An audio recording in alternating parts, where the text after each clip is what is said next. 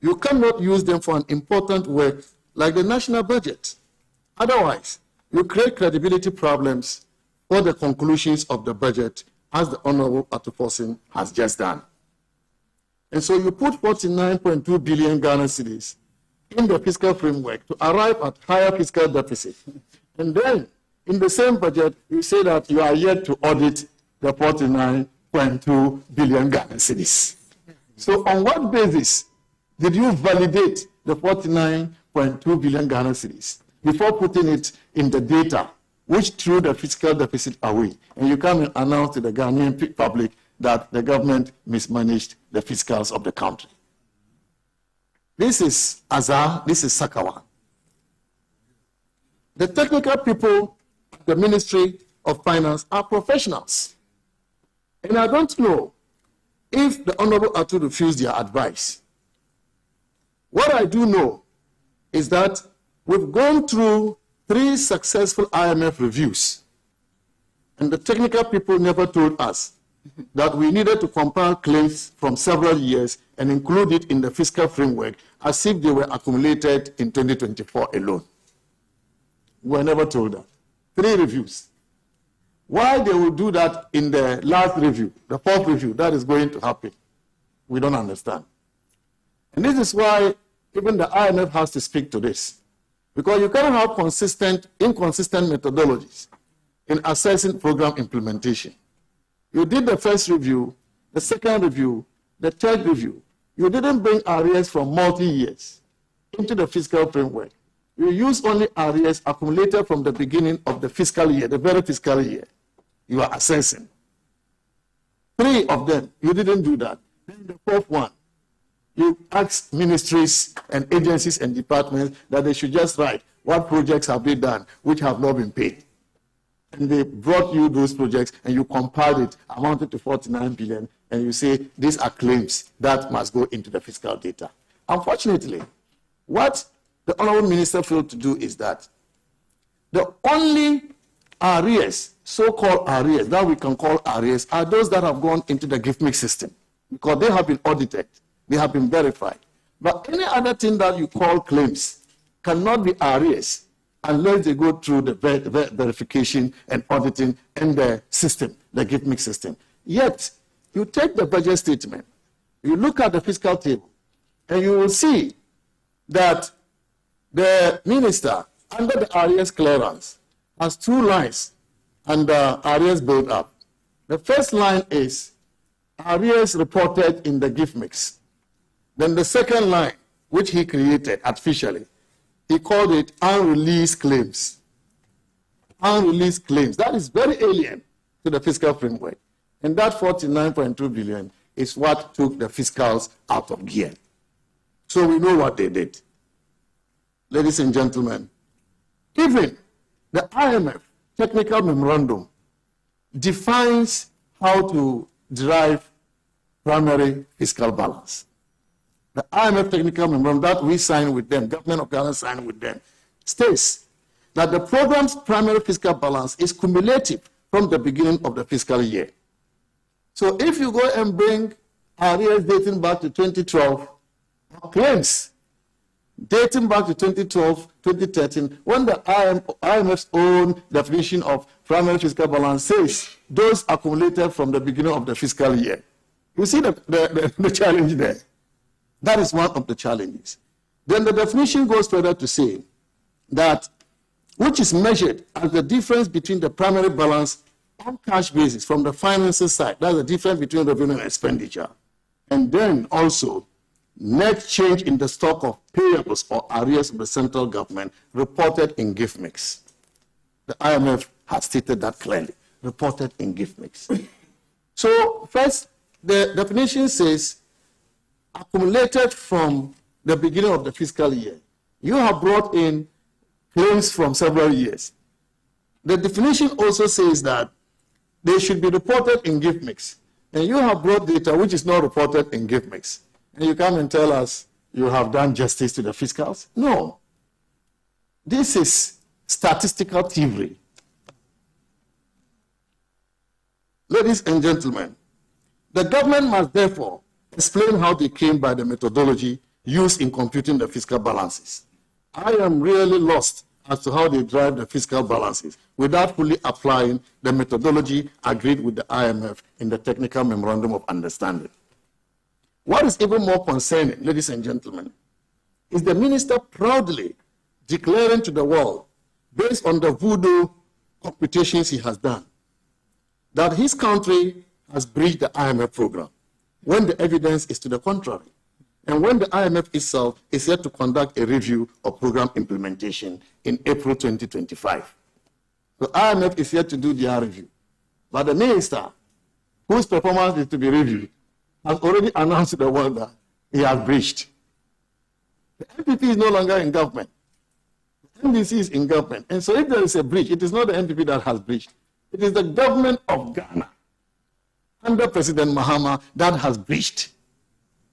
I believe they don't know this.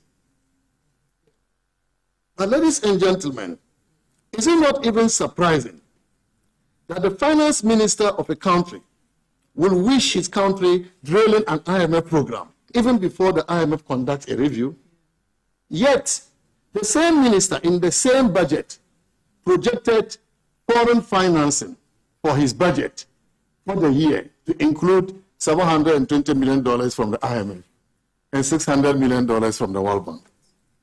How come the government doesn't know that when Ghana fails a review, IMF review, because of the manipulated data they used, they will not receive the $1.3 billion from the IMF and the World Bank? How come they don't know that?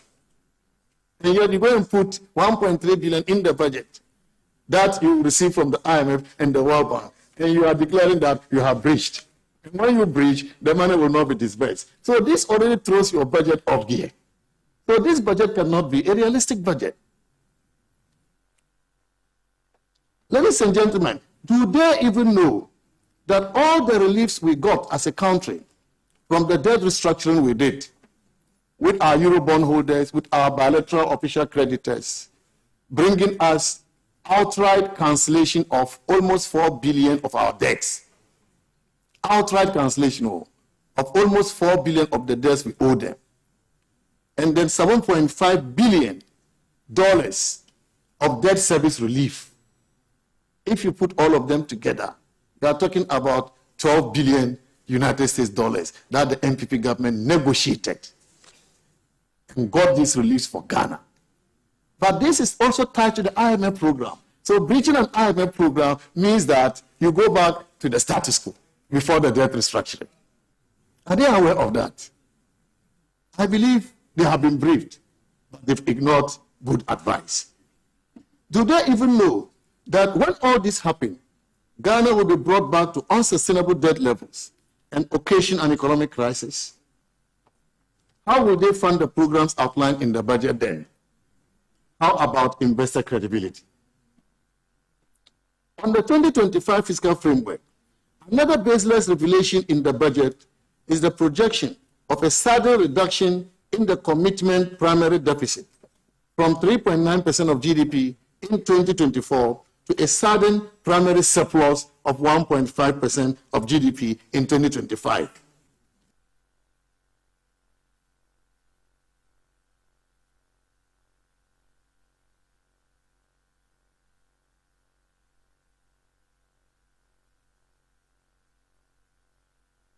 I wish it were that simple to adjust by 5.4 percentage points between 1 year. I wish.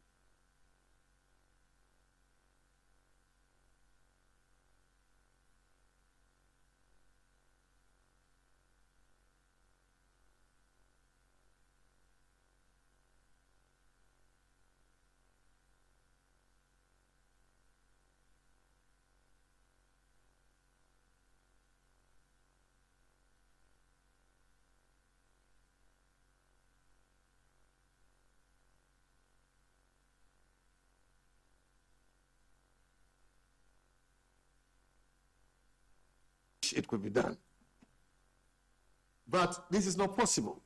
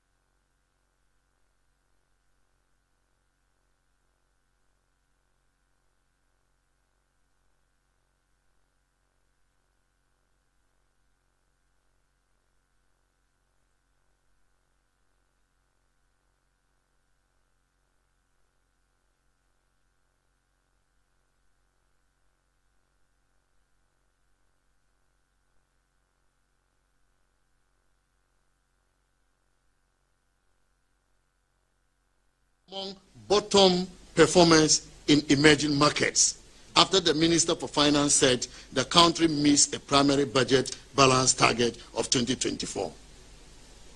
Just after saying that, this is what the market is saying to us.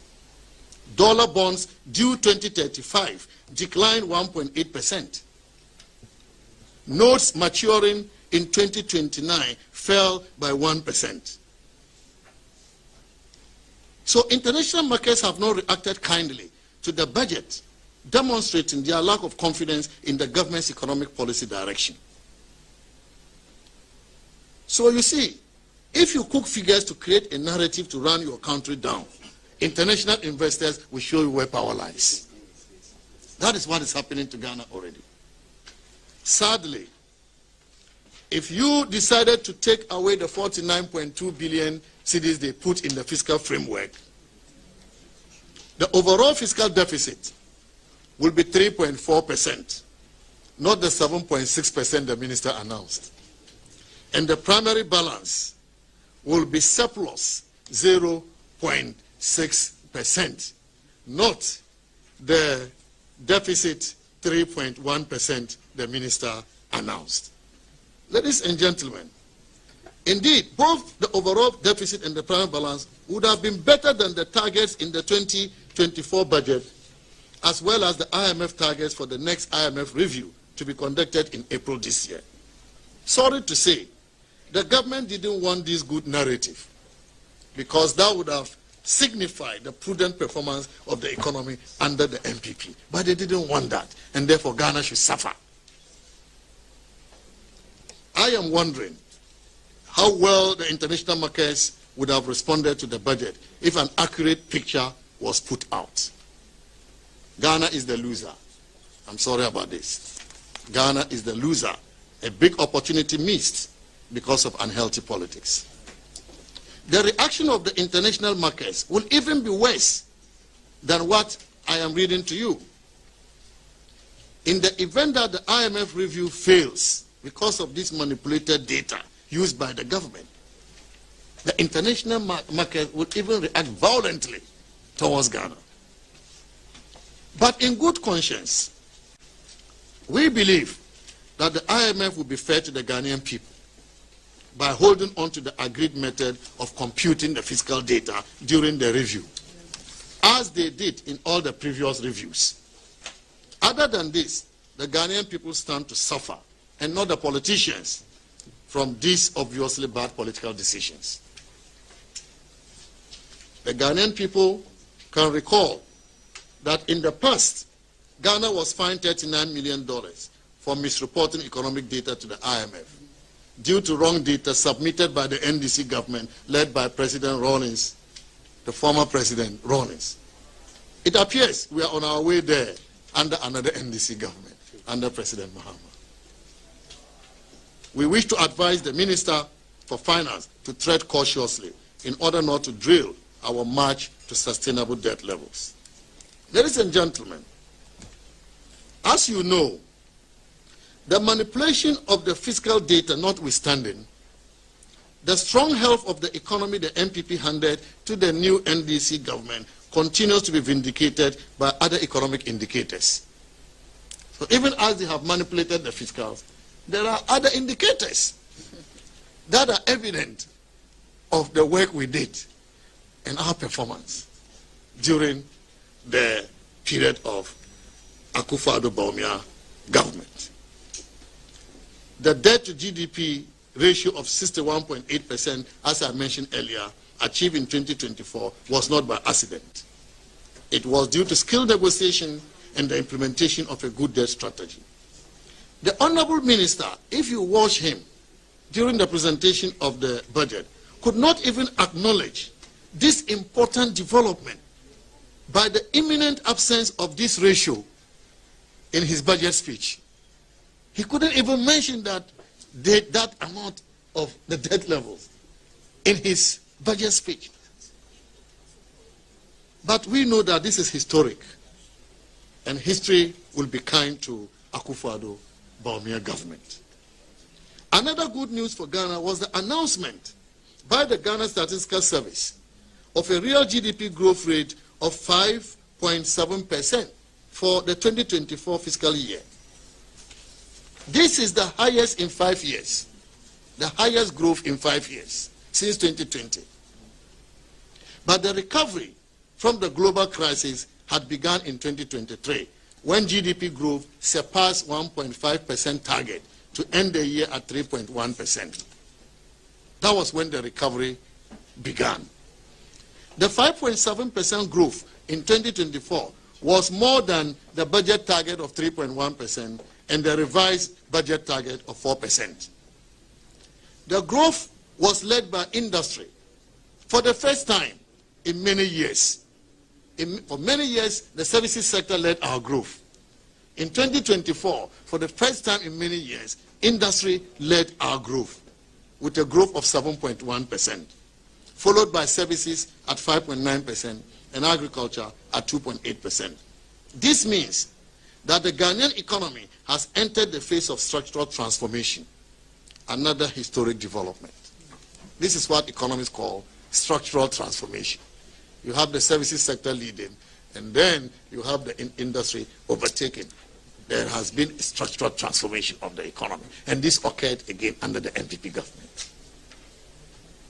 Again, surprising to me, the minister tried to downplay this major achievement by attributing this growth to mining, which grew at 9.4%. He actually called it galamsey, which grew at 9.4%. However, what he doesn't know is that the same data from which he took the growth of the mining sector points out that the construction subsector grew by 9.6%, more than the growth in mining. So why couldn't he say that industry growth was led by construction sector?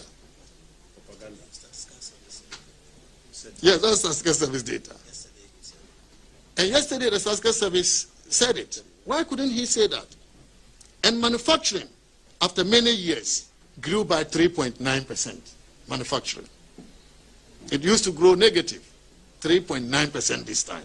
In the services sector, we saw a notable growth of 15.8% in information and communications, largely due to the digitalization agenda implemented by Dr. Mahmoud Bawumia. Certainly, our economic growth story shows that growth was not a jobless growth. And that was why up to 2.3 million Ghanaians got employed under the NPP government. Unfortunately for the NDC, their growth strategy produced lower growth throughout President Mohammed's first term as president, and in particular, producing 4% growth in 2015 and 3.4%, a paltry growth, 3.4% in 2016. Curiously, ladies and gentlemen, with all the promises the NDC is talking about, programs they are talking about in the 2025 budget, curiously, this government is projecting to grow at just 4.4% in 2025. How could a reset economy slow growth following just a strong growth of 5.7% the year before? How could a reset economy project to grow at 4.4% when the economy the president described as criminally mismanaged grew at 5.7%? It must also be noted that despite the hype about the 24-hour economy, the initiative the NDC talks so much about, the initiative does not promise to deliver accelerated growth in the economy, because industry performance is not promising. Industry performance, as projected by they themselves, is not promising. The budget estimates that projected growth rates for industry averages 5% between 2025 and 2027. It's in the budget. 5% that industry will grow between 2025 and 2027. And if the 24-hour economy is actually going to work, we expect growth from industry in particular to be higher than this.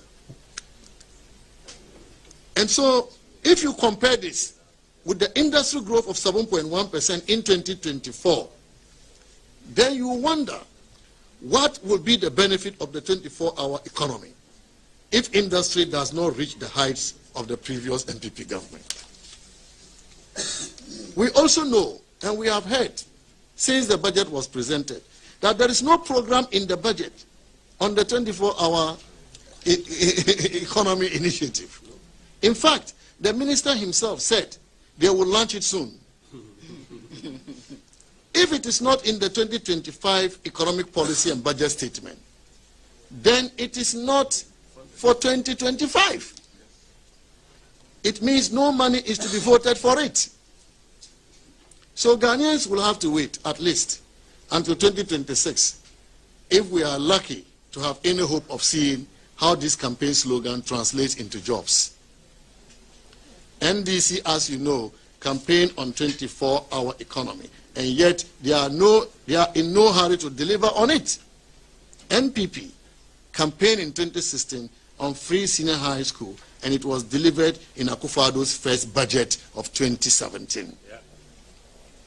Still on our record performance, not only were the trade balances brought from deficits under President Mohammed's first term to surpluses under Akufo-Addo Bawumia government, but our capacity to withstand shocks and other external vulnerabilities improved significantly, with a record gross international reserves of $8.9 billion, the equivalent of 4 months of import cover. This compares better against the reset economy's projected gross international reserves of 3 months of import cover. So the 8.9 billion we have given them, what are they going to do with it, such that this year, 2025, one day should be increasing it to 11 billion. They are talking about 3 months of import cover. So, ladies and gentlemen, this is the technical bit. That gives you the background of where we are coming from. The economy that has been described as bad and figures manipulated to create that narrative. You have heard from me our record. And this data is public data. But we are yet to even hear more about the 2025 budget itself. And to start with this, I have the pleasure to invite my colleague, the chairperson of the Public Accounts Committee of Parliament, the Honorable Abena Osei Asare. Thank you very much, Honorable Dr. Amin Adam. And thank you very much for the opportunity as well. I will go into the fiscal sector. The fiscal sector will look at the revenues as well as the expenditure for 2025. Yeah. Perhaps You can come here. Change position. Okay. No, don't worry. You just continue.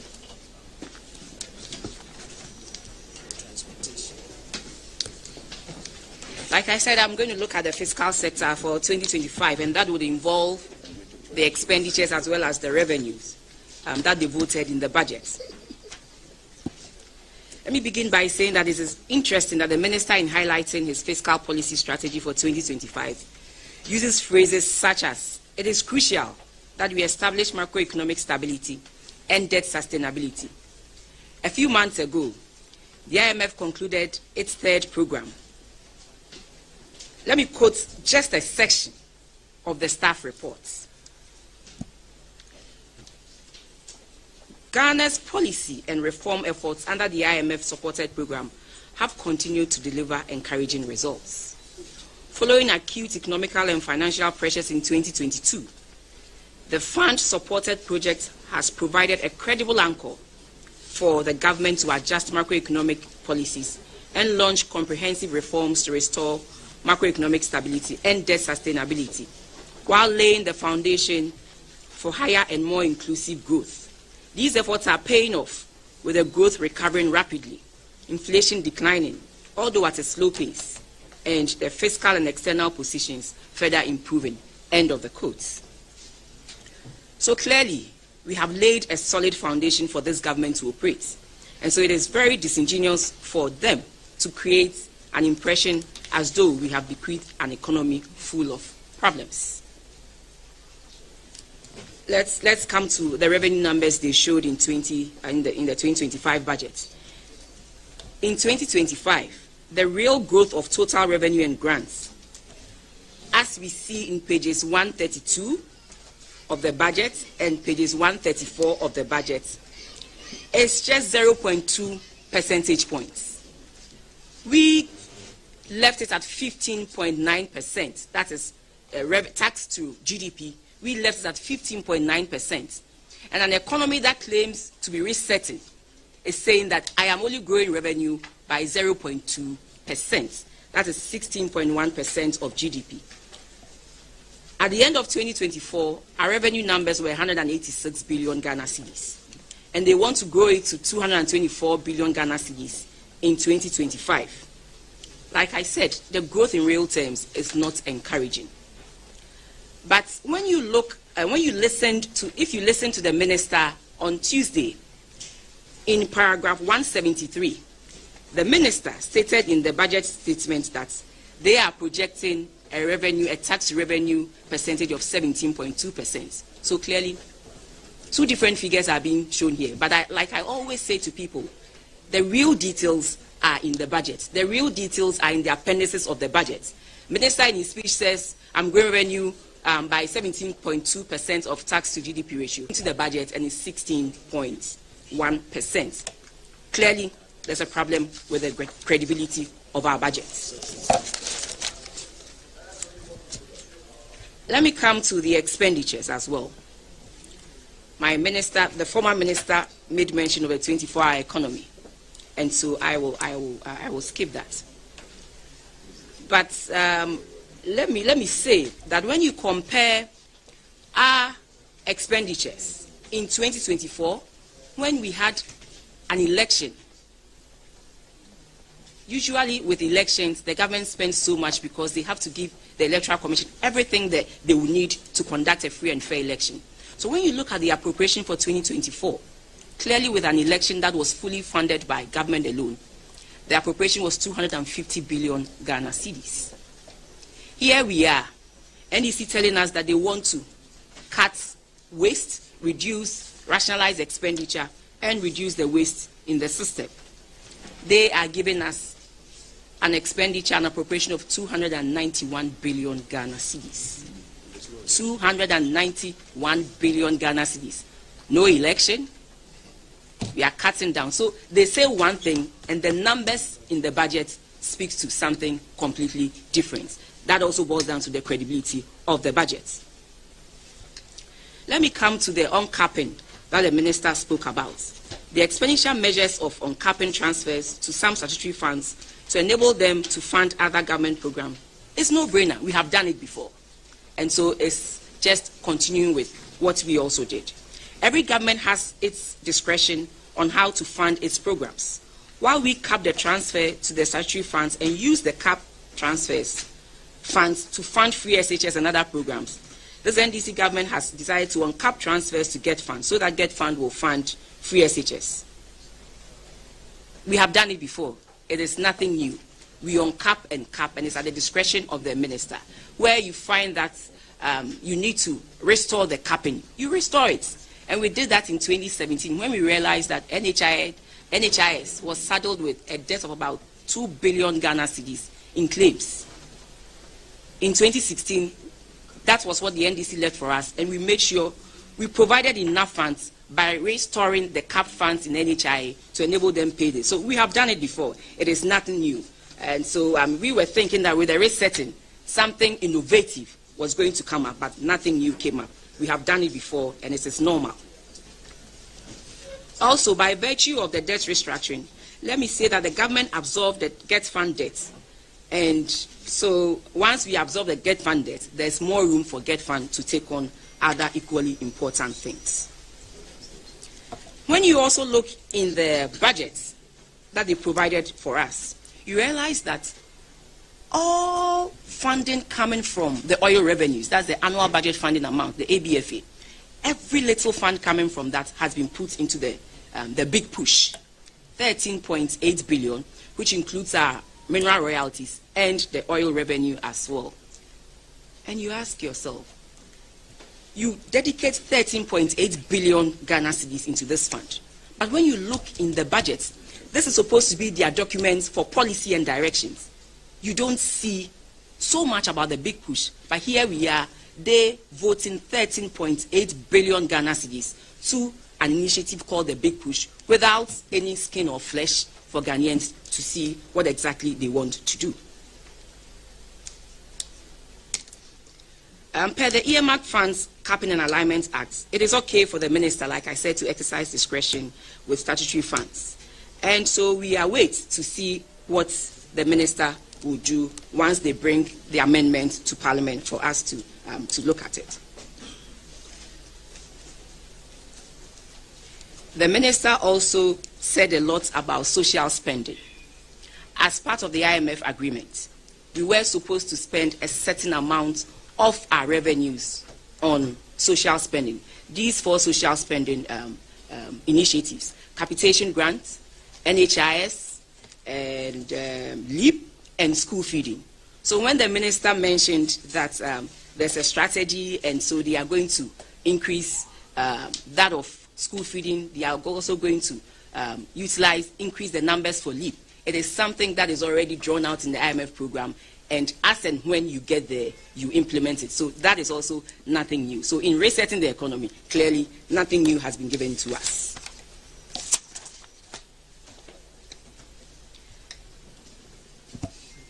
Let me also state that for me, I was thinking that, and we were thinking that if clearly the minister wanted to rationalize expenditure, he would have created that enabling environment for the private sector to take up that heavy lifting. That was what we were thinking, that clearly if you want to cut expenditure, give that heavy lifting to the private sector. Come up with initiatives that will support the private sector to take up the employment, grow the industries, and take that burden off government. But we did not see that. The measures outlined to enable the private sector growth, such as the support for women entrepreneurs, agriculture for economic transformation agenda, the rapid industrialization for jobs initiative, among others, are all centered heavily on the government. And these things, once it's on government, it's temporary, it's not permanent. And so you cannot grow the economy as you ought to grow if you had given that space to the private sector. So I believe that the budget failed to provide the mechanics of the policy, making all these huge fiscal implications that I have mentioned credible. And so they will have to come back again to tell us how they are going to fund this and also help the private sector.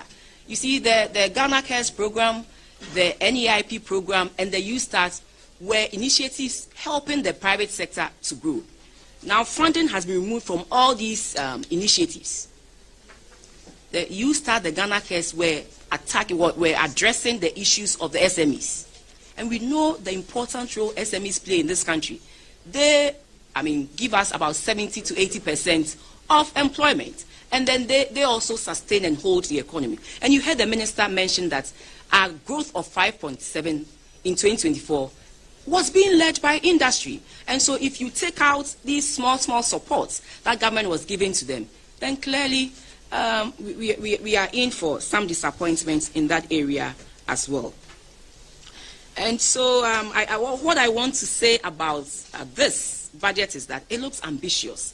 But when you look at the numbers doesn't tell that story. Before I end, I also want to put on record that we have seen some new development in the expenditure numbers. That's a bit shocking to those of us on this side. Look at the compensation amounts under Office of Government Machinery.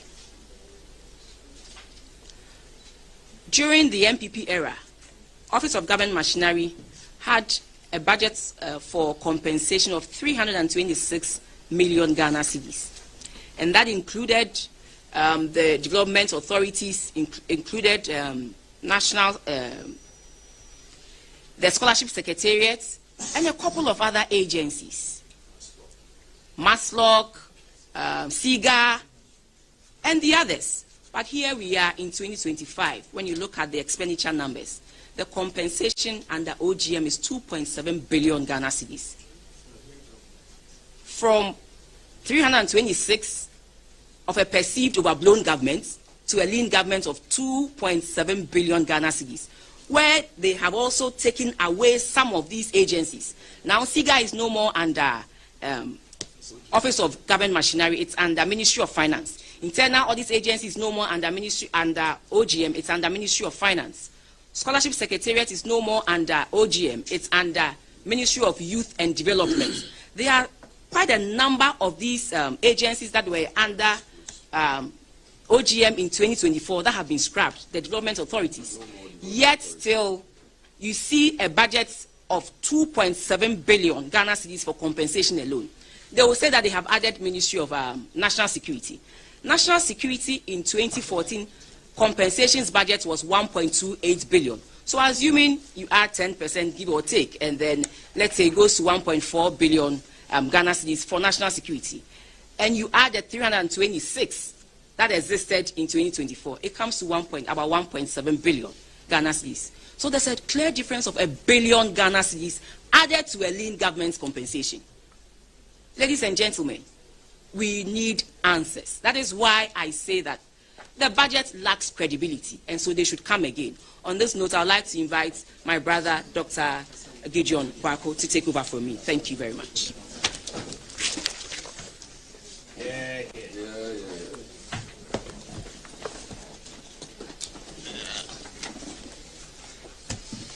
Thank you very much, Honorable Abena, and on the note that she ended, just some little information to indicate how reckless the President Mahama government intends to be in terms of the expenditure. If you go to Appendix 4A, page 139 of this budget document that was presented to Parliament, it talks about some of the expenditure lines. And under the Office of Government Machinery, we have a research department. And the research department, when President Akufo-Addo was there, he had a research department headed by Dr. Ezekiel Mensah. President Mahama is allocating 50 million cedis for goods and services for research department at the Office of Government Machinery. A4 sheets, printers, pens and papers, office at the Office of the Research Department, all of that 50 million cedis. And CAPES, 20 million cedis. Office of Government Machinery, Research Department, maybe a head and 2 or 3 assistants sitting in one office, 70 million cedis. This is a government that wants to cut costs.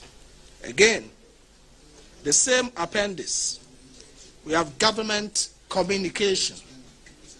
This is Felix Ofosu-Kwakye and Shamima Muslim. Government communication. They said they have collapsed Ministry of Information. They've saved money. Yet, under government communication, headed by Felix Ofosu-Kwakye, deputized by Shamima Muslim, let's say they have 2 or 3 research assistants helping them, scrolling through social media, Ghana web, to see what is happening there to respond. They are giving them goods and services budget of 8.8 million cedis. Maybe they will use some to buy internet data to go to the internet, TikTok and co, to respond to what minority is saying.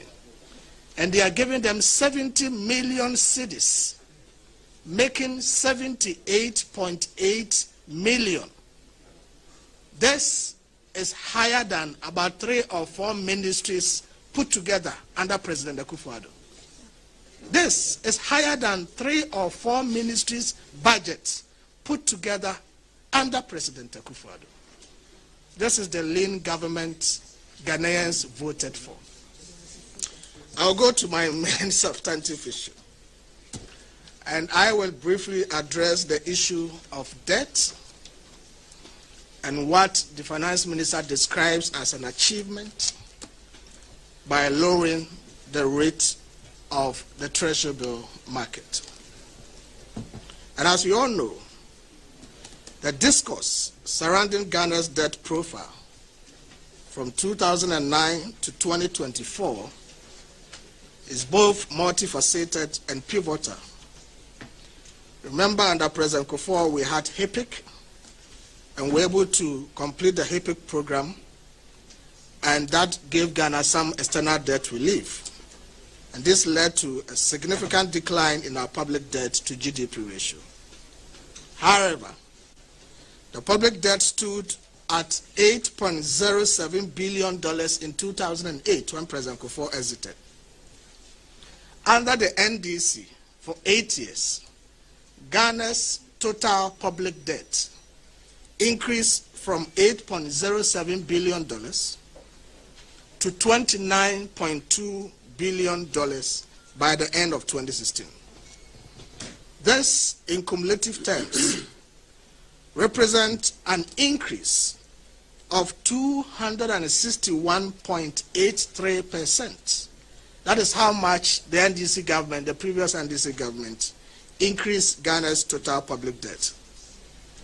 This rate of change indicates that on average, the NDC government added 32.75% debt to Ghana's debt stock every year, 32.75% every year, and cumulatively they increased it by 261.8.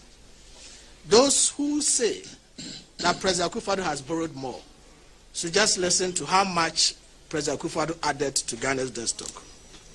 Contrary to public perception, the public debt, which stood at $29.2 billion in 2016, has increased to $49.3 billion in 2024. This marks a little over 1.5 increase in overall, and this represents an increase overall of 68.83% to our total debt. The NDC in 8 years increased our public debt stock by 261.83%. The NPP under President Akufo-Addo increased that by 68.83%. And unlike the trajectory in 2009 to 2016, on average, the NPP government under President Akufo-Addo added 8.6% to Ghana's debt stock every year, whilst the NDC added 32.75% to Ghana's debt stock every year.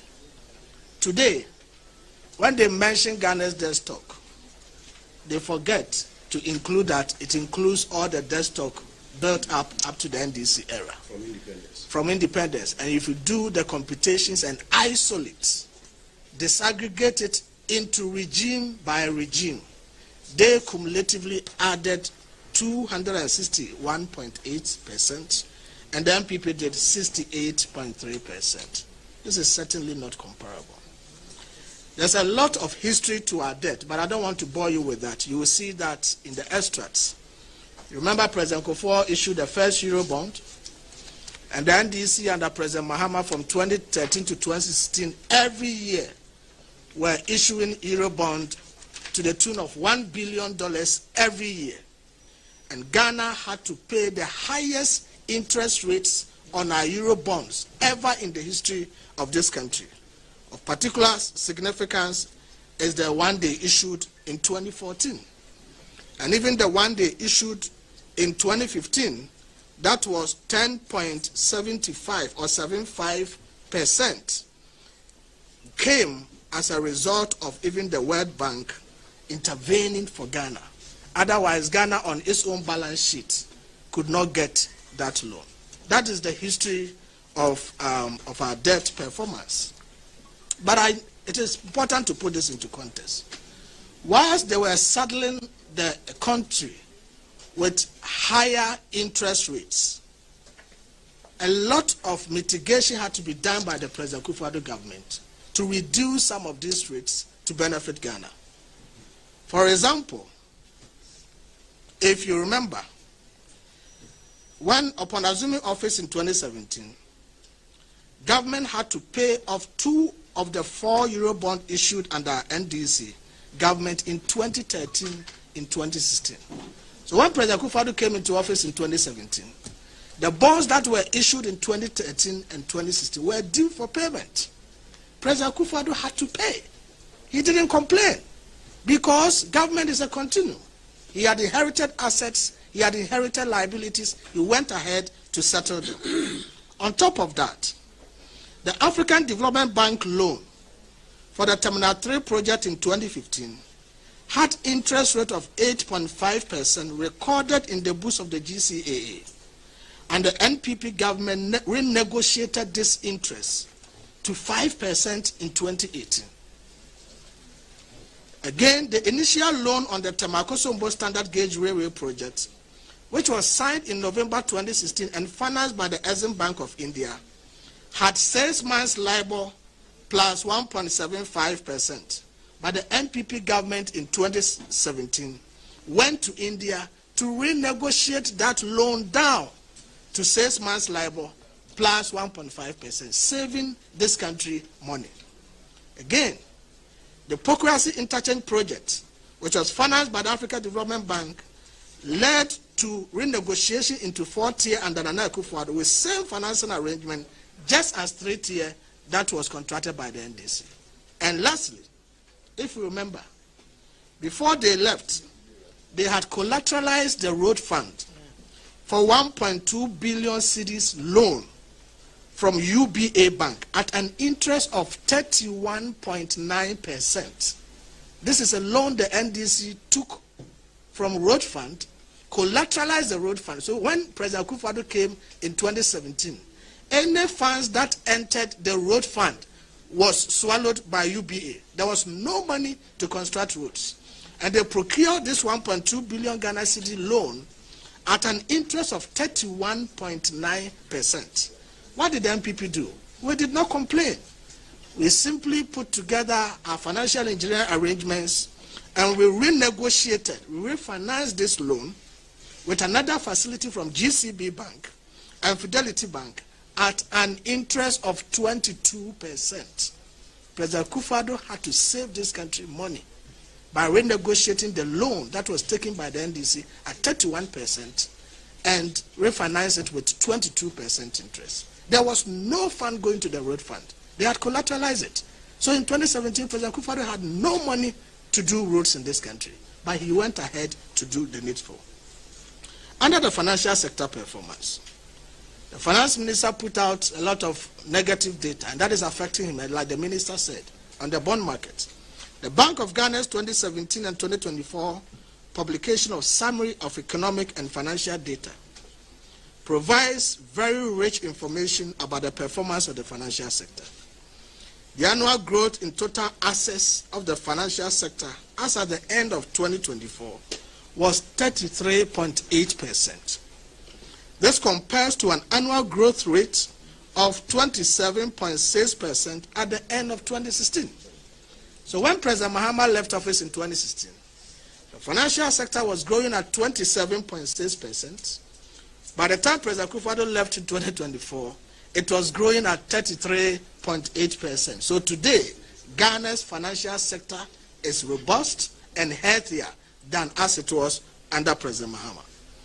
Again, the annual growth in total deposits at the end of 2024 was 28.8% as compared to 24.5% in 2016. People did not have confidence to take money to the bank in 2016 as they are doing in 2024 and today. Similarly, in terms of liquidity, core liquid assets to short-term liabilities, we grew it by 46.6%.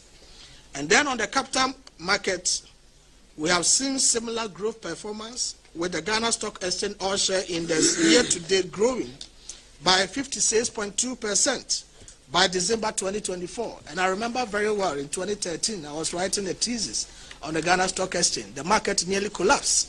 But today, Ghana Stock Exchange is growing by 56.2%. The earnings and profitability ratios show that return on assets before tax recorded an annual growth of 5.4% in December 2023 and 5% in December 2024, whilst return on equity after tax grew by 34.2% in 2023 and 30.8% in December 2024. It is no secret, therefore, that the strength of an economy is also determined by the strength of its financial sector. And lastly, before the Venerable Kojo Ponkroma comes in, the minister talked about the Treasury bill market and talked about the decline in the rates. And this is what he said. Mr. Speaker, I am pleased to report that our government's proactive fiscal management has yielded a significant reduction in T-bill rates. This achievement is testament to the positive shift in investor sentiment regarding our country's economic outlook. Now, if there's a reduction in T-bill rate, what is the common expectation of Ghanaians? The common expectation of Ghanaians is that if indeed it is supported by the economic fundamentals, it must translate in a lower cost of credit. Other than that, it becomes sticky downwards. But let's ask the minister. T-bill rates have reduced to say 19.0%. What has happened to cost of credit at the commercial level? Loans we are talking about. Now, despite the minister talking about this, there are interesting developments happening on the T-bill market. Anytime T-bill rates go down, all other things being equal, it must be commendable. However, there are questions to be asked as to whether or not these rates are artificially managed by the minister and whether or not they are sustainable.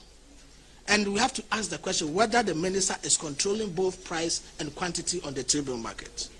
And I ask these questions for two reasons. First, the decline in the Treasury bill rate is not consistent with the fundamentals of the economy. We have inflation at 23.5%. We have monetary policy rate at 27%. How then can you have a Treasury bill rate lower than the inflation? If it happens like that, it means that treasurers and commercial banks who are participating in the T-bill market are participating at a real return in the negative. Because when you go for T-bill and you are earning less than inflation, it means that there's a component that is eaten away by the inflation. So it doesn't make sense. No treasurer, all other citizens being equal, will go and buy T-bills, gives him a lower return, and then inflation consumes the whole thing. Negative real return. Why is it that the monetary policy rate is still at 27%? And why is it that inflation is above the Treasury bill rate? And like I've said, a good treasurer will not do this.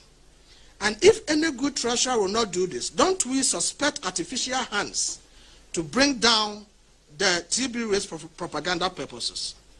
If this is generated by economic fundamentals, then the monetary policy rate is out in line with the market. Ideally, the central bank should bring down the monetary policy rate to where inflation is. If not, then there's something fundamentally wrong with the drops. If this is sustained and inflation is continuously above the T-bill rate, any rational treasury management will find solace in currency trading other than T-bills to give a negative return. And this disinflation process will dislodge. And a few days ago, you heard the governor of the Bank of Ghana cautioning the finance minister that the rate he is manipulating the T-bill rates to come down will affect the currency. And the governor is right, because if the banks after some time realize that the monetary policy rate is not coming down, inflation is not coming down, and they go for the T-bill rates and they will run at a loss, they will leave the T-bill market and go and buy currency, and that will put pressure on our cedi, and the cascading effect will be the transmission to inflation. The finance minister must understand this common economic principle.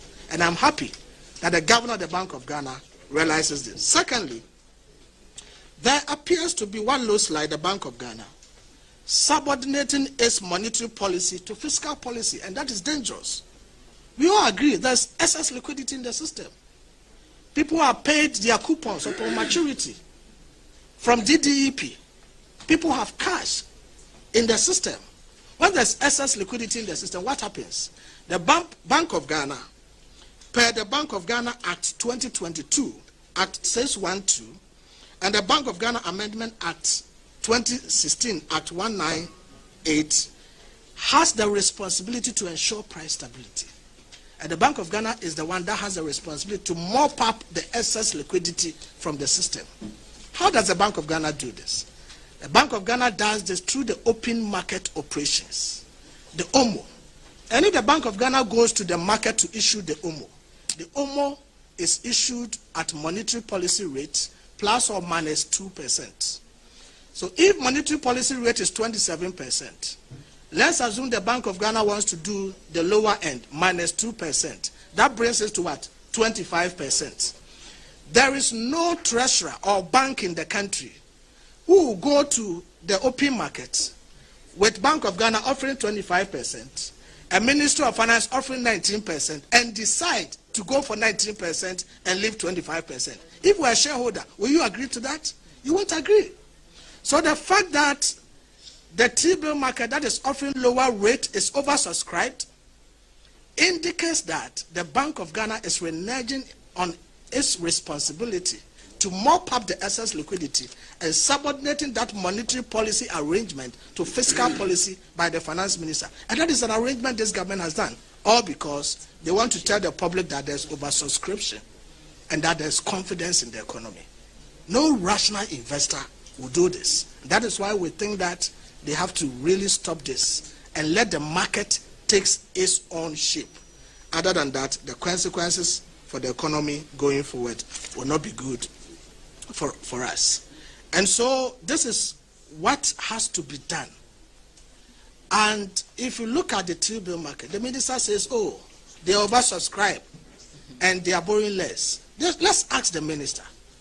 Every time they go to the T-bill market, they accept offers more than their target. They accept offers more than their target. If you take every week, what target they went to the market, they accept more offers more than the target. That should tell you there's something fundamentally wrong. And the minister says they want to open the bond market for the yield curve at the long end to have a lot of purchases.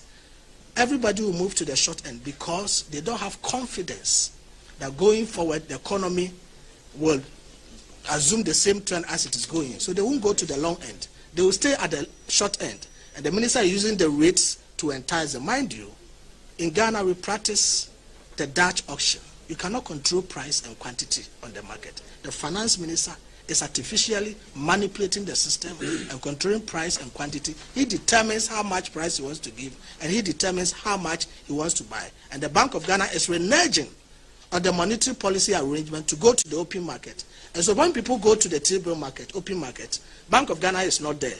Even if Bank of Ghana is there, it is accepting less. And they have the money. Investors are pushing them. Go and buy bills for us. So they all have to go to the T-bill. And that is what is forcing the rates now. It is not supported by the economic fundamentals. And we think this has to be dealt with. So in conclusion, and even before I conclude, Minister drew my attention to something. They complain about borrowing. And Atuforsen said government has about 153 billion cedis in terms of interest payments on domestic markets to pay. That is why he says President Akufo-Addo has left with for him. And he's going to pay about 70 billion next year and the others 50-something billion the following year. If Akufo-Addo in 8 years has left you 153 billion as interest payments on the domestic market to pay, and in 2 months, you have borrowed 73 billion cedis from the domestic market. You say Akufo-Addo left you 153 billion in 8 years. But in 2 months, this finance minister has borrowed 73 billion cedis from the domestic market. In fact, Today is Wednesday, Thursday, Friday, or today is Thursday. Tomorrow, Friday, the finance minister is going to borrow additional 6 billion from the domestic market, pushing it to over around 79 billion, close to 80 billion in 2 months. And this debt that you are accumulating, who will come and pay? You are leaving it for the next government to also come and pay. So this is so serious for us on the part that they are borrowing.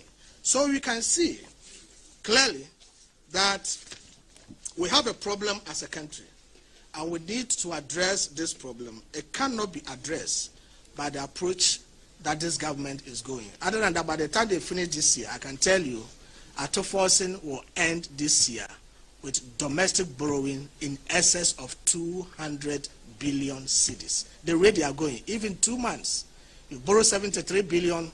If you extrapolate, it tells you that in 12 months, they will end the year with domestic borrowing of over 200 billion cedis. Don't forget, yesterday also, the former finance minister, Tepe, has indicated that they intend to borrow $4.something billion also from the international market. We are in for trouble, serious trouble. The whole of 2017, President Akufo-Addo's first year, the total borrowings he procured from the domestic market was not up to 15 billion cedis. The whole of 2017, how much President Akufo-Addo borrowed from the domestic market was not up to 15 billion cedis. In 2 months, Atoforcing, President Mahama have done 73 billion cedis. We leave that to Ghanaians. And my senior brother, Kojo Nkrumah, will conclude for us.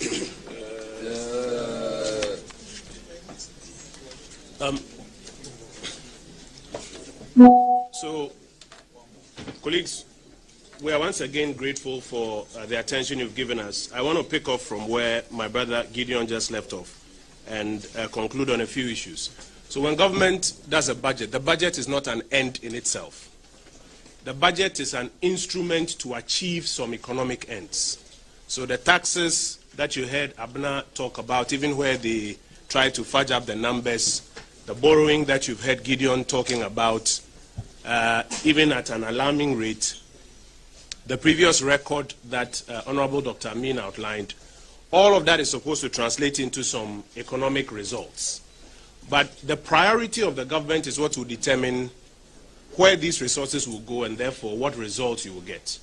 As was indicated, compensation alone at the Office of Government Machinery, 2.7 billion. And if you look at that particular appendix, total compensation for about 12 ministries put together is about 9 billion. And Jubilee House alone is taking 2.7 billion. A jump from the 326 that we were talking about. So it's about priorities. It's about where you put your money. For example, if you say you want to stimulate, yes, about 9 billion under the administrative sector, 12 about ministries or agencies. Jubilee House alone, 2.7. So it shows your priorities. If, for example, you give 50 million Ghana cedis for research, which will not translate into any economic ends, and then you have something else like, let's say, the Women's Development Bank, which could actually assist women. And it requires, from my numbers, it requires about 1.5 billion to be able to do. About 400 million capitalization before you do your branches across the country, before your OPEX, before the float itself for the women. That one, you won't give it money. So it's about your priorities. Now, I just therefore want to demonstrate to you how the priorities of the government will not answer some of the most important questions people have on their minds. Before the budget, many of you did what we call Vox Pop. You went on the streets and asked people, what do you want to see as the economic result or the economic end of this revenue and borrowing and expenditure that the government is going to do? You will recall that a number of issues were raised by many Ghanaian youth and small businesses. They were expecting that this new economic policy 2025 will address, among other things, cost of living challenges. That it will address, among other things, unemployment. That it will address investment in infrastructure. That it will address investment in education and efforts to improve the business climate, investment in healthcare, among others. Unfortunately, these issues have not been addressed by the economic policy. The priorities are elsewhere. For those who are looking forward to efforts to halt further increases in electricity bills, they have been disappointed to note that electricity prices will rather be adjusted every quarter. The minister referred to it as the quarterly adjustment of utility tariffs. Every 3 months, light bills will go up. Now, this quarterly adjustment with no policy intervention from the NDC government will mean, as I mentioned, an increase in electricity tariffs every 3 months. Worse is that the government clandestinely removed the subsidies on gas that is made available to the IPPs. Remember, because government was subsidizing, the pricing was at about $7.8 per MMBTU. If you listen to the minister in the budget, he says gas prices have been increased. Why on earth would the government increase gas prices? He hid the fact. The fact is that government, the NDC government, has withdrawn the subsidy. And that is why the price has gone up now to $8.4 per MMBTU. This gas is what is used by the IPPs to produce power, and then they'll pass on the cost to us. So in effect, two things are happening. It's a double whammy. Not only are electricity prices going to go up every 3 months, it will be going up at a higher rate from now. So there's no hope when it comes to the reset of energy pricing.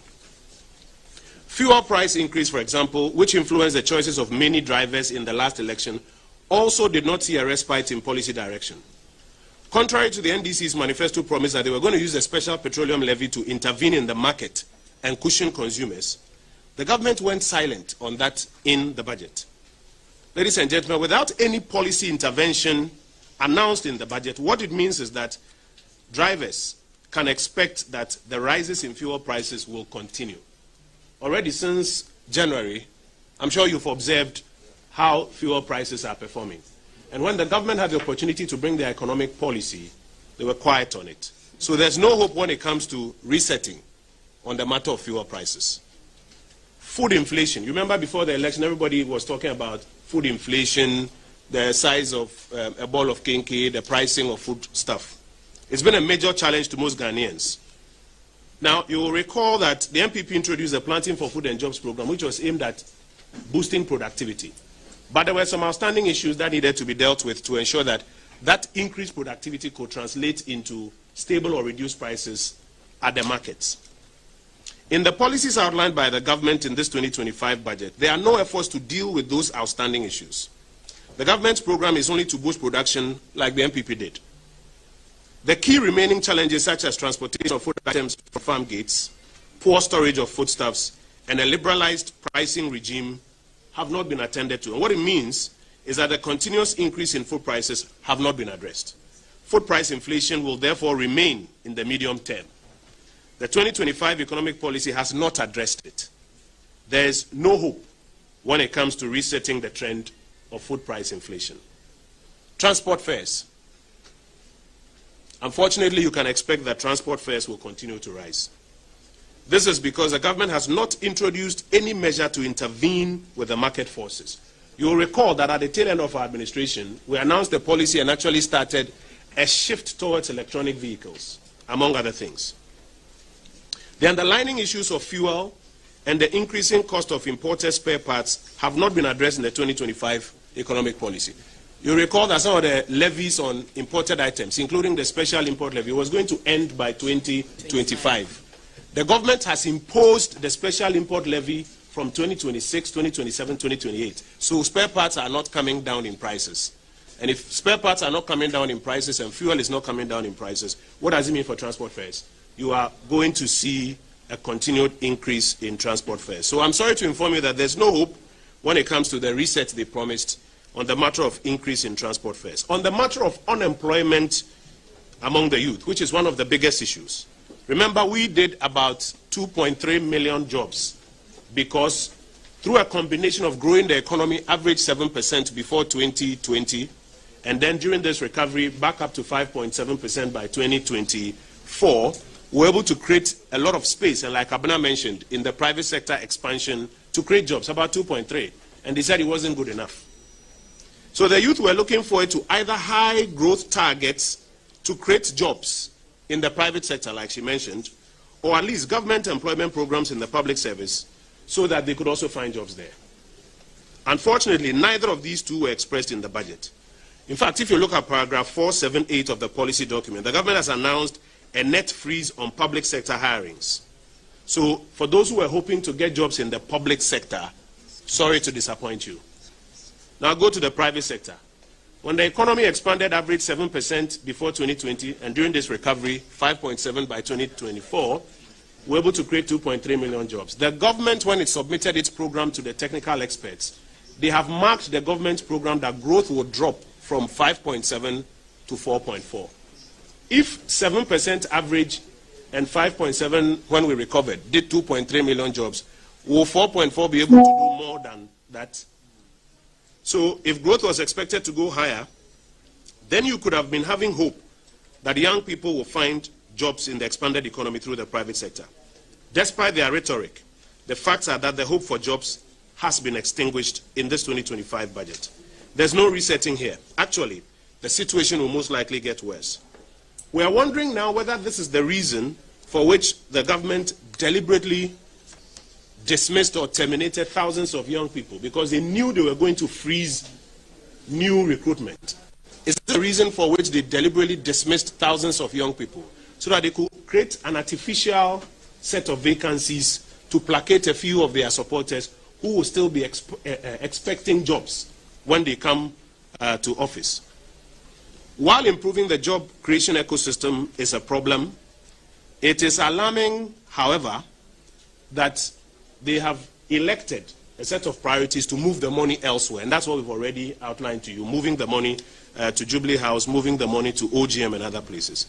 Infrastructure, and I end of these few ones. Infrastructure investments are known to be a key if you want to open up, grow the economy, create more jobs.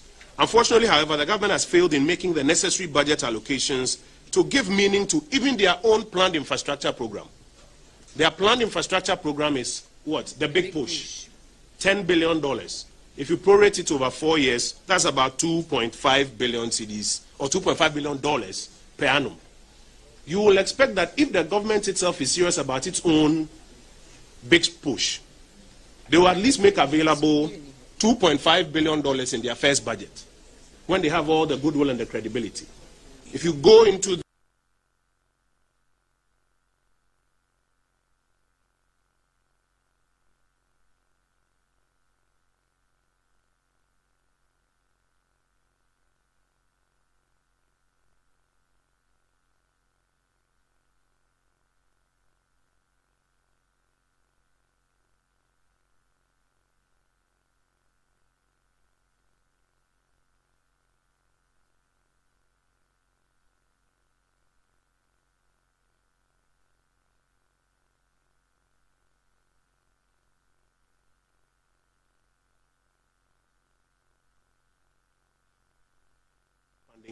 that you needed $1.7 billion more to finish, and that only one had been completed. Even the brief they gave the president was not correct. 3 had been completed and commissioned. Already 400 million had been paid, so it wasn't 1.7 billion. And the claim that there was no dedicated source of funding wasn't true. The dedicated source of funding was Gift Health, which was receiving funds from the CAPEX allocation of the annual budget funding amount. Now they've constrained it, as the government is signaling that they will cut funding to GIF. Furthermore, no clear alternative financing has been identified in the budget to fund the project. And this is truly worrying, ladies and gentlemen. Not only is this contrary to the NDC's promises to health workers, you will recall that they will continue the project. You recall President Mahama, then candidate Mahama, promising the nurses that don't worry, we'll continue the projects and finish them and employ you in them. Now, you are realizing that this is becoming an illusion. Not only is it worrying, not only is it contrary, but abandoning these projects or giving them out as franchises, like the president mentioned when he came to Parliament for SONA, will jeopardize the efforts at universal health coverage. The millions of citizens in remote districts who are looking forward to their lives being saved from this healthcare intervention are now at risk. Mr. President, we beg you in the name of God, please do not abandon the Agenda 111 project for political reasons. Ladies and gentlemen, in conclusion, the 2025 budget does not offer any real reset.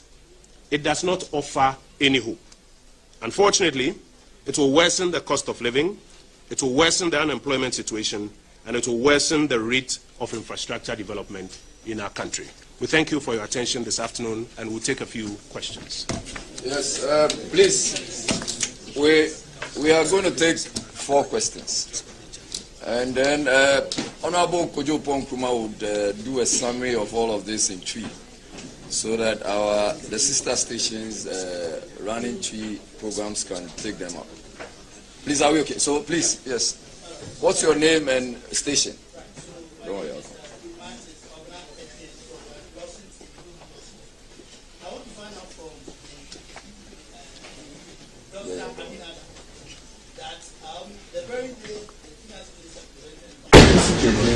your press conference, can you say the MPP government never received the tax? Is that exactly what you want to put out, or they'll say? Yes. No. Would you want to take the president? So please, you have to take this. Yes. Thank you. So yes, what's your name and which station or media?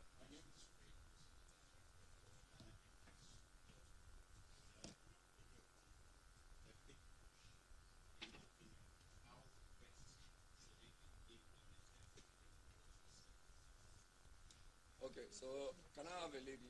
Just about Saturday we had an International Women's Day, so I'm minded to implement that. Are you a he for she? No, are you a he for she? Yes, please proceed.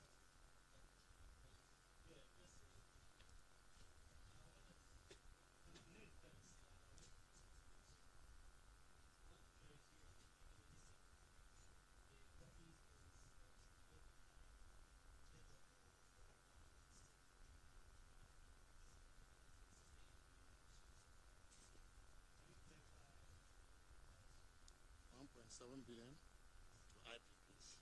Last question. If we don't have that should be. Cities? I want a lady, please. Cities or what? Ladies. $1.7 billion. Ladies. Okay, then that should be all.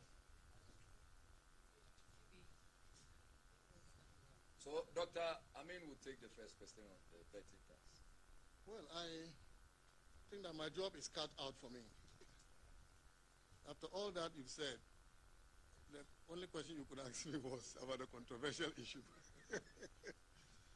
Well, I don't want to quote more controversy. So let me hazard a response. So,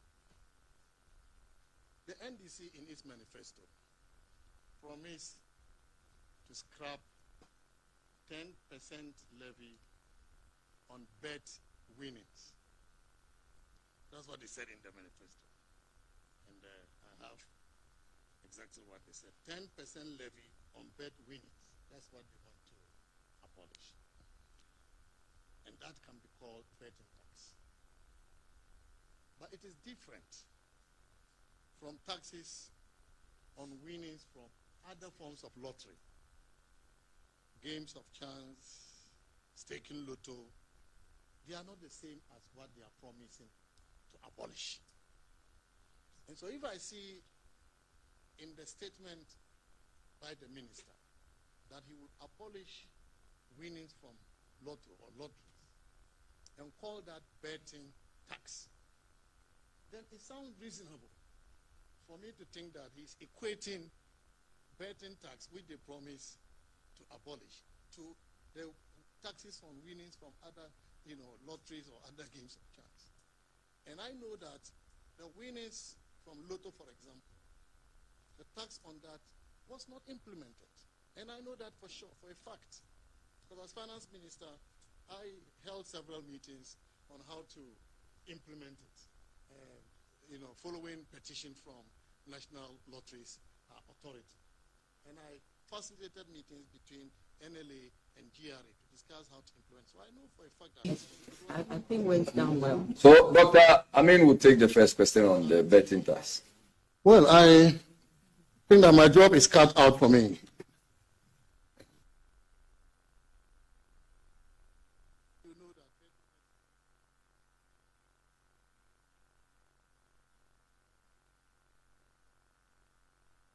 To equate the two. Then I needed to explain that the betting tax he was referring to had actually not been implemented. But I can also understand that, and I've listened to myself again, I've listened to the statement, and it appears the statement created an impression that I meant betting tax as it relates to bet winnings was not implemented. If that's the impression that was created by my statement, then that was inaccurate on my part. But what I really wanted to say was that what he called betting tax, as in taxes on lotto winning, was not implemented. And so I think that explains the matter. Okay. But I think, let me add a few issues. I think I have some issues with that. Number one, I would like to observe that I was somehow suspicious, really, whether the minister wanted to abolish the betting tax.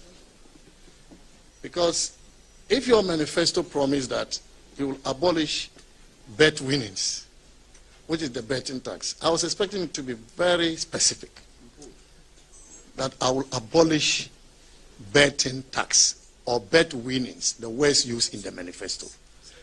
But to confuse betting tax as in bet winnings with taxes on other forms of lottery, or lottery if you like, for me, created a certain sense on my mind that the minister really was not clearly communicating what he intended to do. And so I asked myself, is he talking about abolishing betting tax or tax on lotto winnings or tax on winnings from games of chance? Which one is he communicating to the people of Ghana? I could not be sure. Then also, in another vein, you could interpret it to mean that betting is a subset of lotteries. And that is what the law says. But the law defines betting from other forms of lottery. The law provides definition for betting, and then also lotteries, which encompasses betting, games of chance, lotto, etc., etc. And so, if you want to abolish betting tax, you have to be very clear about that, because you cannot use betting tax to generalize for tax on the winnings from the other games of chances. So this was my confusion as well. And so, yes, and even the act that he's seeking to amend was not included in the acts that he wants to amend, for the 2025 fiscal year. And so I was really not sure whether the minister meant what they promised in their manifesto.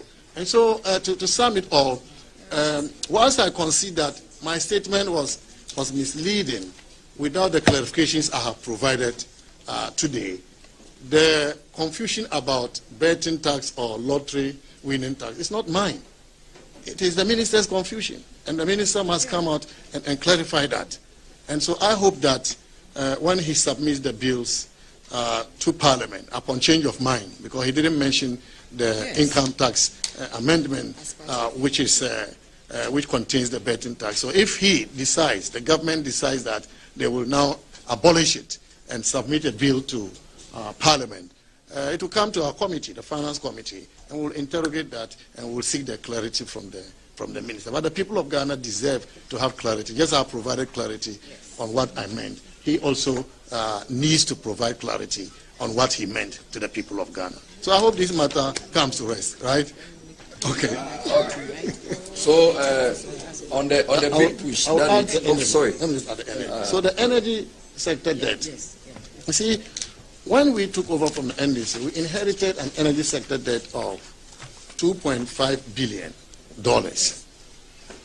And the $2.5 billion didn't include debts in VRA. It didn't include debts in ECG. These were debts to IPPs and debts to fuel suppliers. $2.5 billion. By the time we left government, the total debts we left, was $2.4 billion. So if you inherited $2.5 billion and you kept the lights on for 8 years, and then you left with a debt of $2.4 billion, then you really have done so well to keep the lights on without adding to the debt. In fact, there is a document that was published by government. We call that Energy Sector Recovery Program, which estimated that when we took over with $2.5 billion debt in the energy sector, if we did nothing about the situation, because the energy sector was badly managed before we took over. Now, if we did nothing, the debts were going to increase to $12 billion in 5 years. So debts that should have increased to $12 billion in 5 years, in 8 years, ended up with $2.4 billion. That should tell you that President Akufo-Addo took the necessary decisions, the sacrifices we had to make to ensure that we found money to keep the lights on. After we handed over, you see what is happening in Ghana. Doomso here, doomso there, doomso here, doomso there. And that is why they will blame on the debts that they inherited. But we also inherited debts and we paid. ECG debts, they also mentioned as 67 billion cedis. But ECG debts, it's ECG that signed the agreements with the IPPs. And usually when ECG is not able to pay, then the Ministry of Finance comes in to pay. Those debts, where are they coming from? The IPPs we are talking about, where are those debts coming from? It was President Mahamad's government that signed the agreement, the power agreement. And they put in these agreements what we call take or pay clauses. So they signed several agreements. Some of them we didn't even need. What we call surplus capacity. And if you have surplus capacity and all of them have take or pay, you are saying that those who will not produce, once they declare availability, you still have to pay them, even if you don't use the power produced by them. Yet the tariffs, electricity tariffs, did not reflect that payment you make for the surplus capacity. So you can't pass it on to the consumer. So that is what accumulated into debts. So I'm surprised the same government will come complaining about those debts. So I hope that helps. Anything on the big push? He asked. Yeah, so I think if the government is really committed to their major infrastructure program, the big push, like I said, it's a $10 billion program. Divided by 4, you need about $2.5 billion in your first year. They've only done $800 million in the first year budget. It doesn't look like, they are showing any sort of seriousness towards their own program, and that's why we say that infrastructure development is going to suffer, because they have cannibalized all infrastructure into the big push, and yet they are not funding it. And that is why we are worried that infrastructure development, the rate of infrastructure development is going to suffer. And he also asked about the implementation. Implementation should be done by the government and not us, the minority. We will hold them to the policy, but for the implementation, it is their call, and so they will have to implement the big push for all Ghanaians to benefit. So, Honorable Kojo Ponkuma will do a summary in chief. Yes. Just 2 minutes. So, you guys are okay? We are going to the chamber. We are going to the. All right, so we thank you very much for having all the time to. Oh, Ebi, thank you. That was great. Engage us. Where's the dean, please? Okay, so I will stay and have a further conversation with you. No. I think this is more than solid.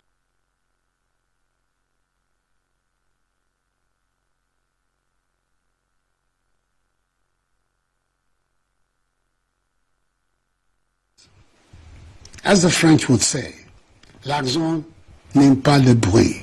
To wit, money does not like noise. Sika impe dede.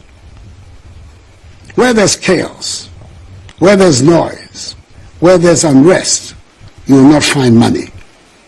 If you talk down your money, it will go down.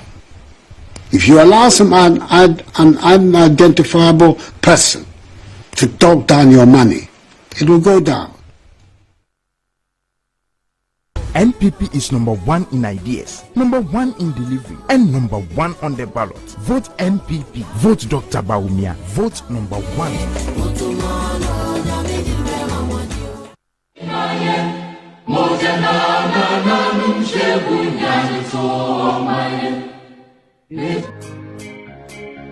Ghana, a nation imbued with profound history and vibrant culture, has witnessed remarkable transformation over the last 8 years. Across the sector of infrastructure development, under President Akufo-Addo's leadership, infrastructure development has taken center stage.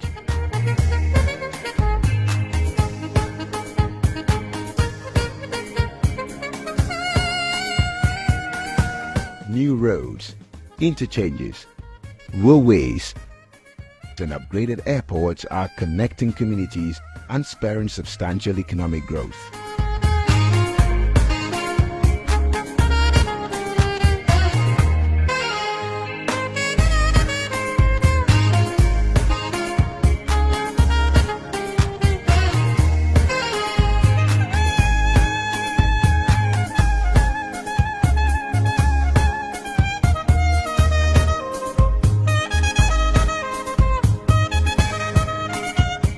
Premier for Monya to 2016 la.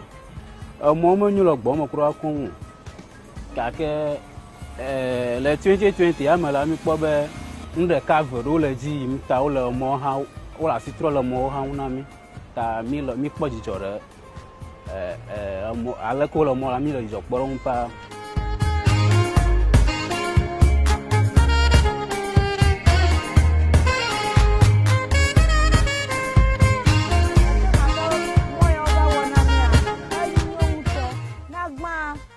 Vafia, Bubluku allo. I'm all Ponakata, Takasi Hova Womoya, Bublumagala Mojo, Nabe Azomwa, Avaton, Adovu free either, Accra, Lofisia Canina. Na a dove to Finada, Accra, a Momonota and no more Gigi, Takasi Hova Womwa.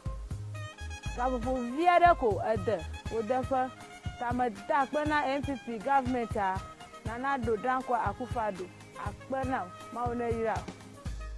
The completion of the Tema and Pakadan Railway project is poised to open new avenues for cargo transport and tourism. Over the past 7 years, more than 13,000 kilometers of new roads have been constructed or rehabilitated, significantly improving transportation and accessibility across the nation, linking urban centers to rural areas. Fishing harbors have been constructed in areas such as Jamestown and Elmina.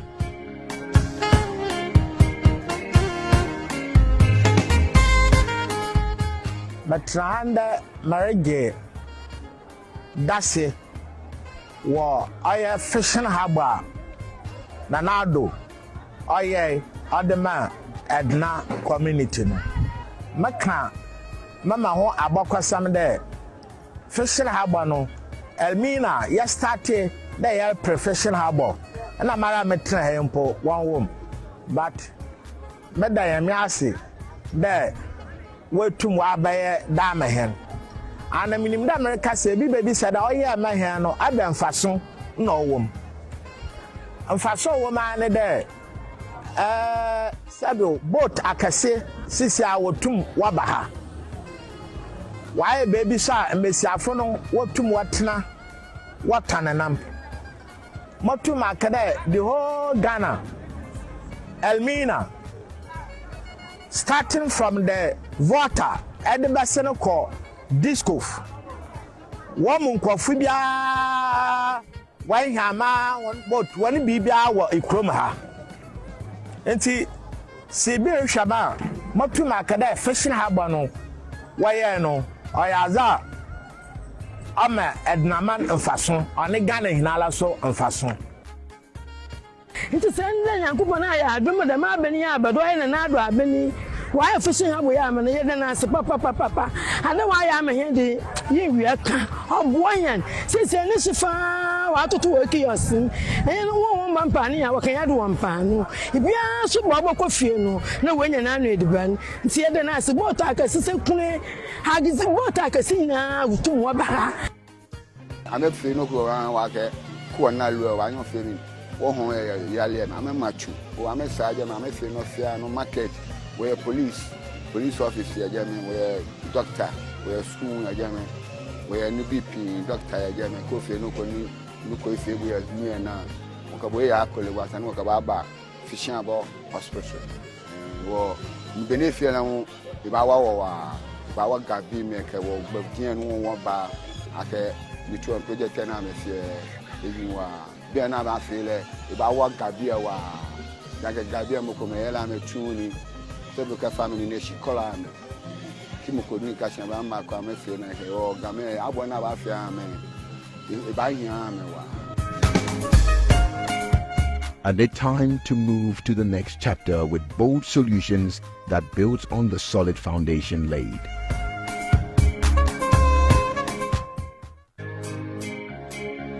Ghana, a nation imbued with profound history and vibrant culture, has witnessed remarkable transformation over the last 8 years.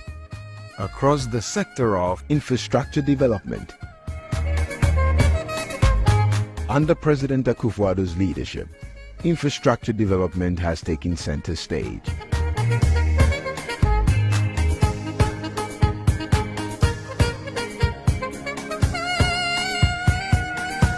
New roads, interchanges. Not slaves to be brought back in shackles. So I'm really glad to hear that.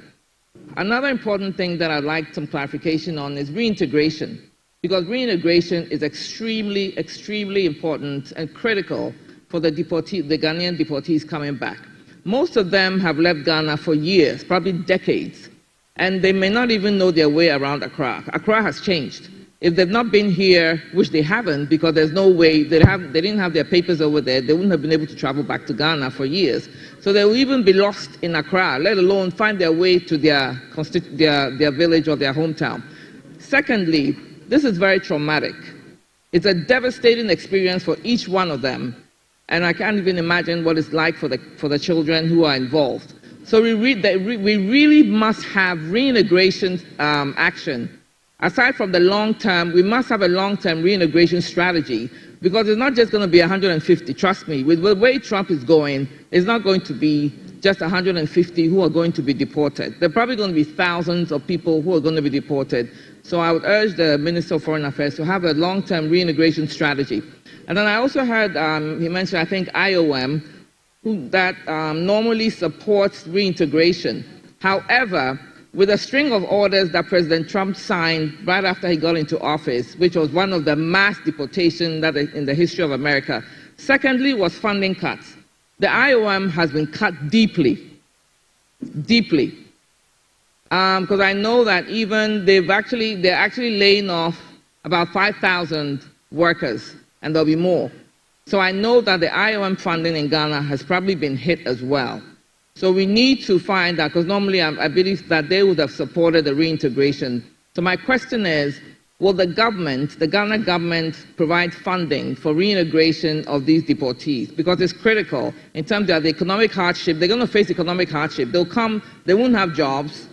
They will not have any money on them. Because when they are picked up by ICE, they're not allowed to go home. They're not allowed to go to their bank account to withdraw any money that they've saved from the work that they're doing. They're coming with nothing, with no clothes on. Their only clothes on their back is what they're probably coming with. So we really have to make sure that we help them with the economic challenges they're going to face, and the stigma, because there's a stigma, unfortunately, in Ghana when people are deported. It's like you failed over there. And it's not about failure for these people. Because if you go into their profile, which I hope the ministry will do, you find that they were responsible people over there. Some of them probably even have mortgages over there where they bought property, they have kids in school, some of them even pay taxes. You'll be surprised. Okay, so they're not criminals, and there's no failure about this. The only thing is that they went over there in search of whatever hope that they were seeking over there, and unfortunately they weren't able to get their papers right, so they're being deported. So my question is, in terms of the long-term strategy for the reintegration, and if IOM is going to be depended on, we really need to take a look at that, review that, because there's been serious deep cuts in IOM all over the world, where they're actually laying off 5,000 people, and their programs are also being withdrawn. It's not even suspended, it's been withdrawn, so we really have to look at that. And then the unaccompanied migrant children too. I would like some more information on that, because they are unaccompanied. Who are they coming to?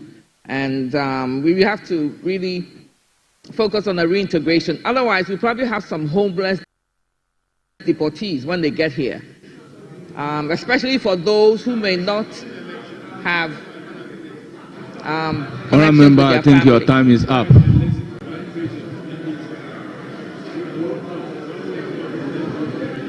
I'll wait. Honourable Members, order. Order. Please conclude.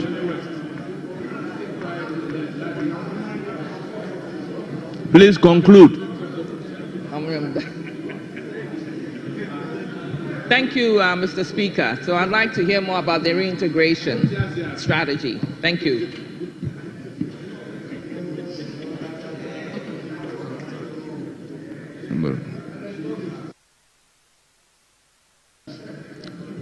Yes, leaders.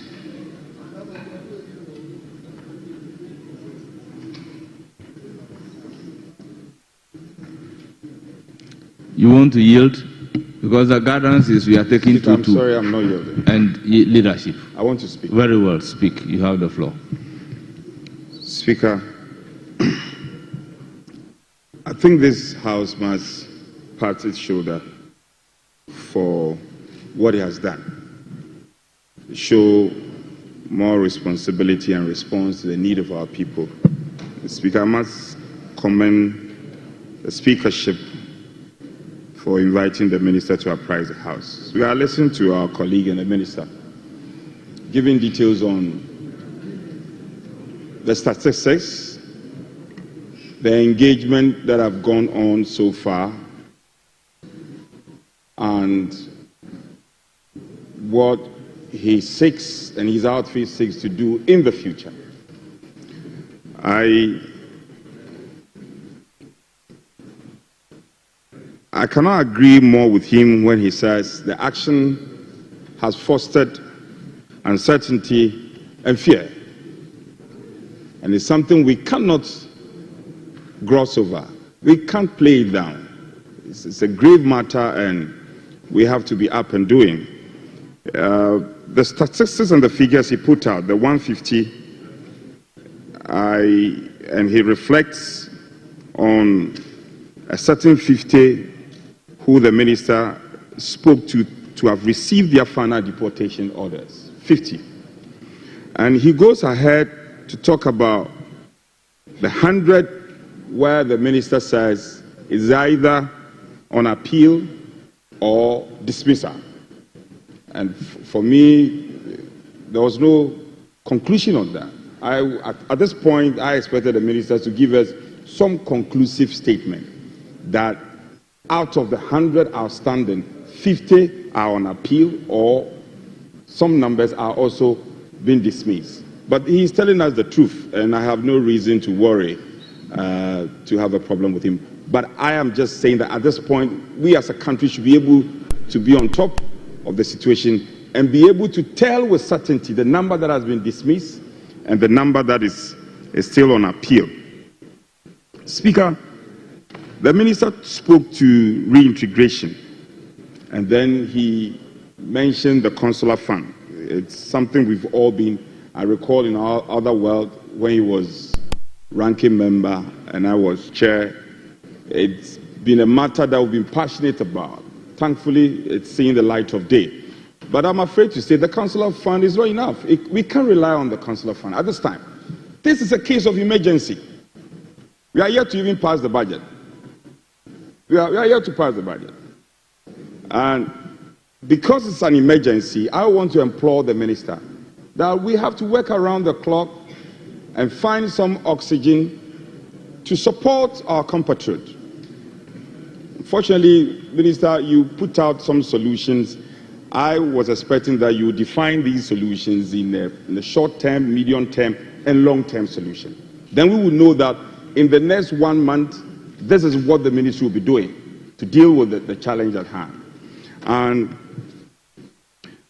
my minister at the 8th Parliament, when he was a ranking member, We work together.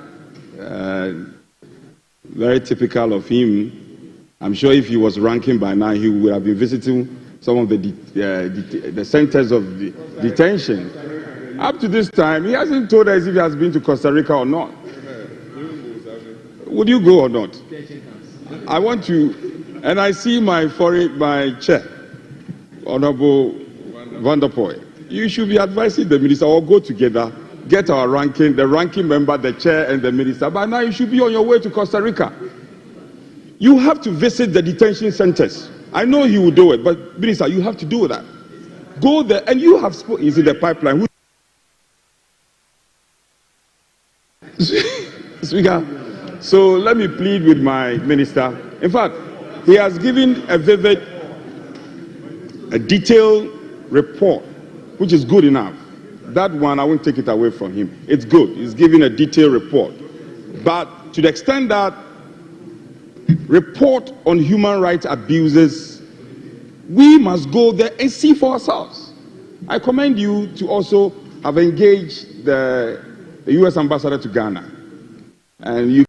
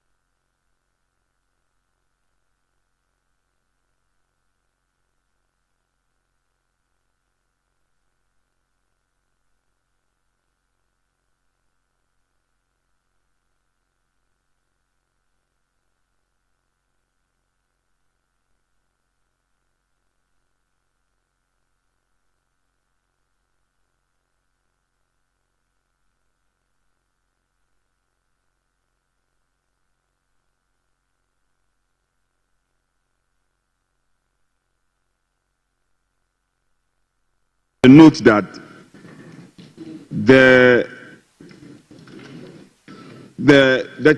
interventions needs to be defined. Honorable Ablakwa, the interventions, your short-term, medium-term intervention should be defined. And don't overly rely on the consular fund. Work around it, find some support, and which will be an interim intervention before the passage of the appropriation. I think if we're able to do this, it will go a long way to help our compatriots. Also, our Committee on Foreign Affairs, this cannot be one-off intervention. It has to be a sustained and well-regulated and monitored effort. Speaker, the next 1 month, the Committee on Foreign Affairs should be briefing this House as a result of a briefing they have received from the sector minister on interventions, fallout, and what has become of the effort of the ministry. I think if we do that, it will not be one-off efforts which will not be good enough. Having said this, I want to commend our colleague for a detailed report, for him to note that we are also going to monitor in the coming days. Speaker, I thank you for the opportunity.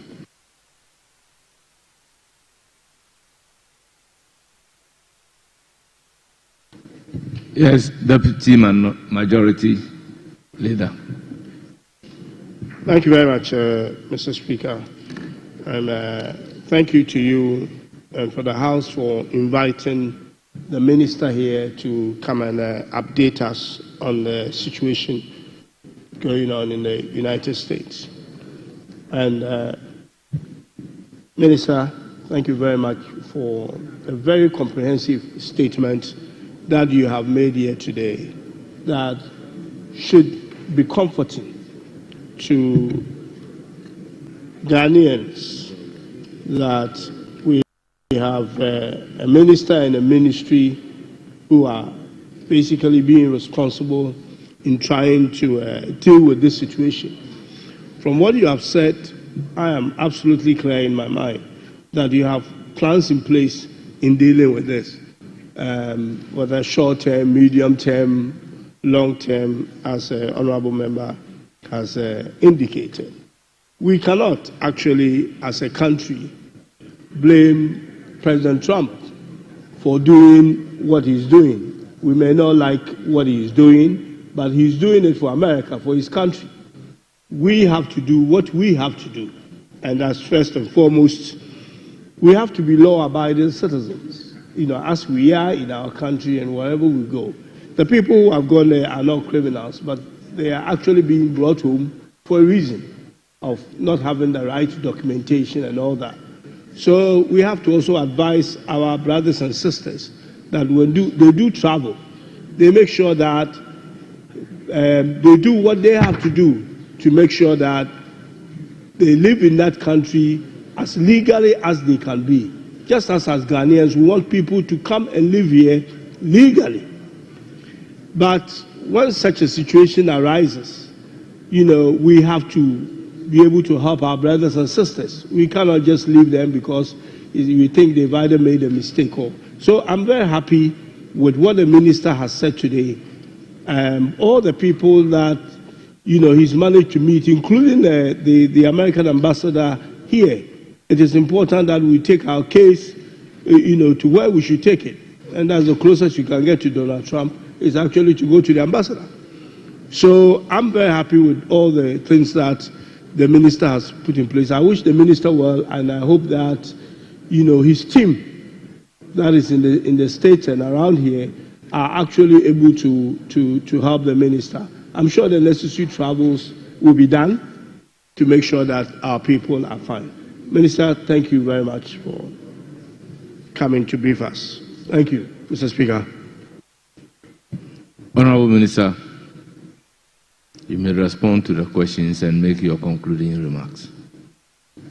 Thank you very much, Mr. Speaker. Mr. Speaker, let me thank honorable members for the very useful insights and comments that have been made in response to this statement.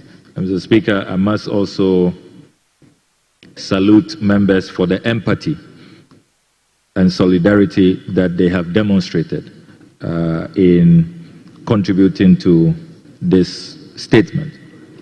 There are a few matters that require clarification, and I want to do that very quickly. The apparent contradiction in figures, the 3,228 on the ICE website, that has been there for more than 2 years.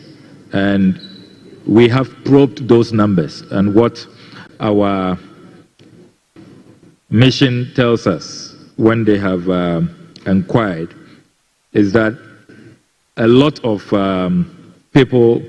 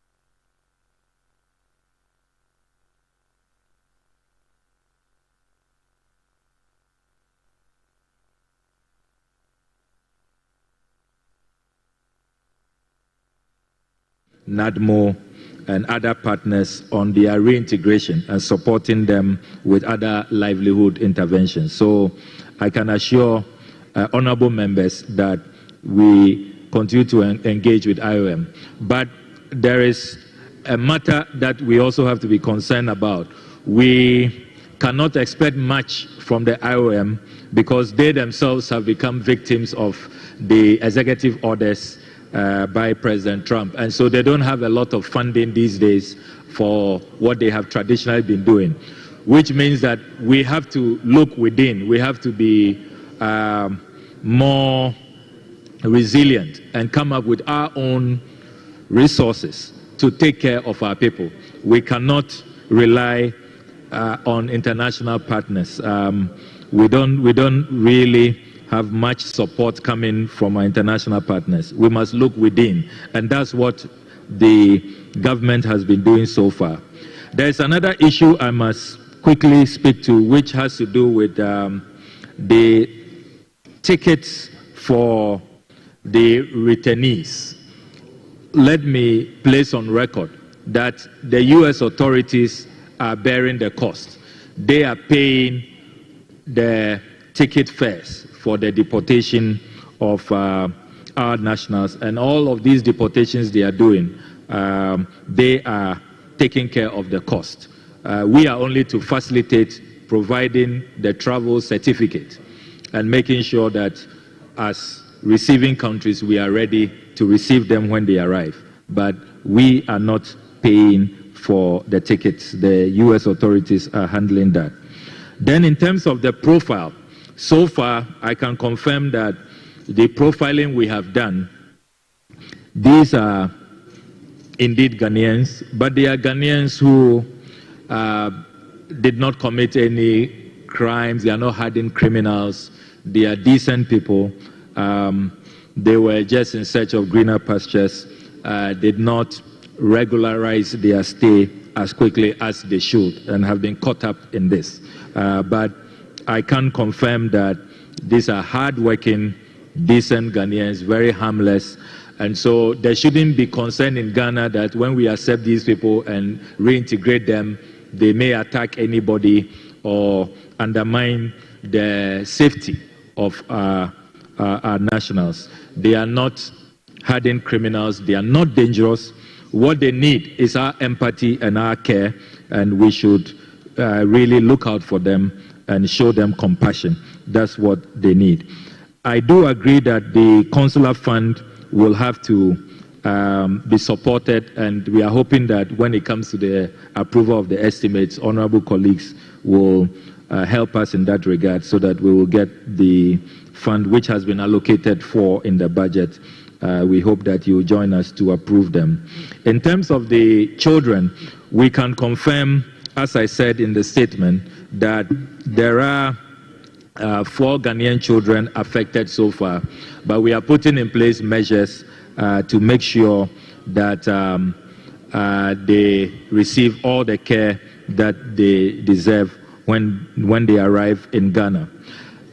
A matter to do with stigma has been raised, which is a very important point.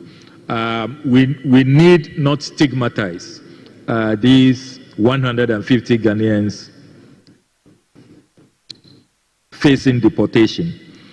We must recognize that this can happen to anybody, and any of us could have been in their shoes. That is why in today's presentation we have kept their names out. We are not mentioning who they are. And indeed, when we welcome them at the airport, we also do that off camera. We don't go with media, and we do not disclose their identities. It is particularly because of the issue of stigmatization. We do not want them to be stigmatized, and so we are protecting their identity, and we will continue on that path. Now, on Panama and Costa Rica, and why I have not visited as at yet, I can confirm to you that under this arrangement, the persons who are held in Panama and Costa Rica have the opportunity to opt for integration in these countries. That is, if they do not want to be moved to their final destination. And the checks I have done, I did make efforts. I wanted to explore the possibility of visiting. But the information that we have received at the ministry is that there are only 2 Ghanaians in this category, this Panama situation, and they have opted to be integrated and to go about their normal activities in Panama. And so if I go to the camp now, I won't find any Ghanaian there. And if any of you go to the camps in Panama or Costa Rica, you will not find Ghanaians there because of that opportunity they have. If you want to be hosted and to integrate in those transit countries, you can do that. And they have opted for that. So let me be clear, for the record, there are no Ghanaians currently in these detention camps in Panama and Costa Rica. The only 2 who made it there have opted to be integrated in those countries. And so we are fine on that score. We don't have anybody to visit in those detention camps. I believe that, Right Honourable Speaker, I have adequately responded to all the matters that have been raised. In conclusion, I want to emphasize that we are keeping an eye on their arrival, on their reintegration. We are following up. We are working with NADMO very closely. So we have their records. We call to check up on them regularly. And those who have arrived are doing fine. And as I said, we are looking at the budgetary allocations that have been made. When we get your approval, we'll look at skills training, how to support them, those who may want to start up. Because the way they were arrested, they couldn't even have access to their savings, they couldn't have access to their valuables. It was all done in a very rushed manner. And so we will need to extend support services to them. And I can give you that firm assurance that we will do that. We continue to look out for them. We will not abandon them. They are our fellow compatriots, and we are here to serve them. And that is the philosophy guiding the whole attitude towards their return and reintegration. Thank you very much, Honourable Speaker. Thank you, Honourable Minister. On behalf of the House, I express our gratitude for you attending upon the House and making this valuable statement in apprising the House on the deportation of Ghanaian citizens in the United States of America and related matters. Once again, thank you.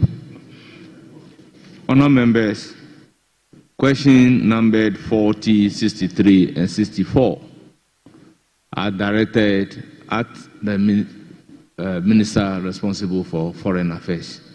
And once the order paper addendum is ready and has been loaded on the console for some time, can we proceed to take that question by coming back to item number 6 on today's order paper?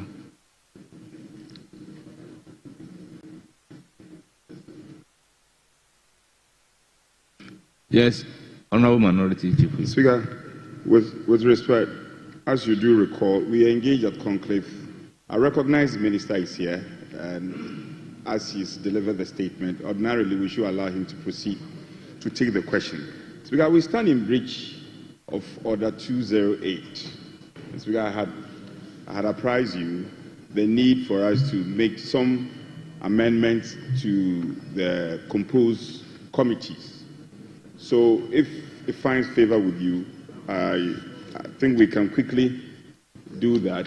I'm going to make this application to you if we can quickly do that before we proceed. Because we got the estimate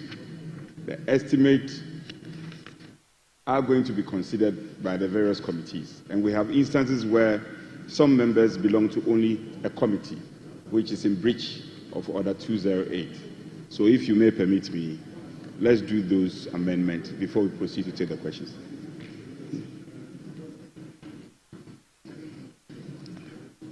Yes, Honorable Deputy Majority Leader.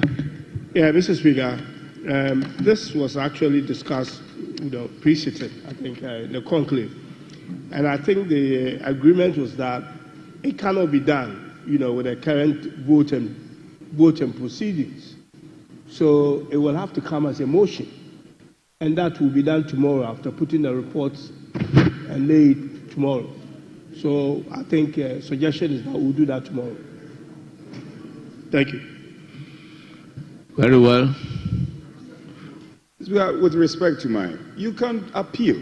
No, that was not a decision. Speaker, the day the Right Honorable Speaker presided, check the records. When we were correcting the vote, the Right Honorable Speaker intentionally left out those pages which contain the committees. And the advice was that he's spoken to the two whips, and the agreement, we've reached the agreement that we'll find an appropriate day. We were supposed to take it yesterday, and the chief whip pleaded with me, and I acceded that we should make it today. So don't tell me I should come by a motion. No, leader, with respect to you. If it's by a motion, the speaker would have advised. Is it by a motion? We can correct it here, because we have given prior notification to the speaker, and the speaker himself had directed. Where from this your motion? The vote and proceedings today and even yesterday, we've approved both. So you cannot do it through the vote and proceedings, Mr. Speaker. That is the whole idea, that we think the report should be put together.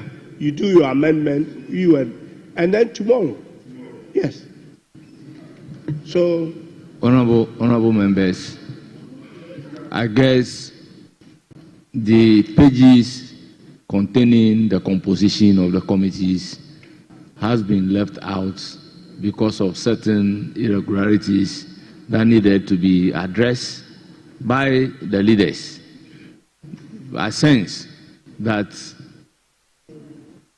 the real composition is not ready.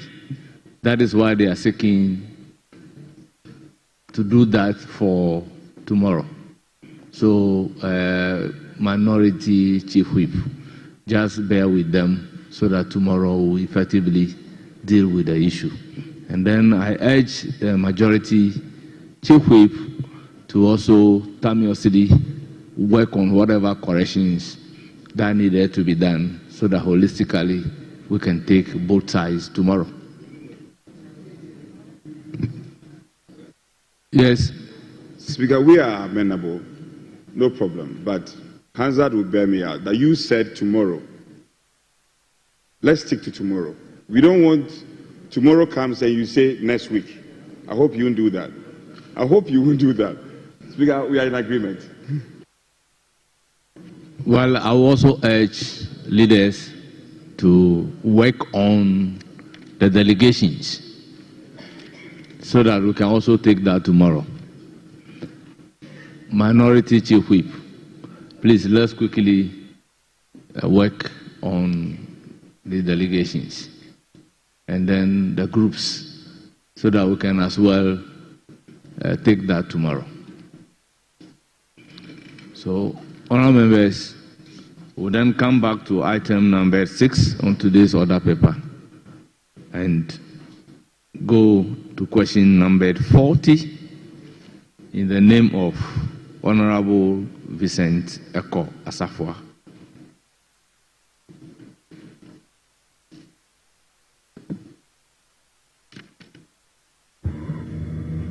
Thank you very much, Mr. Speaker. Thank you very much, Mr. Speaker. I would want to ask the Minister for Foreign Affairs the plans of the government to ensure the accessibility of the chip embedded passport launched by the previous government on December 2nd, 2024. Honourable Minister, you have the floor.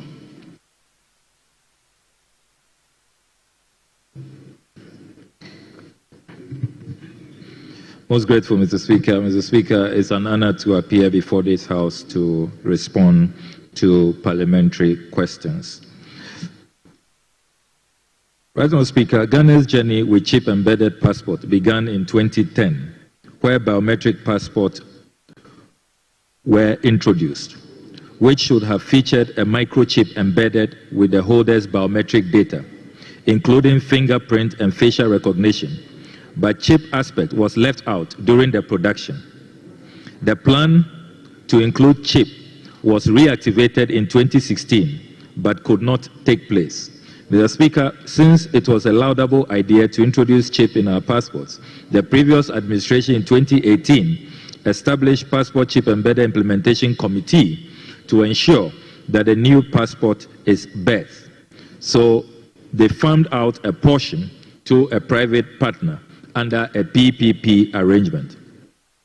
The introduction of the chip embedded passport aligns with the International Civil Aviation Organization, ICAO, standards, specifically ICAO Document 9303, which provides guidelines for implementing machine-readable travel documents and e-passports.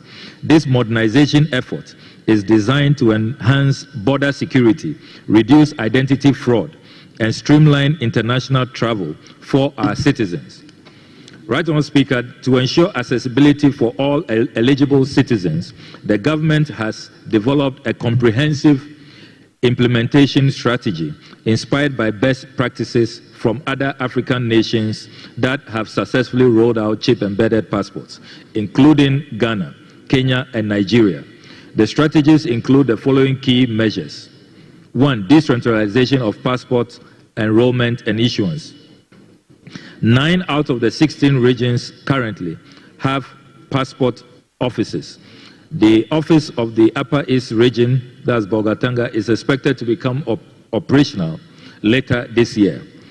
The government intends to expand passport application centers to the remaining 6 outstanding regions.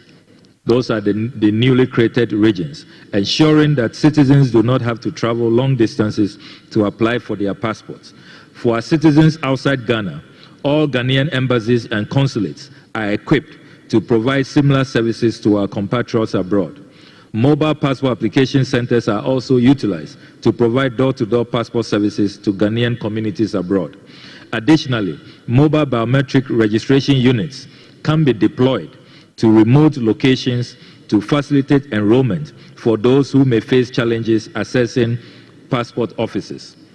As honorable members may attest, my ministry recently established a studio here in Parliament to process diplomatic passports for members of Parliament. Enhance digital services for convenience.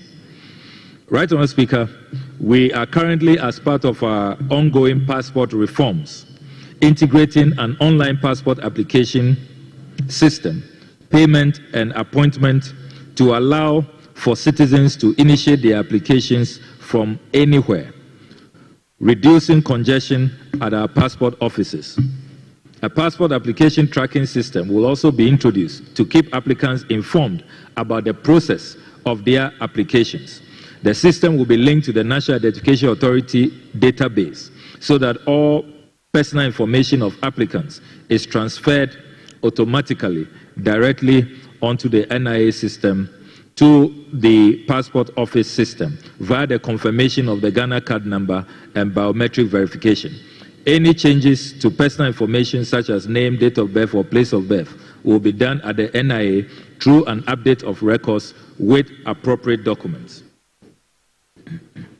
Right, Honourable Speaker, a nationwide sensitization campaign will be launched this month to educate the public on the benefits, security features, and application processes for the new passport. Special focus will be placed on engaging communities in rural areas and vulnerable groups to ensure that they are not left behind. Affordability and phased implementation. Right, Honourable Speaker, the government recognizes concerns about the affordability of the new passport and is committed to ensuring that the cost remains reasonable while maintaining high security standards. In our efforts to make passports more accessible to all Ghanaians and per instructions I have received from His Excellency President John Dramani Mahama, we are pleased to announce a reduction in the cost of the ordinary passport booklet, that is the 32-page booklet, from the 500 Ghana cedis to 350 Ghana cedis. We will in the coming days be presenting an amendment to the fees and charges to ensure that this reduction is approved by the House from 500 Ghana cedis down to 350 Ghana cedis. That is the new policy position of the Mahama administration. I'm sure, Mr. Speaker, you might have read that a passport reform committee has been set up to study and review the contract which we inherited. That review is underway, and indeed all the partners are meeting tomorrow to conclude the exercise of the review.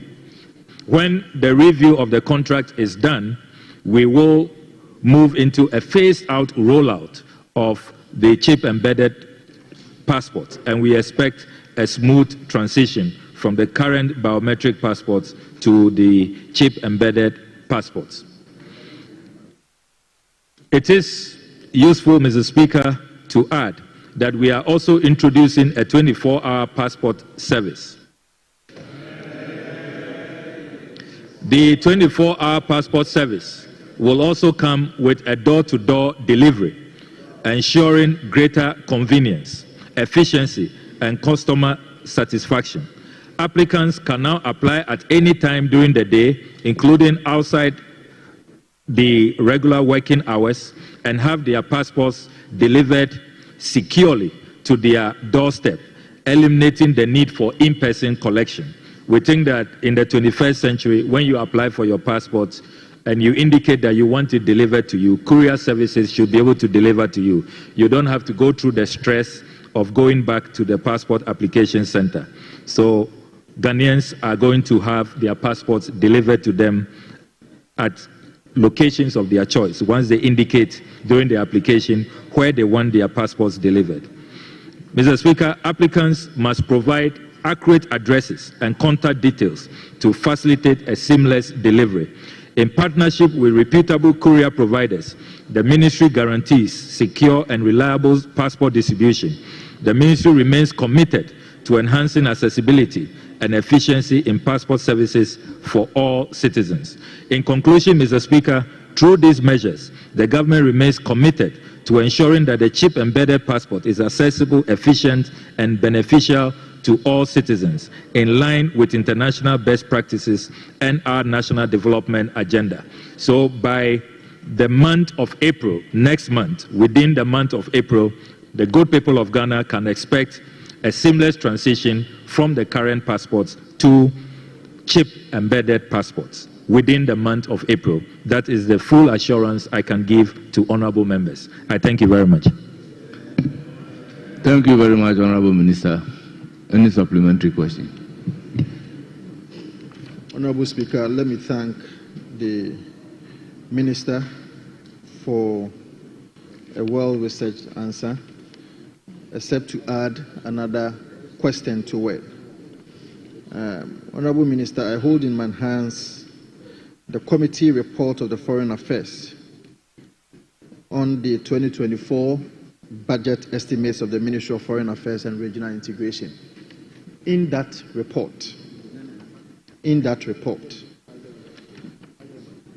there was a proposal for the review of the passport fees, which proposal indicated that the cost of producing a passport is 400 Ghana cedis. The cost of producing a 32-page passport is 400 Ghana cedis. On this floor, you have indicated that the amount, or if you like, the price of the 500 Ghana cedis that is paid for a passport is to be reduced to 350 Ghana cedis. How are you going to make up for the loss of the 50 Ghana cedis? And per my indication, I do not see budget lines to take up that 50 Ghana cedis that you are reducing it to. Can you let this House know how you are going to deal with the 50 Ghana cedis. Thank you, Honorable Minister. I'm grateful, Right Honourable Speaker, for the opportunity to respond to the Honourable Asafua's supplementary question. As ranking member on the Foreign Affairs Committee at the time, I recall that we asked for details, for evidence of the supposed government subsidy at the time. We did not receive it. Having gone to the ministry, I still haven't seen evidence that we were subsidizing passports. Some figures were put out, but there was no supporting evidence. And the work we have done with our colleagues at the ministry, we are confident that the 350 Ghana cedis will not put us in any indebtedness. There will be no loss to the state. We will not be causing financial loss and will not require subsidies. We will not have to subsidize. And don't forget that this 350 cedis is still an increment from the previous 100 Ghana cedis at the time that this PPP arrangement was negotiated.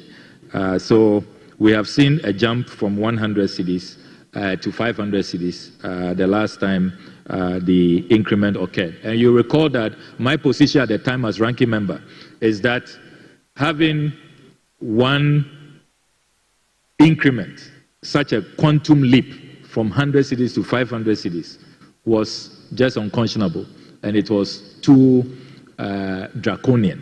And you could tell that the Ghanaian people have not received this well.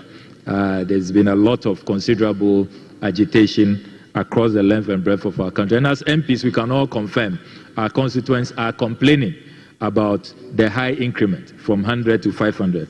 That is why the new Mahama administration is saying that we have listened to Ghanaians. We want to make our passports more affordable. When we make it affordable, we believe that Ghanaians will even access it more, and there will be an eventual benefit, a win-win situation for all. So be assured that there will be no indebtedness, there will be no need for subsidies, and there will be no shortfall requiring an allocation in the budget. The 350 cedis is a good reduction that the good people of Ghana deserve. I thank you, Mr. Speaker. Any further supplementary question? Right Honourable Speaker, I am quite surprised to hear from the Minister that there's no basis or no documentation to support the 400 Ghana cedis that had been stated in a committee report, a committee that he was the ranking member to. But I will not litigate it. But the impression I'm getting here is that the 400 Ghana cedis that was given Honourable Asafua, you are to ask a supplementary question. By the passport office is not something that has any basis. That is the indication you are getting in this house. But I will go on with my second question. My second question to the Honourable Minister is from his own answer. The basis is from his own answer.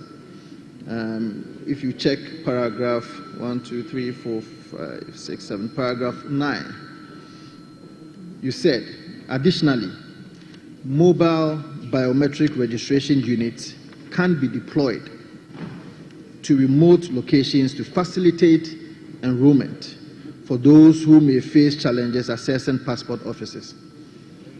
As honourable members may attest, your ministry recently established a studio here in Parliament to process passports for members of Parliament. My question to you is, with respect to persons who are in urgent need of passport, who may be found in our various hospitals, what are your plans to deal with such requests? Are you going to collaborate with the Ministry of Health, the Ghana Health Service, so that it will not be an issue of whom you know? I am hearing that there are some persons who will be in need of passports at a time, and they may not be able to get any support from the passport office, because the passport office will tell them that even with the mobile facilities, they may have to go to a certain point. How are you going to deal with the Ministry of Health to be able to make sure that such persons can be supported or assisted to be able to get a passport, even at the hospitals?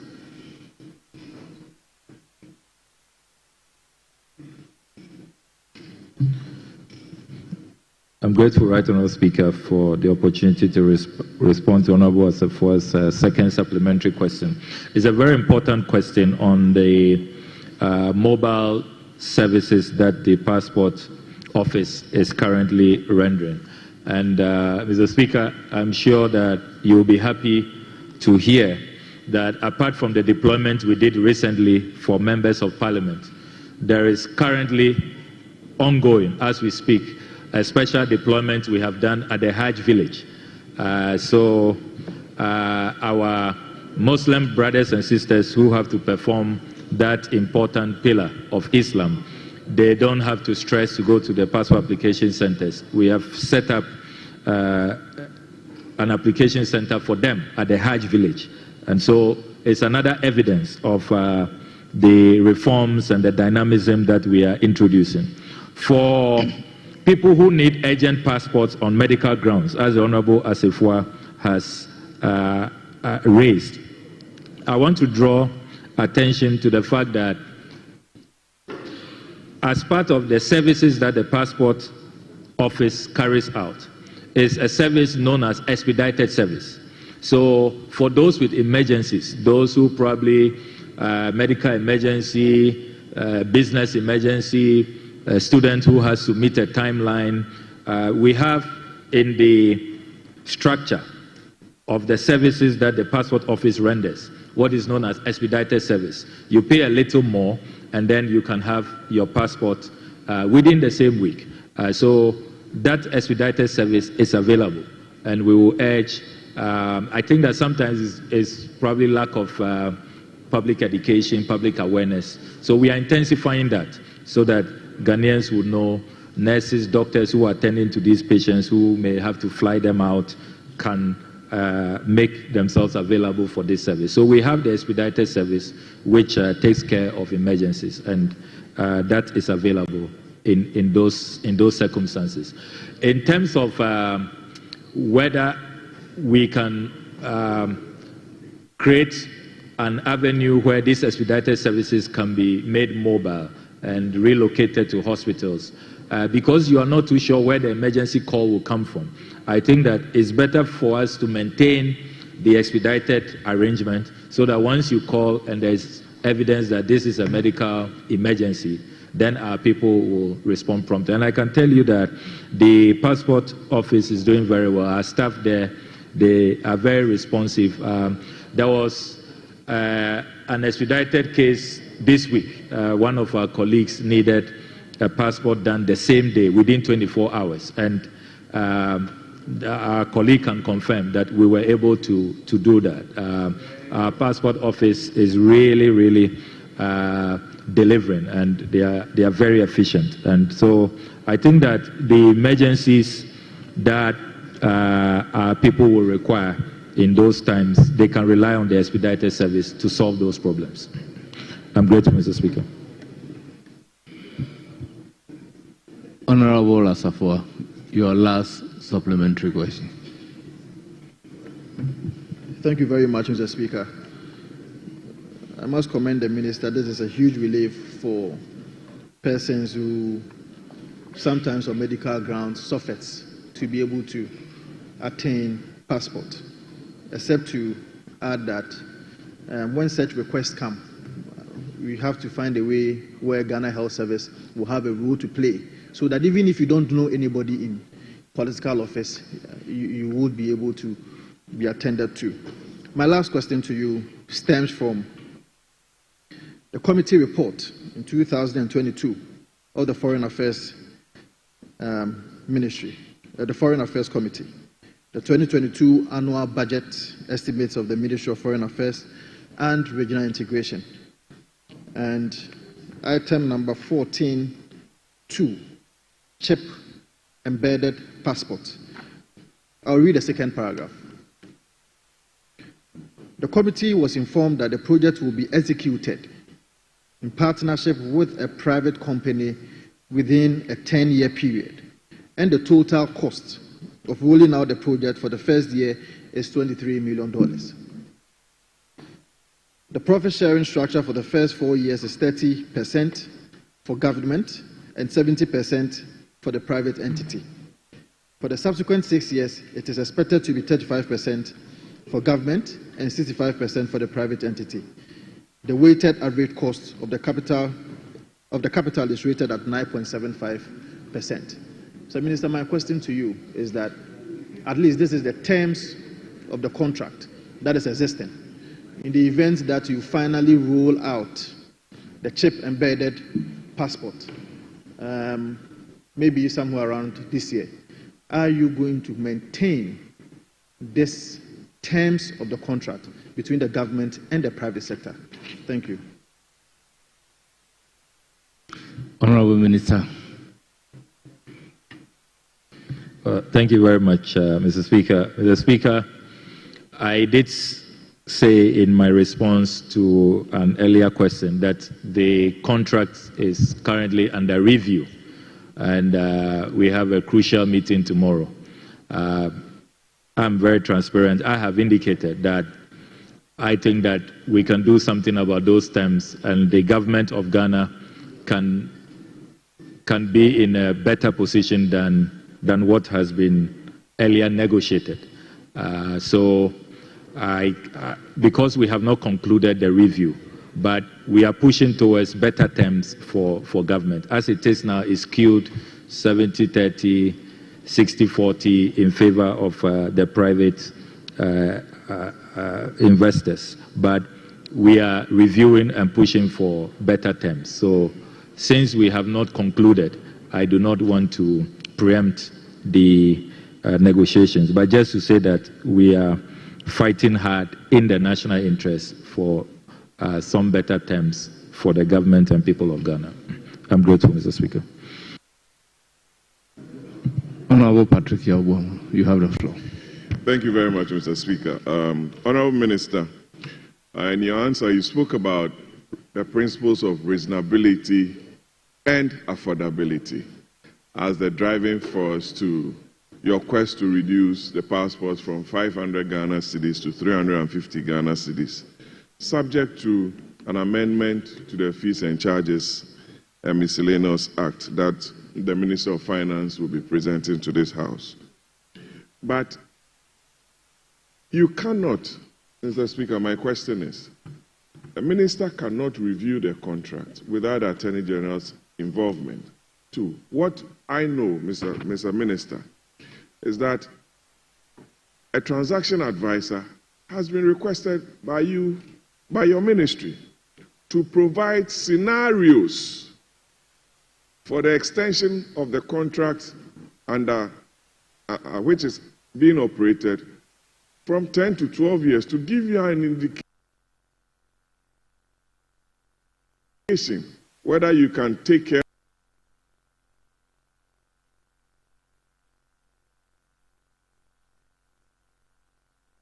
of their losses or their profitability levels. One, because you haven't seen the scenarios. Two, you are going to be looking at the operating cost, maintenance cost, the software and staff and other resources that the PPP arrangement has put in place. So my question to you is that you not having gone through the scenarios, not a review, how sure are you that you are telling the good people of this country the truth, that you want to reduce passport price from 500 cedis to Ghana, 350 Ghana cedis? Thank you. Honourable Minister.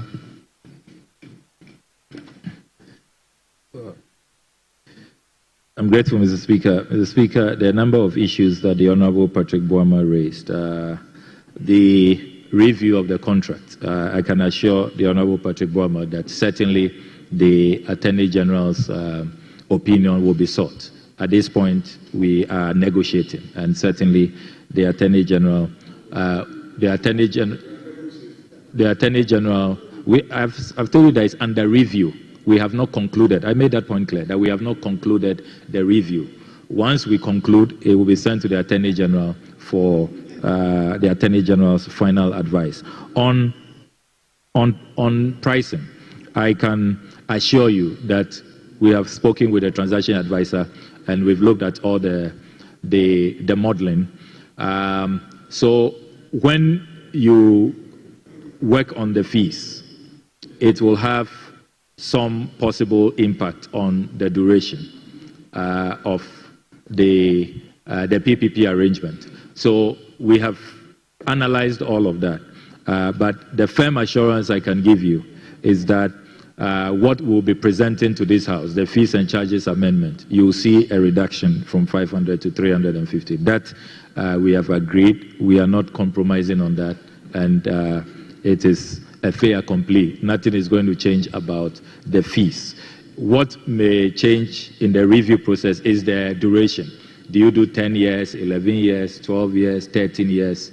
But as for the pricing, you know, because there are two factors. Once you hold one constant, the price, the 350 cedis, you have flexibility to deal with the other factor. So you can be well assured. You can be well assured. As for 350 cedis, we are not compromising. We are not compromising on that aspect. We are here for the Ghanaian people, and we must ameliorate their plight. Thank you very much. Honorable Member for Kumbugu. Thank you, Mr. Speaker, for the opportunity. And then let me commend the Minister for tackling the challenges of the passport industry head on. My quick question is, what plans do you have to decentralize the passport services at the district level?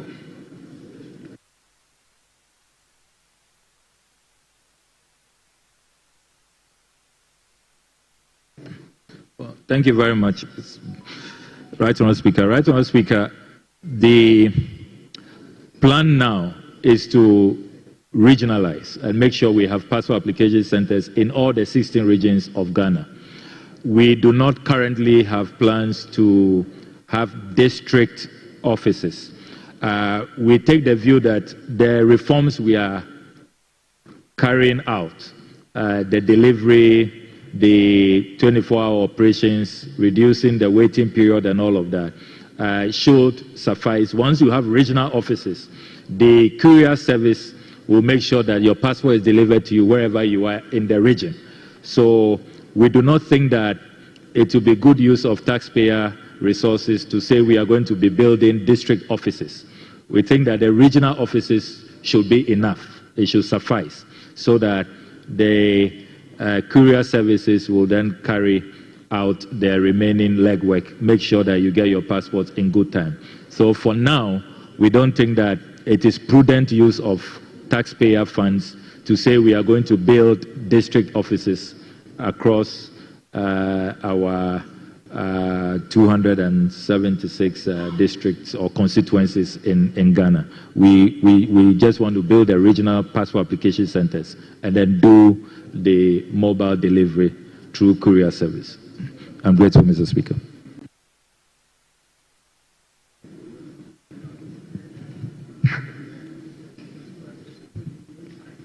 Thank you very much. Honorable former Minister.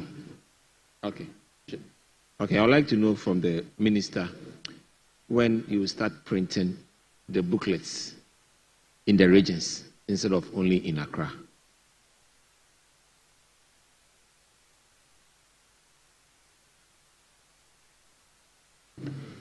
I'm grateful, Mr. Speaker. Mr. Speaker, this is a very important question. The contract I have seen so far, the printing is centralized, even for those outside the country, our missions abroad, they have to rely on Accra, the headquarters, for the printing. Because it's a security document and because it's chip embedded, how sensitive it is, I have been told by the experts that it is advisable that it remains centralized. But what we should do is to strengthen the delivery network so that once it's printed, it can be delivered across the country and then to our compatriots abroad using our embassies in an efficient manner. So since the experts have advised that we should keep the printing centralized, I want to go with that. And I think that what we should now focus on is to make sure that the delivery is done in good time, so that particularly those who may need expedited service, they do not have challenges, so that they can get their passports in good time when they require them. I'm grateful, Mr. Speaker. Thank you. I'll give the floor to Honorable Francis Xavier Soso. Thank you very much, Right Honorable Speaker. Mr. Speaker, in the answers of the Honorable Minister, he has justified the major policy shift from 500 cedis cost of passports to 350 Ghana cedis. Mr. Speaker, I would want the Minister to elaborate what may have, what factors really justified this major policy shift, because changing the price of passports from 500 to 350 is a major one. Would we lose revenue by doing that, or are we going to get more revenues by doing that? If the Minister could elaborate what factors led to this major shift in the change of prices. Thank you. Yes, Honorable Minister.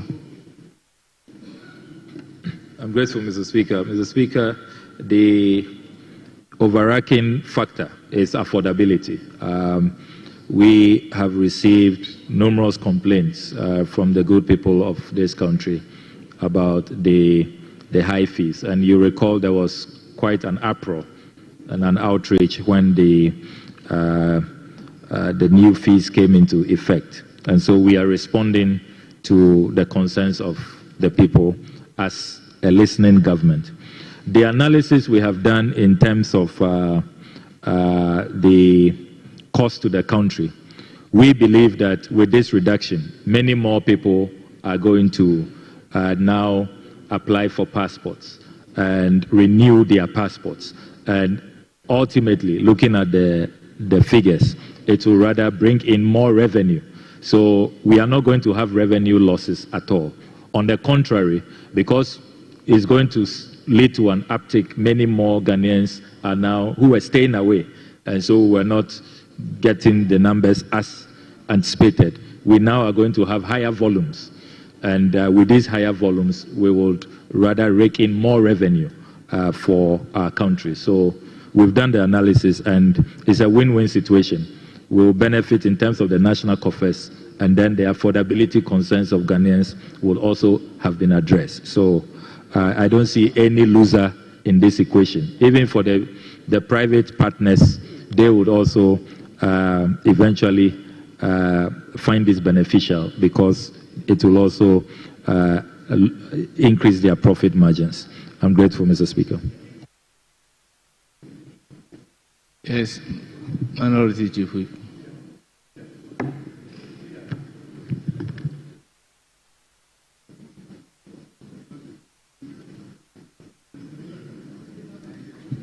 Minority Chief Whip, you have the floor. Leadership should wind up. We have two more questions.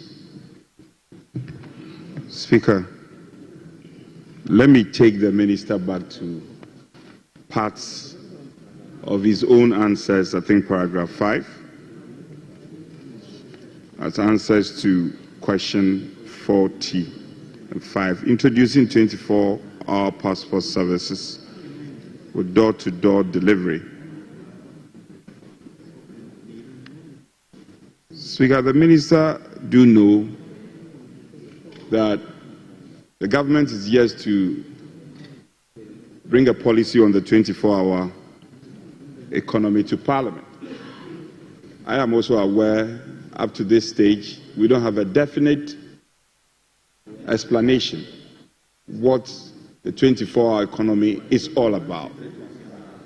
In fact, then candidate John Mahama says the 24-hour economy is not compulsory. My question to the Minister is, now that we don't have a definite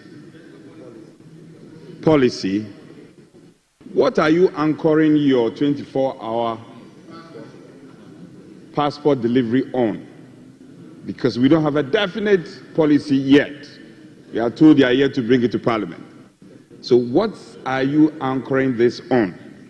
And he also mentioned expedited action or services.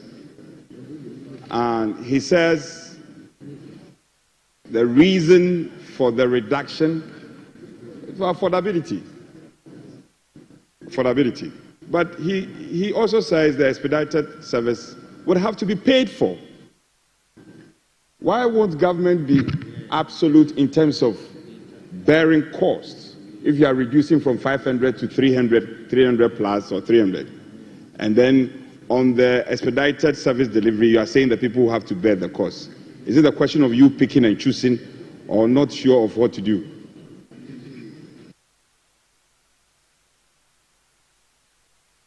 Yes, Honorable Minister. Well, I'm grateful, Mr. Speaker. Mr. Speaker, the Minority Chief Whip will agree with me when I say that there is a recent example that they have demonstrated in this country. They implemented free SHS successfully without a policy and a law. And after many years, they came here a few weeks ago, before the elections of 2024, they came to this house saying that they want us to support them with a law, long after they have implemented. So that scenario teaches us that it is very possible to implement government programs without a policy blueprint or without a law. It is very, very possible. So there is no need to say that you haven't seen a policy or a blueprint, and so we cannot go ahead with our 24-hour services. Your own example teaches us that. Having said that, Mr. Speaker, I can assure the Honorable Minority Chief Whip that very soon you are going to see the 24-hour blueprint. It's a very, very exciting policy. The TUC has called it a game changer. AGI is excited about 24-hour. And we don't know what is complex about 24 hours. Ghanaians working 3 shifts, increasing productivity, creating more jobs for our people. It's as simple as that. It is as simple as that. It is as simple as that. It's as simple as that. And Mr. Speaker, I can assure you that the Passport Office will implement the 24-hour operation very successfully. The second aspect of your question to do with expedited service. For expedited service is really a service that is in the fees and charges arrangement already for those who want to pay more. Normally for entrepreneurs, business moguls, and it is even those who want a fatter booklet, probably the 48 pages, they normally utilize that service. And once you are paying more, you are getting more pages, and you are getting your passports less than 3 days. I believe that it's good if you pay a little more for the premium service. So we are not discriminating at all. It is those in the elite category who feel that they have the means to pay for more, they are using that service. But you know, under the 24-hour service, once we roll it out, you can get your passport within a week, within 5 days. I'm sure that there wouldn't even be any difference really between getting your ordinary passports and then going for expedited service. So this is a clear confirmation that the 24-hour policy is a game changer. It works and is in the benefit of the people. Thank you very much, Mr. Speaker. Deputy Majority Leader. Deputy Majority Leader.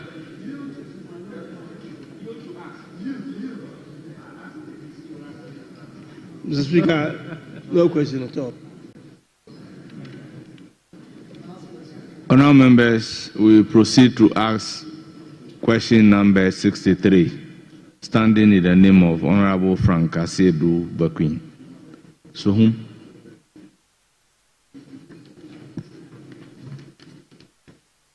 Thank you, Mr. Speaker, for the opportunity. I'd like to know from the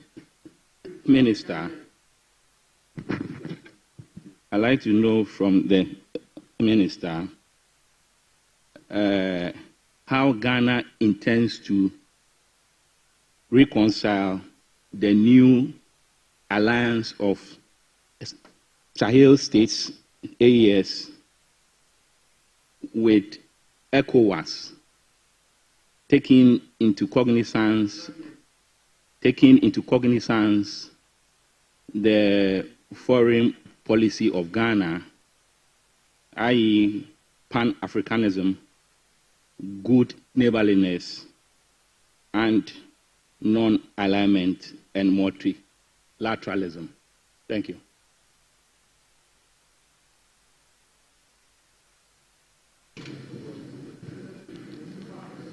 Well, Right Honourable Speaker, I want to commend the Honourable Member for this very important question. We are the pioneers of a united Africa, and our people form a cardinal part of our foreign policy. We are also founding members of ECOWAS, and that is why this year the heads of state have decided that the ECOWAS at 50 celebrations should start here in Accra, and it will be launched next month to herald the ECOWAS at 50 celebrations. We also have to be cognizant of the fact that Article 40 of the 1992 Constitution enjoins us that in pursuit of our international relations, we should promote and protect the national interest of Ghana, and that is the foundation, the principle that guides our foreign policy. Mr. Speaker, the evolving relationship between the ECOWAS and the newly formed Alliance of Sahel States, AES, is a matter of great significance to the sub-region. Ghana remains firmly committed to the ideals of regional unity, peace, security, and economic cooperation. Ghana recognizes the need for diplomatic engagement to bridge the current divide and prevent further fragmentation within West Africa. Despite the AES country's formal withdrawal from ECOWAS, which was finalized at the end of January 2025, free movement of people, goods, and services remains intact. As confirmed by both ECOWAS and AES member states, trade under the ECOWAS Trade Liberalization Scheme continues, and AES passports remain recognized. Additionally, ECOWAS-funded development projects in AES countries will not be disrupted, ensuring continued economic and infrastructural support. Security cooperation remains a shared priority, particularly in the fight against terrorism, violent extremism, and money laundering. The Intergovernmental Action Group Against Money Laundering in West Africa, of which Ghana is a member, will maintain its collaboration with AES nations. AES countries have already applied for a 6-month extension to formalize their GIABA membership processes. ECOWAS has also granted AES nations a 6-month grace period until July 2025 to reconsider their decision to leave, with the ECOWAS Commissioner for Peace and Security urging them to explore the possibility of rejoining as a bloc. Diplomatic engagements between ECOWAS and AES are ongoing to facilitate cooperation and potential reintegration. You may recall, Mr. Speaker, that Ghana's foreign policy has always been guided by the principles of Pan-Africanism, good neighborliness, non-alignment, and multilateralism. These values continue to shape the country's approach as we work to restore trust, foster reconciliation, and promote a common vision for regional development and stability. Mr. Speaker, I have outlined in greater detail the building blocks for these ideals, and for the sake of time, I will ask that Hansard captures all of these principles and how they have been further expatiated upon. Mr. Speaker, Ghana's role as a bridge in regional unity. Ghana remains fully committed to peace, security, and economic prosperity in West Africa. His Excellency President John Dramani Mahamad's diplomatic outreach to the Sahel states and his engagements with key leaders in Burkina Faso, Niger, and Mali reflects Ghana's dedication to fostering dialogue, rebuilding trust, and preventing further division within the sub-region. Ghana will therefore continue to champion dialogue, economic cooperation, and security collaboration among all West African nations. The sub-region's future must be built on partnership, not division, cooperation, not conflict. Ghana will therefore work closely with our brothers and sisters in the AES to rebuild trust, restore good neighborliness, and reaffirm our commitment to a stronger, united West Africa. Ghana stands ready to serve as a bridge for reconciliation and cooperation. Given Ghana's diplomatic influence, it is well positioned to support renewed dialogue and encourage collaboration between ECOWAS and AES nations. As a nation committed to Pan-Africanism, good neighborliness, regional integration, and multilateralism, Ghana will continue to champion constructive engagement, economic cooperation, and security collaboration, ensuring a stable and prosperous future for all West African nations. I thank you very much, Mr. Speaker. Thank you, Honourable Member. Any supplementary? Sure. I would like to know from the Minister, the previous administration instituted the Accra Initiative. What the Accra Initiative aims to prevent the spillover of terrorism from these Sahel states and to address transnational organized crimes and violent extremism.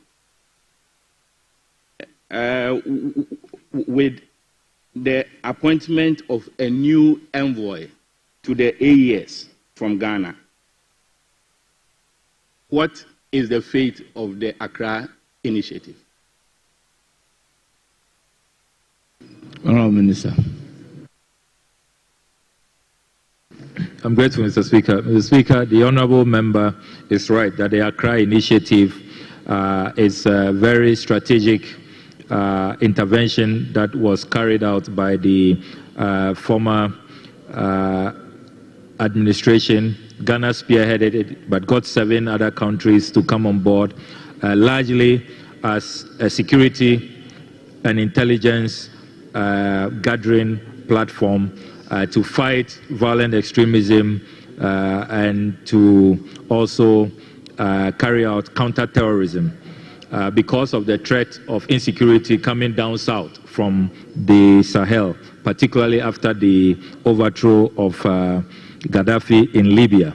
The challenge with the Accra Initiative now has been funding and the commitment of member countries to fully support this. There are some countries that are quite hesitant in welcoming the platform and working with the Accra Initiative. But I can assure you that we remain open to any intervention which will be a multilateral intervention, bringing all our international partners on board, because the threat of terrorism, extremism, money laundering is not a threat that only one country can handle. You need all your international partners to come on board, to work with you to combat that and defeat that. If you go in isolation, you will not succeed. You need a concerted multilateral approach. So we remain open to that initiative and that approach. That really is how to fight these global threats. Having said that, the appointment of the special envoy, Lieutenant Colonel Larry Bavlo-Latte, is not to undermine the work of the Accra Initiative, rather that will help to enhance the prospects. It is to create a channel of dialogue so that we can pay particular attention to these AES countries, Mali, Niger, Burkina Faso, and because we are the closest neighbor, and we need to make sure that we are not overtaken by events, the extremism going there, the terrorism that is taking large parts of that country. The President, in his wisdom, thought that we should have a special envoy so that we can have a dedicated, effort at bridging the gap, making sure that we keep talking. Because remember that even ECOWAS has a special envoy dealing with these AES countries, trying to, negotiate with them, dialogue with them to get them back into the fold. So as a closest neighbor with all the historical ties, same ethnic groups and trade, our truck drivers on a daily basis are traveling to and fro, and there's free movement of people. We need to keep engaging, and that is why the special envoy has been appointed. But have our fullest assurances that his work will not undermine the Accra Initiative. It will also not undermine efforts of the government and the Ministry of Foreign Affairs to make sure that we keep engaging with these countries. To suffice, it will rather enhance all of these objectives so that we can work together to achieve continental African unity, which remains the dream of all of us, right from our founding fathers. Any further supplementary? Yes, Mr. Speaker. Last week, I saw the Honorable Minister and the President in these three Sahelian states.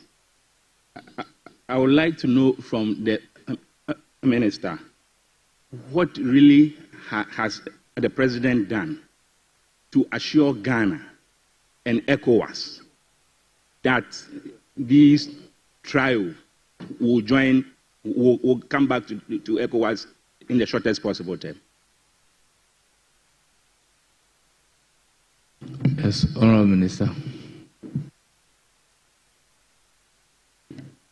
Well, thank you very much, Right Honourable Speaker. Right Honourable Speaker, the matter the Honourable Bequin has raised is a matter that requires a lot of circumspection, a lot of tact, and a lot of diplomacy.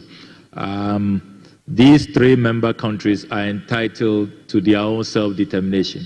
They are sovereign countries. Another president cannot come from another country and dictate to them, tell them what to do. So we have to be very careful. I think that the approach of the president really is to keep the dialogue channels open, to keep engaging, and as the engagements continue, and we all see that it's better to work together instead of going alone, and that there is much more we can achieve when we are together and united. I'm sure that a roadmap will evolve towards the hopes and aspirations that we are all seeking, that ultimately I think that will help us to achieve the democratic ethos that we all want to see within these countries. But because of the principles of sovereignty, of self-determination, I think that we should accord those three countries that, and then ECOWAS should continue to engage. The President's good relations, right from his investiture when they attended, and he going back there this week to thank them and to continue to engage at the bilateral level. I think now ECOWAS has an opportunity in President Mahama, because they said it when he visited, that he's the first non-AES president to come visit and to receive such, a reception. So I think ECOWAS and the AU can now leverage on that opportunity that President Mahama has provided to keep the dialogue channels open, even as we all concede that they have their sovereignty and they have their right to respect, and we must respect their right to self-determination and all of that. But I think that the prospects are good. They are looking positive, and it's good that Ghana is giving the continent that hope and that channel of dialogue. And I think that it gives us that great advantage that we need to move forward with the dialogue. Honourable Member, the last supplementary question. Last but not least, thank you, Mr. Speaker. In all these enterprise, where did Ghana and ECOWAS go wrong? As far as the moving away by the AES from the ECOWAS is concerned, where did Ghana and ECOWAS go wrong? Did we do anything bad that spoiled the relationship between ECOWAS and these three countries? Did ECOWAS and Ghana do anything bad?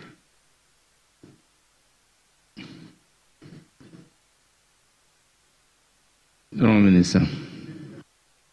Well, thank you very much, Mr. Speaker. Mr. Speaker, as I said, these are sovereign countries taking their own decisions, their right to self-determination, and their right to chart whatever path that they consider to be in their national interest. So I don't think it is a matter of who may have done a wrong thing or who may have carried out any misstep. At this point, I think that we should not pursue a path of blame games. Let us open a fresh page and let us commit to dialoguing, to working together, and being guided that when we come together, I mean, ECOWAS, when we are together, we're talking about a market of about 400 million, and if we decide to trade amongst ourselves, if we decide to really go back to the ECOWAS protocols and create opportunities for our young people, I mean, the potential is enormous and is really boundless. So at this point, I would not want us to engage in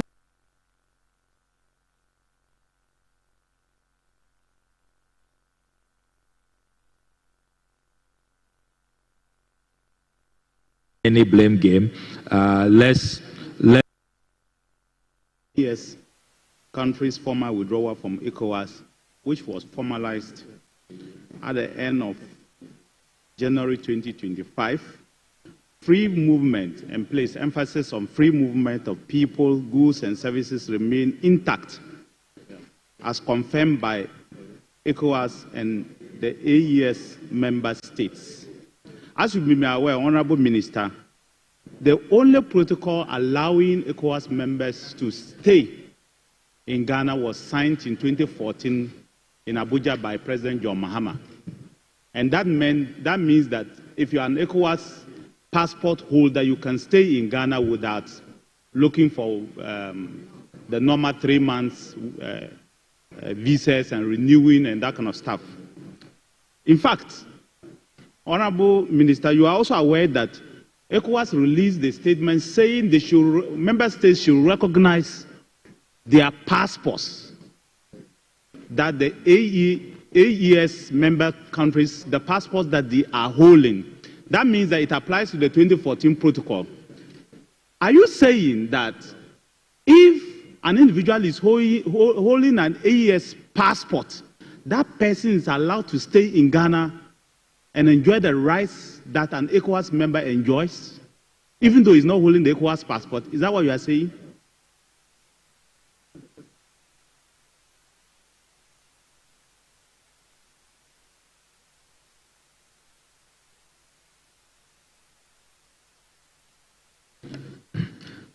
Well, thank you very much, Mr. Speaker. Mr. Speaker, the Honorable Nituo has raised a matter about passports. That's why I said at the beginning of my response that we have always been pioneers for a united Africa, for full integration.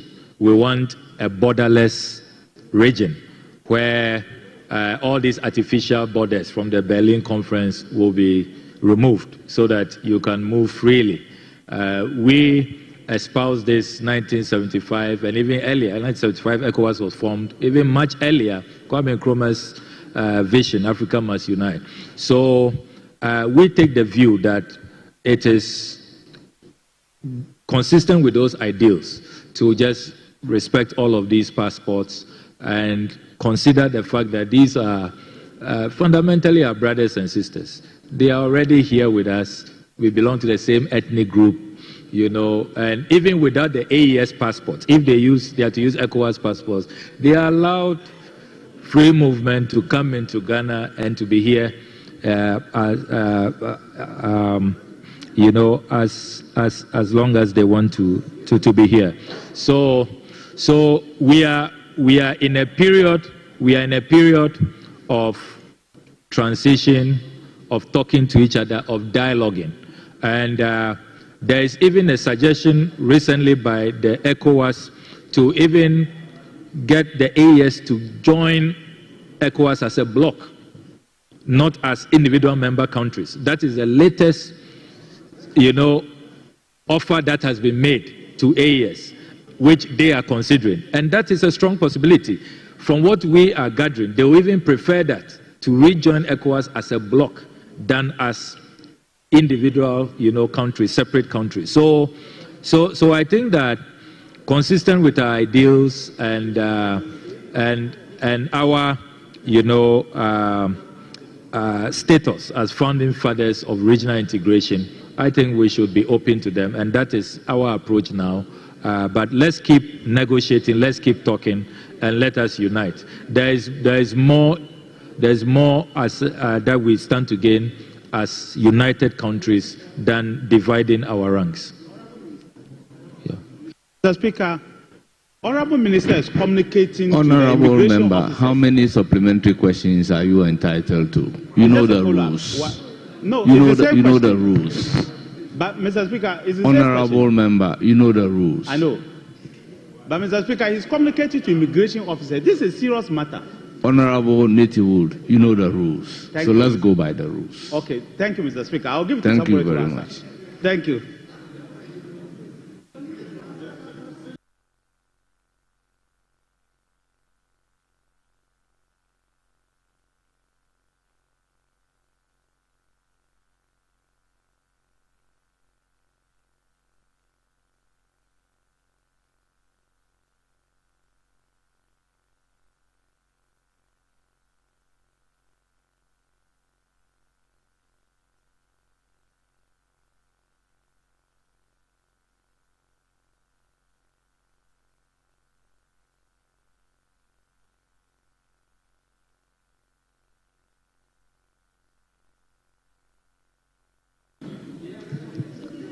Yes, Honourable Member. Mr. Speaker, thank you for the opportunity.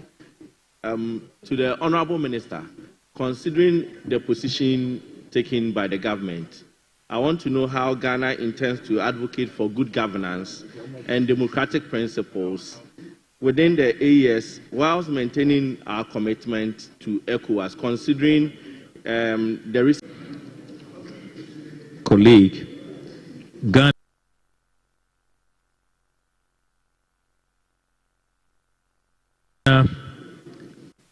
remains committed to good governance, to the ideals of the rule of law, the rule-based order, and all of these democratic values which are time-tested, which we should not compromise on.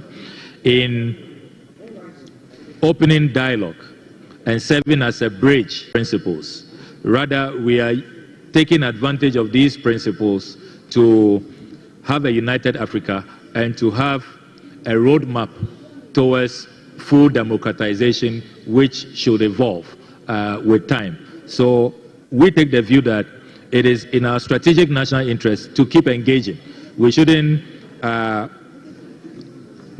because of these democratic values, say that we will not engage them. We must keep engaging, and with our model, with the example that they see in us, it will help with their own transition onto a democratic path. So that is the strategy we have adopted. We think that this ultimately will help in the restoration of the democratic order in those three countries.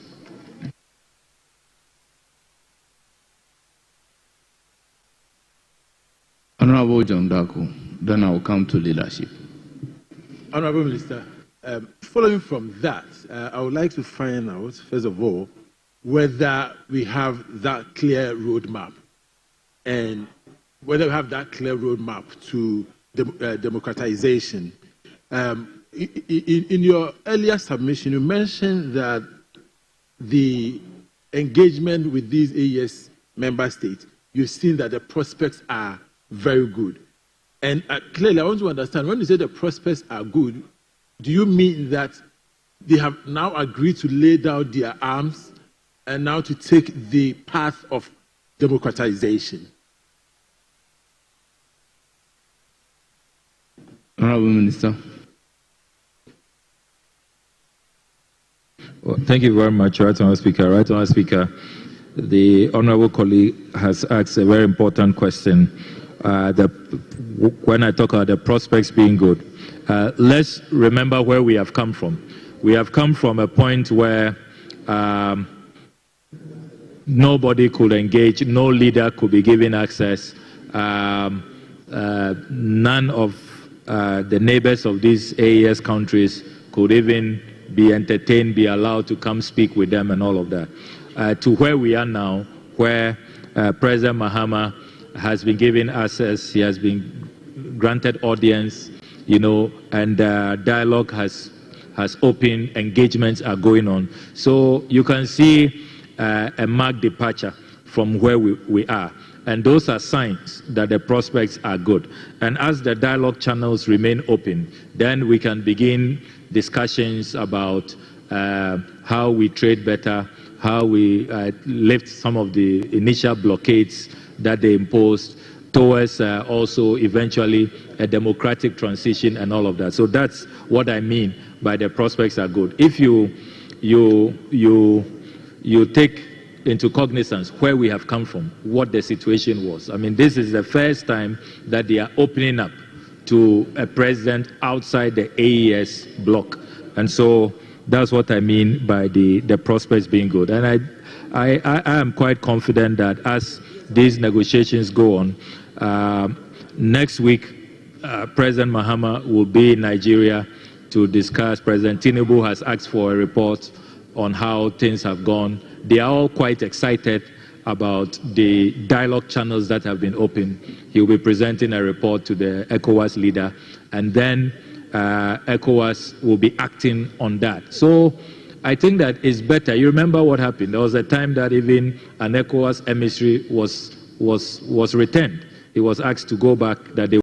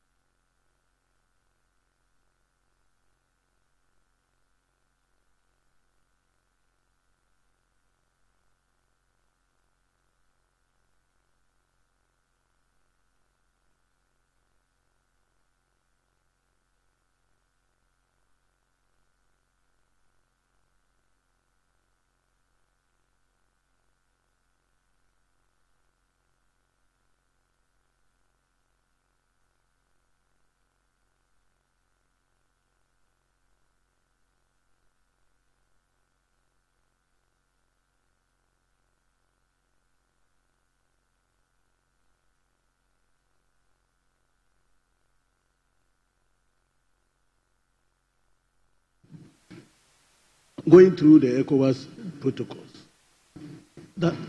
is he telling us that this thing, he has the authority of the president to say this to us in Parliament? Is that the official position? That's what I want to find out. Is that the official position? Honorable Minister.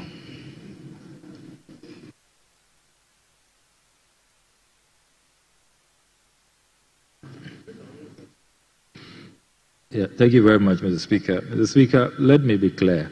I have said that there is already a lot of free movement I have said that ECOWAS has not placed any ban on any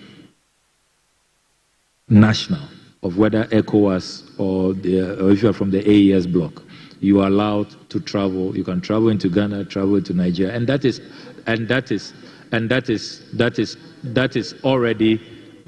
already going on.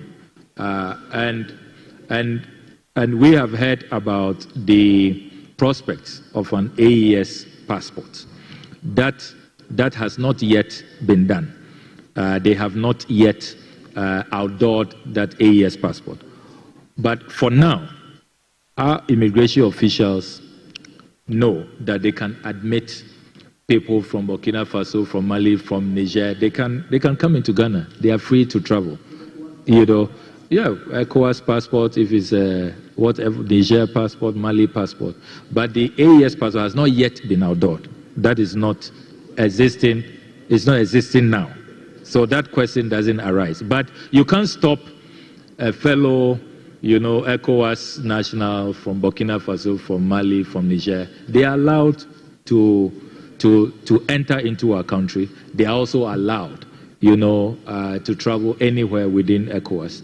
ECOWAS has not stopped them from traveling and from taking advantage of the free movement protocols. So that's the clarity that I want to provide.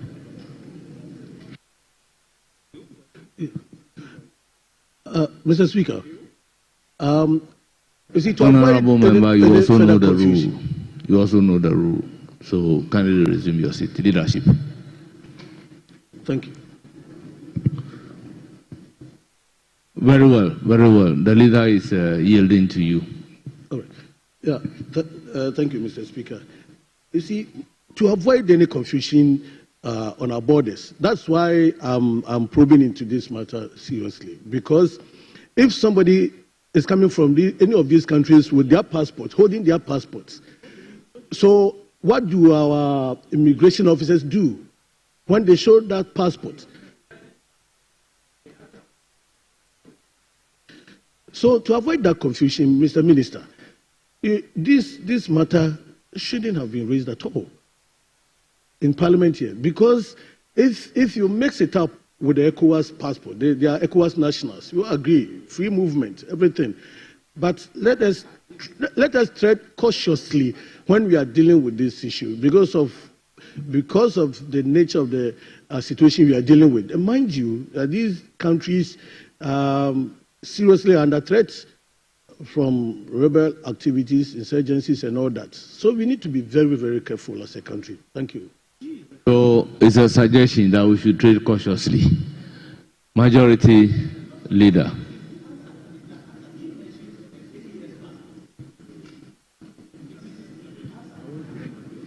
Yes. Mr. Speaker, I haven't got any question for that. Very well. We move to question number 64.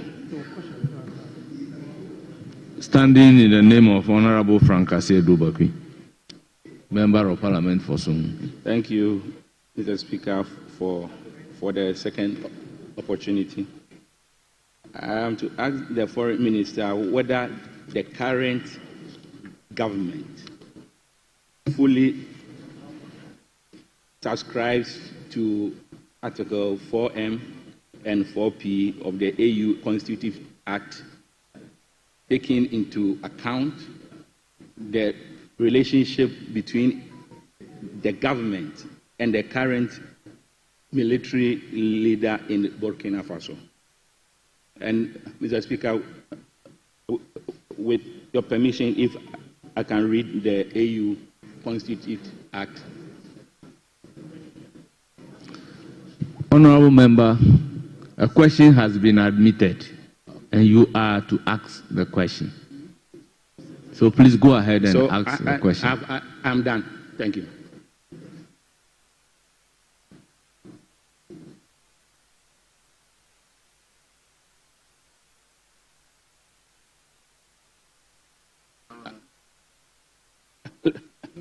Let me repeat it.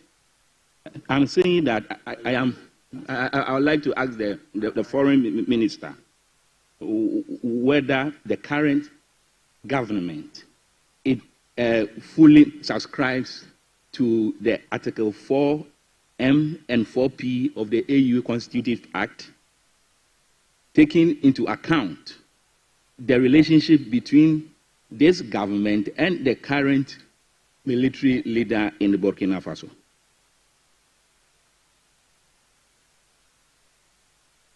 Honorable Minister.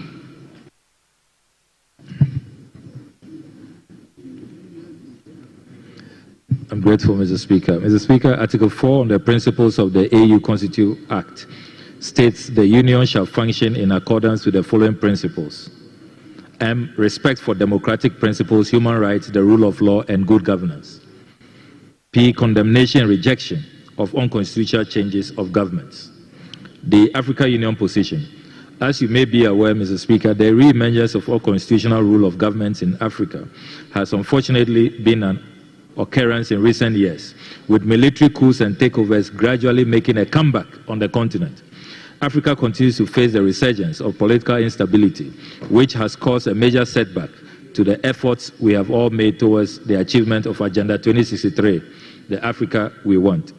The African Union has been working towards the management of the incessant unconstitutional changes of governments in Africa by adopting a number of normative frameworks, such as the Constitutive Act of the AU 2000, the AU Protocol on Peace and Security, the Lome Declaration of July 2000, and the African Charter on Democracy, Election and Governance 2007, amongst others.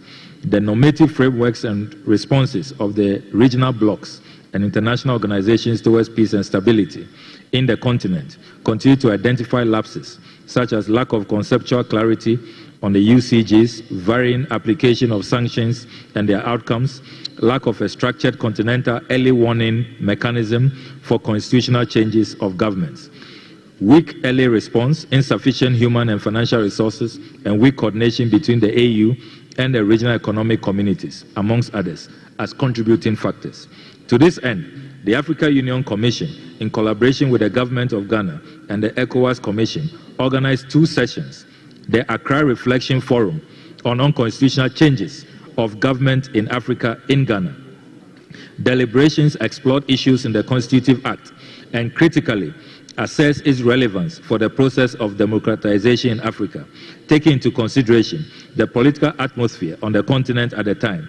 The fora, amongst others, resharpen the strategies to promote constitutionalism and the rule of law towards entrenching democracy and inclusive governance for the overall enhancement of peace, security, and stability in Africa.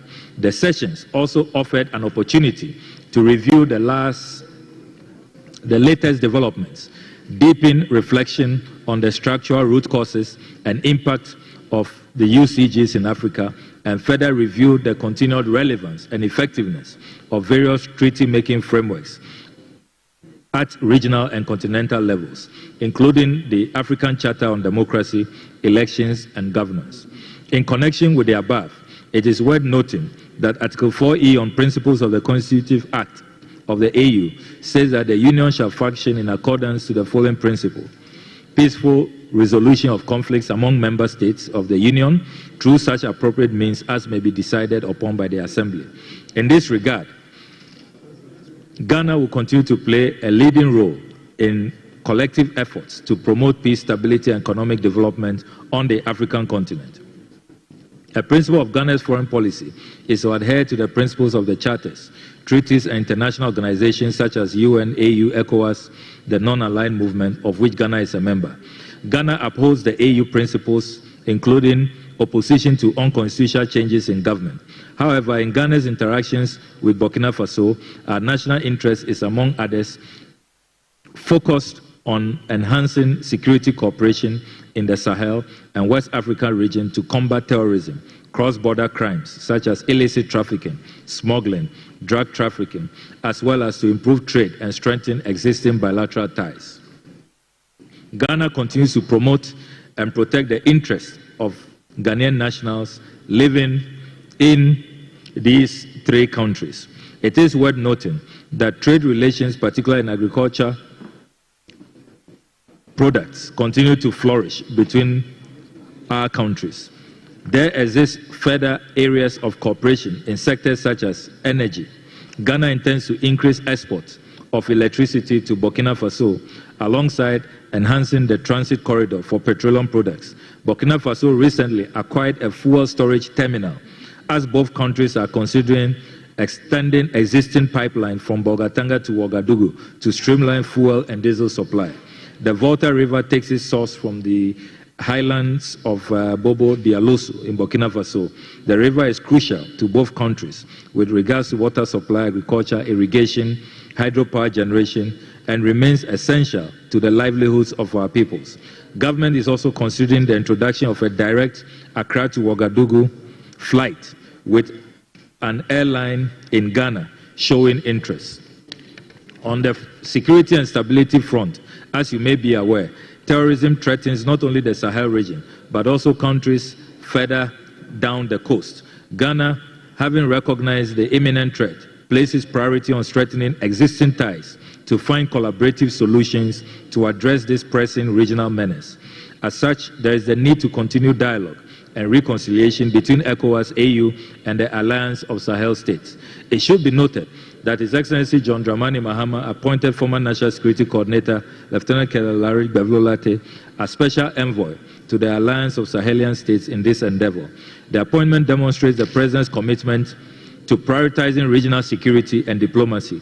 He will act as a liaison between the Government of Ghana and the Alliance for Sahel States and formulate engagements with member states of ECOWAS and the African Union. Mr. Speaker, upon assumption of office, His Excellency the President of the Republic indicated his intention to engage in pragmatic ways with our neighbors, in this case Burkina Faso. This is a cardinal foreign policy objective of the Republic.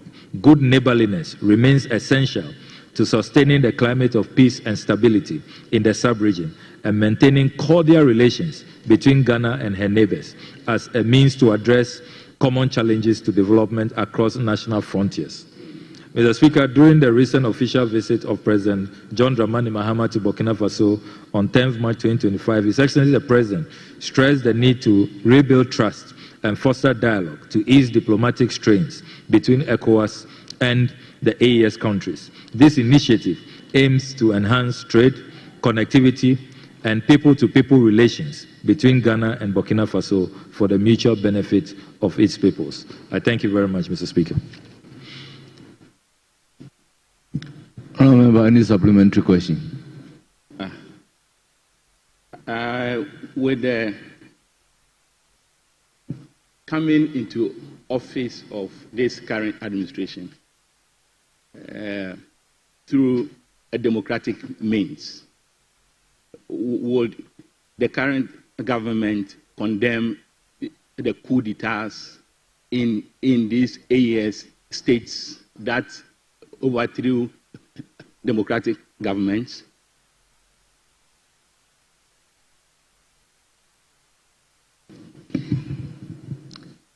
Honorable Minister. Well, thank you very much. Right Honorable Speaker, as I have emphasized all afternoon, we are in a very strategic period of dialogue, of engagements. We want to serve as a bridge. And when you are serving as a bridge, and already ECOWAS is looking up to Ghana, many of our nationals who are already traveling, moving, trading together, want to see a united ECOWAS. You do not want to engage in blame game. You don't want to single out anybody for what may be perceived wrongly, and which will undermine our efforts at dialogue, at negotiations towards the aims and the objectives that we all want as a people, as a house. So I will recommend a different strategy. I do not think that what you are suggesting at this point will be helpful to the ongoing rapprochement, the engagements and the dialogue that is ongoing. I think that we should remain on this path. This is a path which is in our national interest and which will ultimately help our sub-region.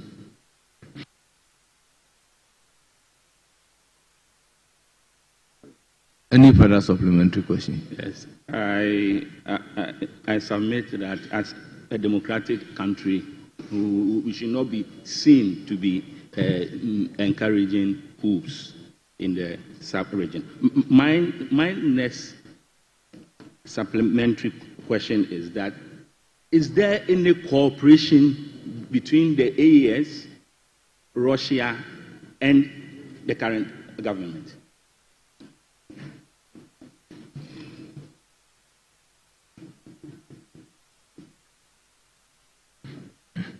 I'm grateful, Mr. Speaker. Mr. Speaker, because the honourable member preceded his question with a remark, and this has been a House of Records, let me state without any equivocation that the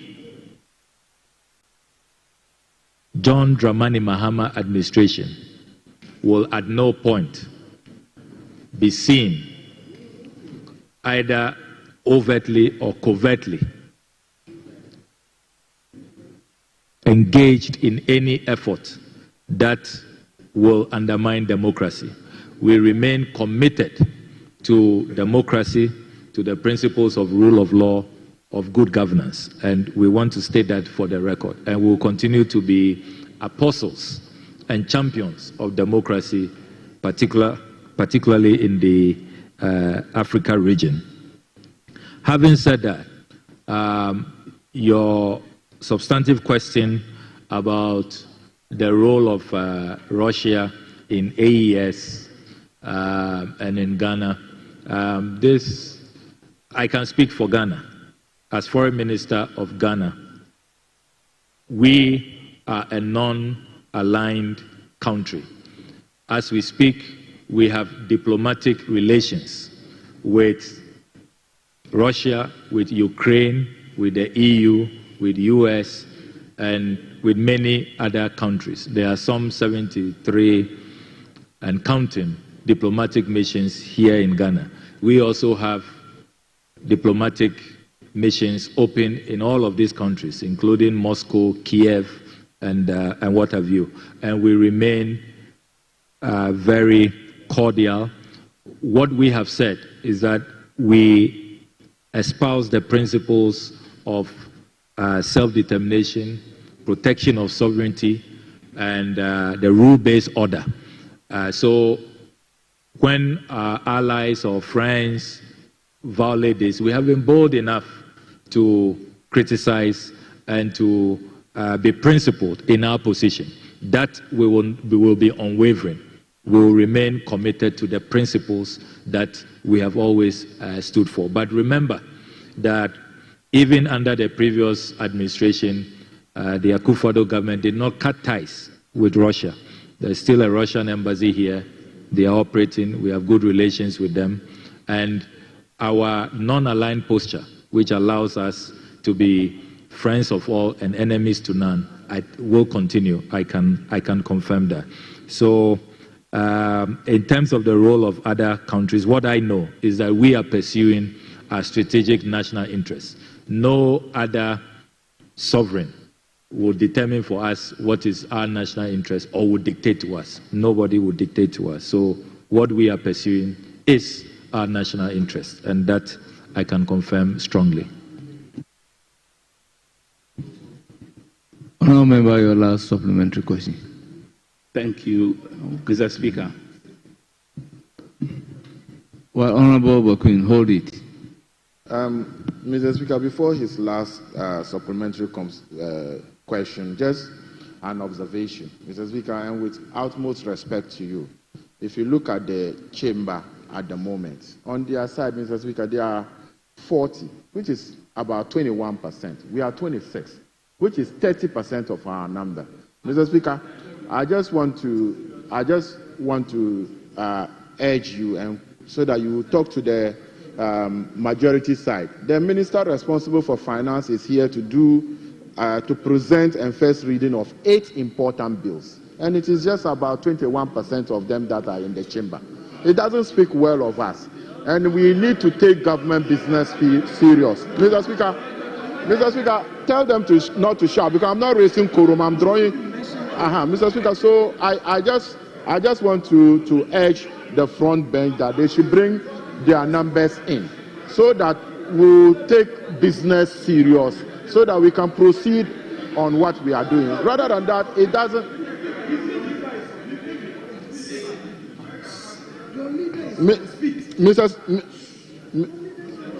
Mr. Speaker, as I rightly said, the majority side, they are 187. At the moment, they are 40, which is 21% of their number. We are 88, I have counted, and we are 26 now, which is 30% of our number. It doesn't make seat. So for that matter, they should try and come in there so that the finance minister's important bills and first presentation and first reading, it can be done. Rather than that, Mr. Speaker, it doesn't speak well of this house. It doesn't speak well of this house, and we don't take our business, especially the majority side. It doesn't speak well of you, that you have 187 and you are less than 40 in the chamber. Mr. Speaker, with respect, I think you should direct the minority side so that they bring their numbers in, and then we can continue with the business. That is my prayer to you, Mr. Speaker. Well, Honorable Member, your last supplementary question. Thank you, Mr. Speaker. I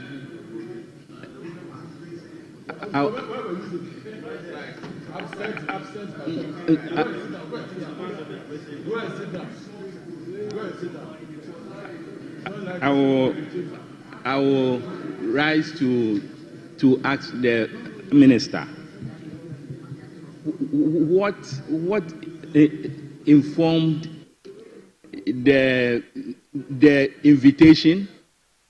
What informed the invitation of the Burkinabe military ruler to the president's inauguration? I'm saying what informed the invitation of the Burkinabe ruler, military ruler, to the president's investiture.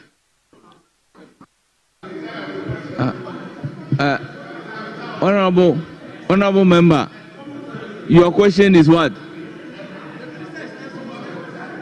Minister, hold on. Minister, hold on. I am asking the minister what informed the invitation of the Burkinabe military ruler to the president's investiture. Honorable Minister, the question is accordingly overruled.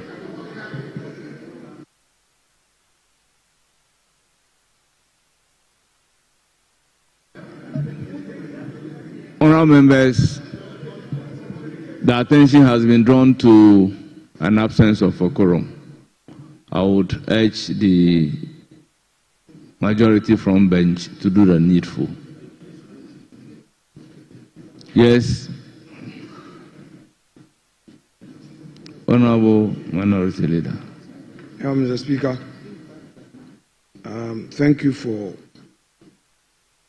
giving some directives to the majority front bench. The minority leadership is concerned, and those concerns were earlier raised by the Deputy Minority Whip.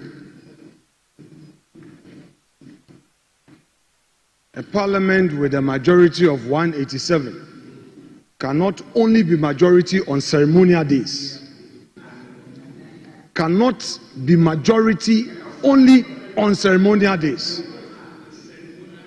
Mr. Speaker, yesterday I watched the swearing in for the deputy ministers and a minister of state. A lot of the MPs on the majority front bench were at the Jubilee House. They were there, it was all over on the TV. Your business is in this chamber, not Jubilee. Mr. Speaker, it is very important.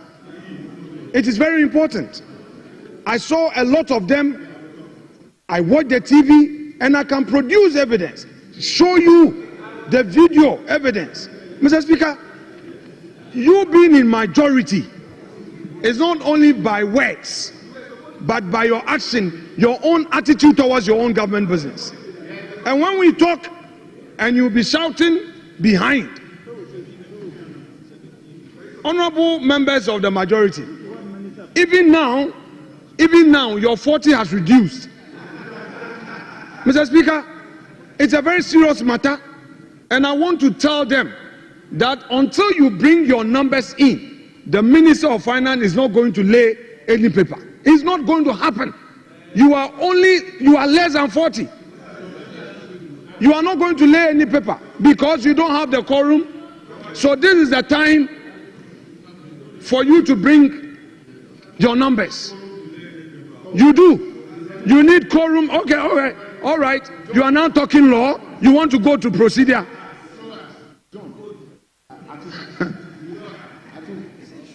You want me to show you where we need quorum to start business? All right, very well. Go to the Constitution.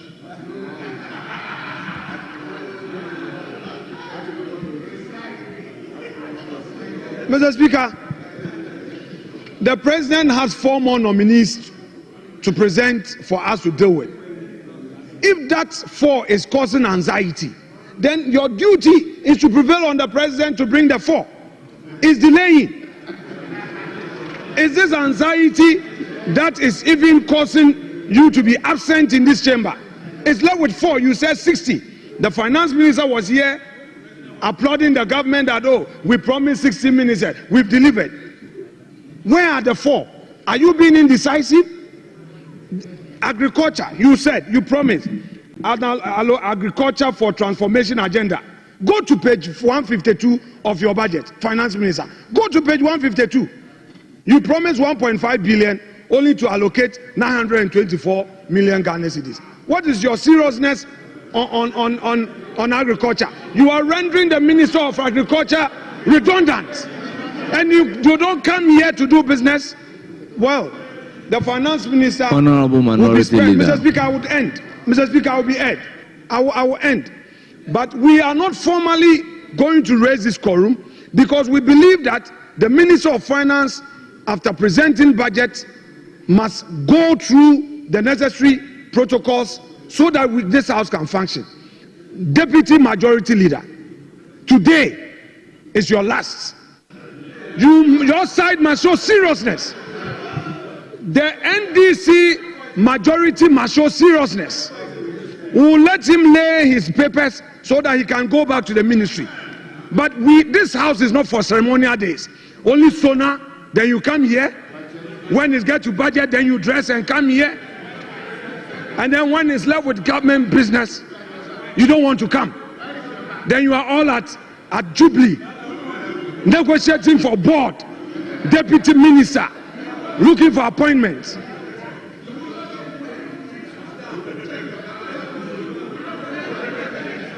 Absent majority. And they won't even keep quiet. Where are your numbers? Where are your numbers? Where are your numbers? We need your presence in this chamber. We need your presence in this chamber. Echinasu tomorrow.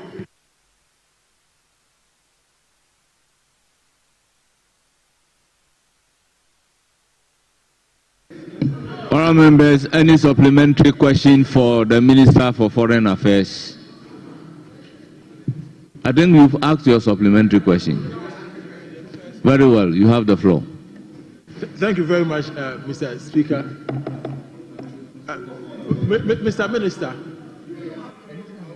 Mr. Minister, with your approach that the NDC or this government. Honourable members, order. Honourable Dafabebo, please, if I may put my question. Honourable Dafabebo, I will listen to you after him. Okay. So, Minister, with the approach that this administration finds it difficult to condemn coup d'etats, don't you think that this will embolden would-be coupists to engage in coups in the sub-region, knowing that there are no consequences, especially when it comes to mere condemnation. If the Minister of Foreign Affairs of the Republic of Ghana cannot just condemn coup d'etat, don't you think that that is going to embolden would-be coupists? Honourable Minister.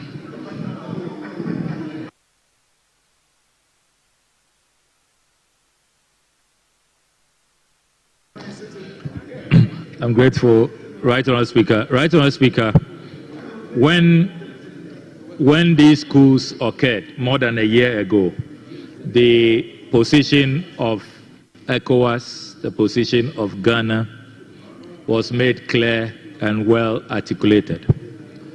As a government, we have not departed from that position. We remain committed to the principles of democracy. The 1992 Constitution in Ghana enjoins all of us to be committed to deepening democracy. And we, our political tradition, is credited for bringing us this far in our democratic credentials. This is the longest dispensation of democracy under this Fourth Republic since the 1992 Constitution was promulgated. And we are very proud of that, to have led those efforts. So our commitment to good governance, to rule of law, to democracy, to the rule-based order is not in doubt, and nobody can question that. What is happening now is, in pursuit of Article 40A, our strategic national interests, making sure that we create a bridge, a dialogue. Here we are faced with violent extremism, with terrorism. We need to share intelligence. We need to have bilateral engagements that will protect our territorial integrity. We need to make sure that the peace and stability of our country is protected. So we are engaged in a strategic dialogue, positive engagements that will lead towards the attainment of the goals and objectives that we all espouse. That is what we are doing in the strategic interest of our country and the people we serve.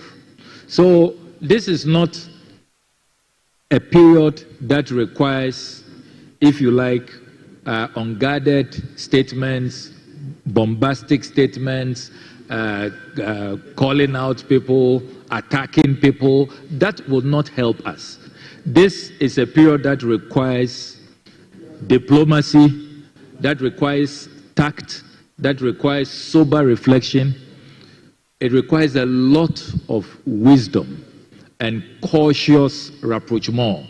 That is what President Mahama is pursuing, and he is being applauded all over. Ultimately, this will lead us to deepening democracy in the region and making sure that our commitment, if I can be protected, Mr. Speaker. So our commitment to democracy, to good governance, to the rule of law is enhanced by the new engagements and the new channels of dialogue that President Mahama has opened. And I think that we need to join the global community in applauding the President for his tact, his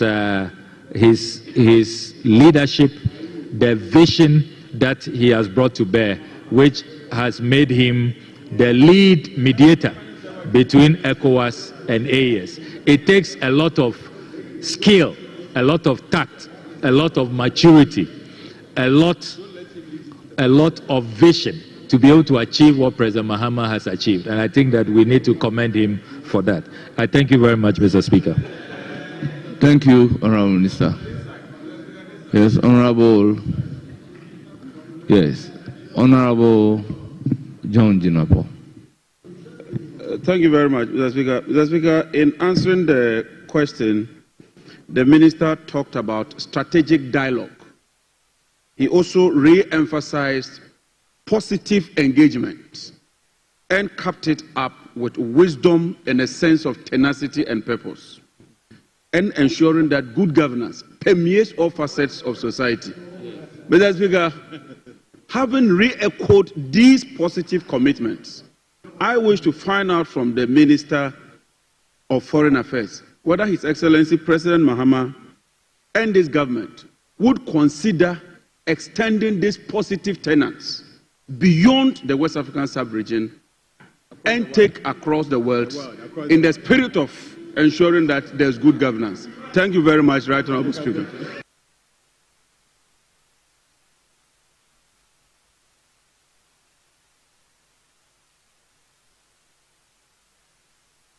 Yes, Honourable Minister. Well, thank you very much, Right Honourable Speaker. Right Honourable Speaker, I commend the Honourable Energy Minister for his very important question. And, Mr. Speaker, I can confirm that President Mahama will continue to bring these attributes to bear in his engagements with the rest of the world, even beyond the sub-region. Because, Mr. Speaker, the world is looking for leaders like President Mahama. There's a lot of uncertainty. There's a lot of inward-looking leaders, isolationist leaders, leaders who are only looking within. But President Mahama is a leader who has demonstrated that multilateralism, positive engagement, reaching out, working together, working collectively, that is what the world needs. That is what guarantees global stability. That is what guarantees global prosperity. So, Mr. Speaker, I can assure this House that this sterling quality, this very admirable posture of President Mahama will be brought to bear on the global stage, not only in the sub-region. I thank you very much, Mr. Speaker. Yes, Honourable Habib. Mr. Speaker, my question to the Minister responsible for Foreign Affairs. Just before the Minister responsible for Energy asked his question, in your answer, you said that President Mahama had been applauded by many countries. This is a house of record. Is there any evidence to that he has been applauded, or name the countries that have applauded him, individual people who have applauded him for that? Thank you, Mr. Speaker.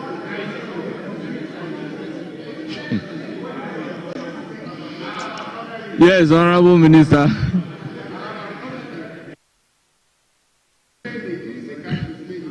Well, thank you very much, Right Honourable Speaker. Right Honourable Speaker, if the Honourable Deputy Minority Whip was listening carefully, I had said that President Mahama is being applauded by many.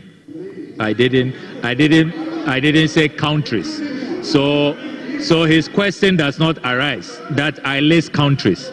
I said he's been applauded globally, applauded all over. And Mr. Speaker, evidence abounds. Those who have been reading the international literature, read if you read the international media, you see analysts, you see pundits, you see experts, contributors who are all saying that. Honourable John President Mahama's approach, his very skillful and tactful approach, that is the way to go.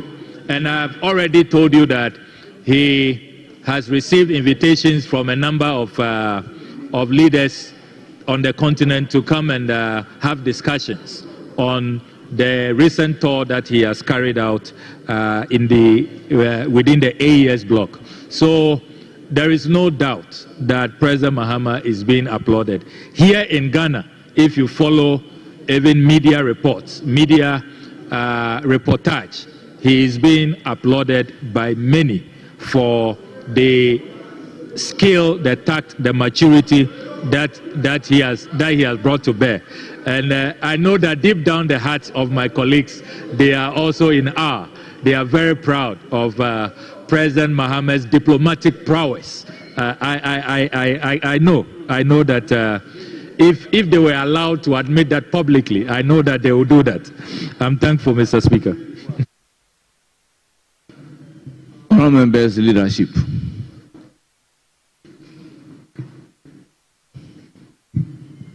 Mr. Speaker, I have two questions. The respected Foreign Minister, in an earlier answer, said that there are world leaders who are inward looking and are isolationists.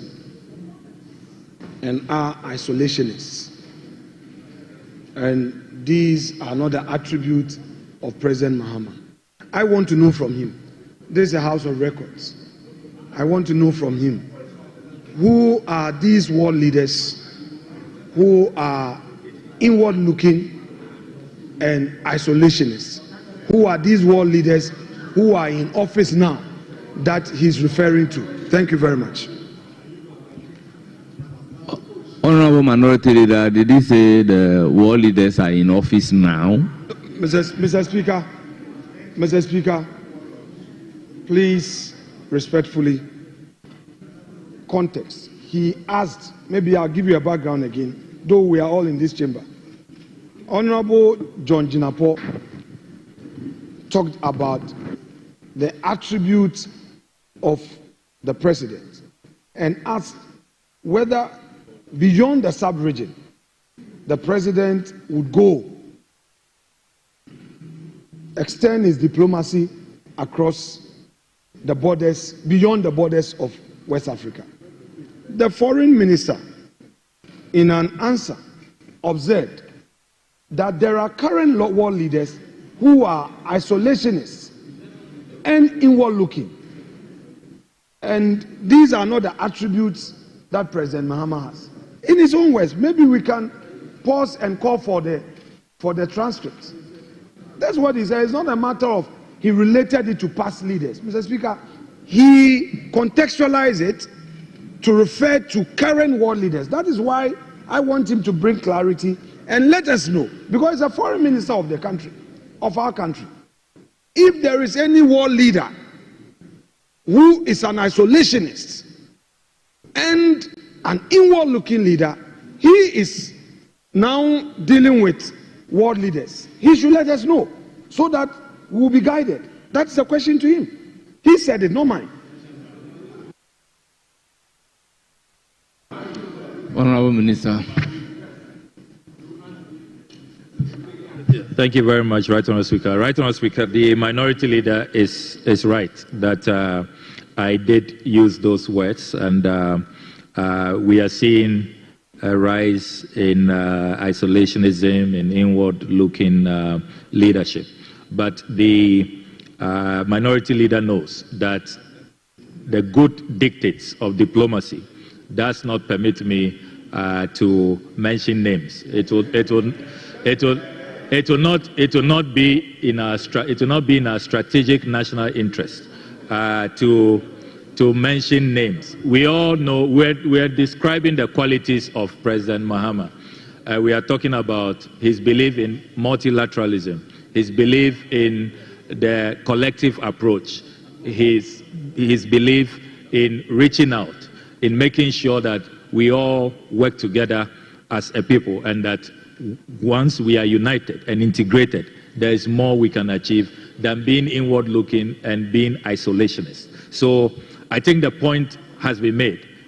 It suffices for me to say that these are the two varying qualities, contradictory qualities. We are blessed to have a leader who has qualities of multilateralism, of positive engagement, reaching out, and working together. So I think that should suffice. We should not invite conflict or war upon ourselves. And I know that the minority leader is experienced in diplomacy and international relations, and it will not be good for this House to be listing leaders and trying to if you like, pigeonhole them in a negative context, which will not be appropriate at this time. Thank you very much. Thank you, Mr. Your Speaker. next question. Mr. Speaker, I agree with my respected colleague in part and disagree with him in part. Mr. Speaker, the metaphor created by him in his submission is entirely his. And I'm happy he says that we should not use the platform to mention names. However, I hold a view that he could have eloquently put out the attributes of President Mahama without the approach he adopted. To the extent that when he had the opportunity for the second time, he re-echoed that there is a current trend of isolationist leadership across the world. Obviously, this is a house of record. To the extent that you have anchored a submission on a trend, you are a diplomat. So if Mr. Speaker would agree with this prayer, I would pray that that aspect of the submission be expunged. It's entirely your decision, and then we are here to help each other, not to isolate one another and think that pound him. That's not my style in politics. And he knows that I've been engaged in international politics for some time, proud to he assuming office. I believe that you can still talk about the attributes of your leader. You don't need to make that point. So I pray, Mr. Speaker, that that portion, that there is a trend of isolationist leaders and inward-looking leaders across the group be expunged. If you don't want it to be expunged, that is entirely yours. I will move to my next question, which is my final though. Mr. Speaker, okay, Mr. Speaker, you may determine it before you can proceed to ask the next question. Very well. Mr. Speaker, my final question to my respected colleague. Mr. Speaker, he says that the president, as part of his multilateral diplomacy, that posture, thus far, he's received applause. And when he was pushed further, he said, well, the applause is coming from analysts, pundits, and contributors in the international tabloids, international media. Can the respected diplomats and member of this house give us these contributors by name, these pundits, which newspaper, which global newspaper, which tabloids, which dates, so that this house can fully apprise itself of these great attributes and join in celebrating our president and join him and others in celebrating the president. Mr. Speaker, that is my question, please. Very well, Honorable Minister.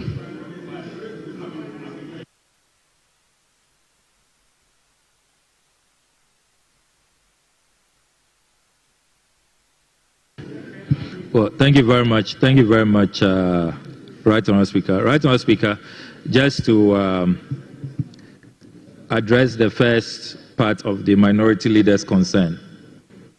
The minority leader should be assured that the trends that I've spoken to are trends that have been openly discussed, for which even international organizations like the UN, the AU, have had sessions to discuss this trend. So there is nothing we stand to lose, even as a house.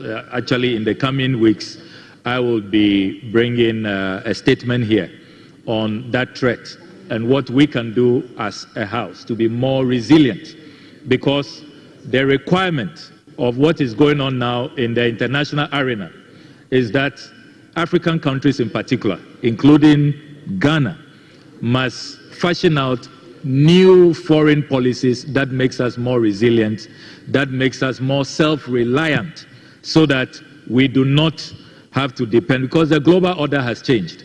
And the tapestry of global leaders now are not the same as it was. And this is a fact that international organizations are discussing. So this, we shouldn't play ostrich about this, and we don't need to mention specific names, but these are facts. These are facts. Even in our budget this year, new allocations have been made to take note of the current global order, and that is a fact. The second part of the Honorable Minority Leader's submission.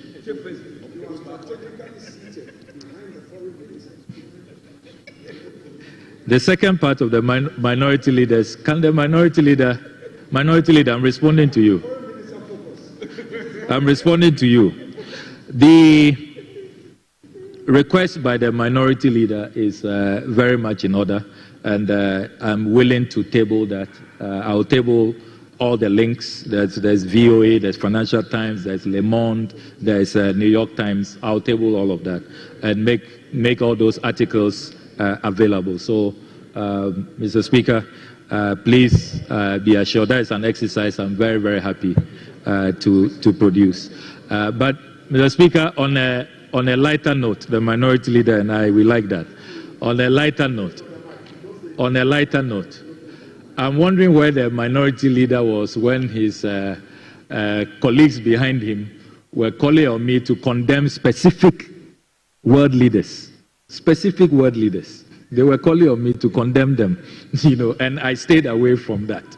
And he didn't advise them, but is now seeking to advise me. So it's quite interesting. Sometimes the double standards of the minority leader. But that's on a lighter note. It's on a lighter note. Thank you, Mr. Speaker.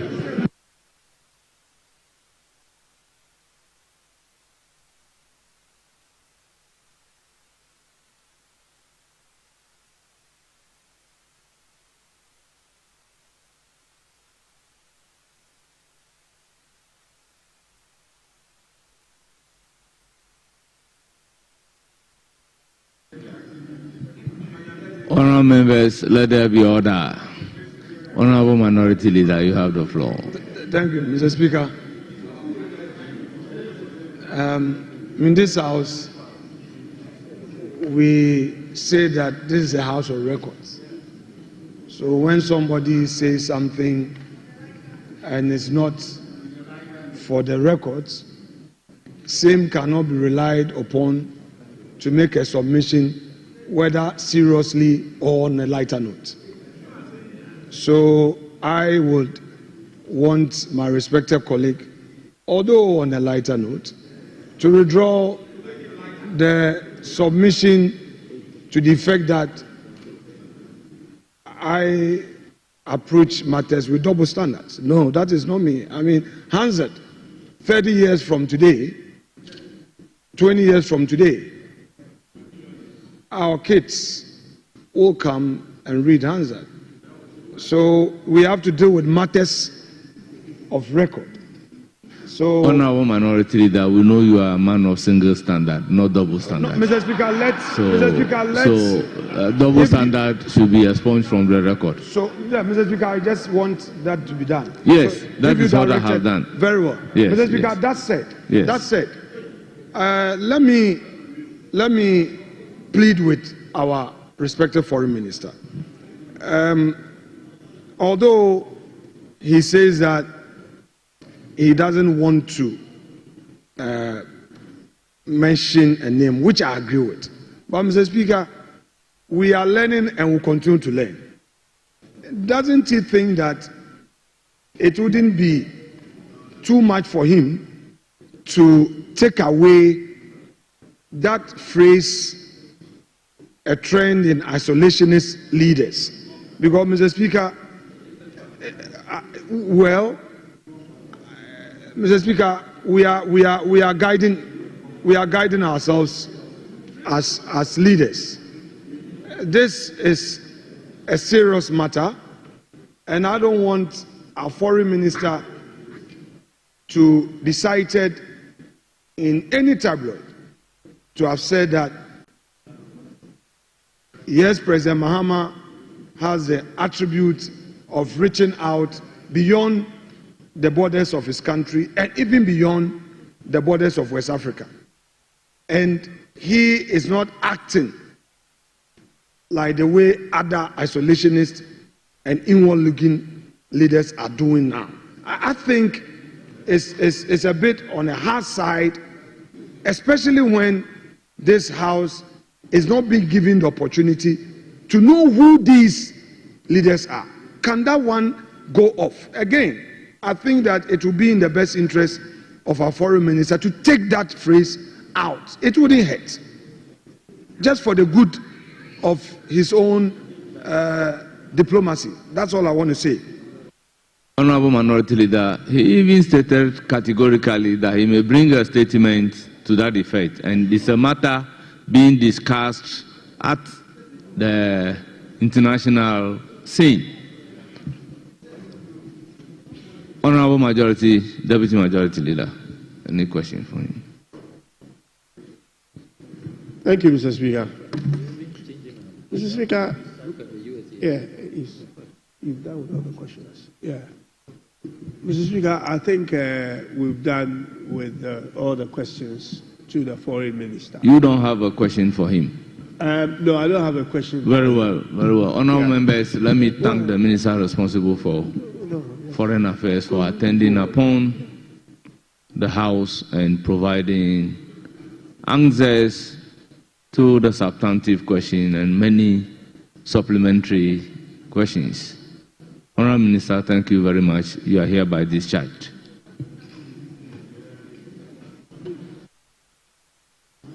Yes, Honorable Deputy Majority Leader.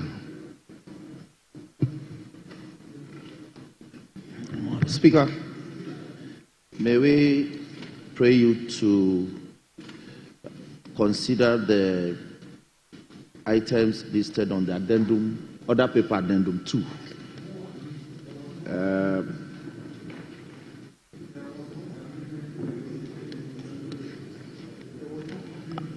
I'm seeking leave of the Speaker. You are in disagreement, but I'm leaving it in the hands of the Speaker. It's yes, we are all laying. So yes, I'm doing my job.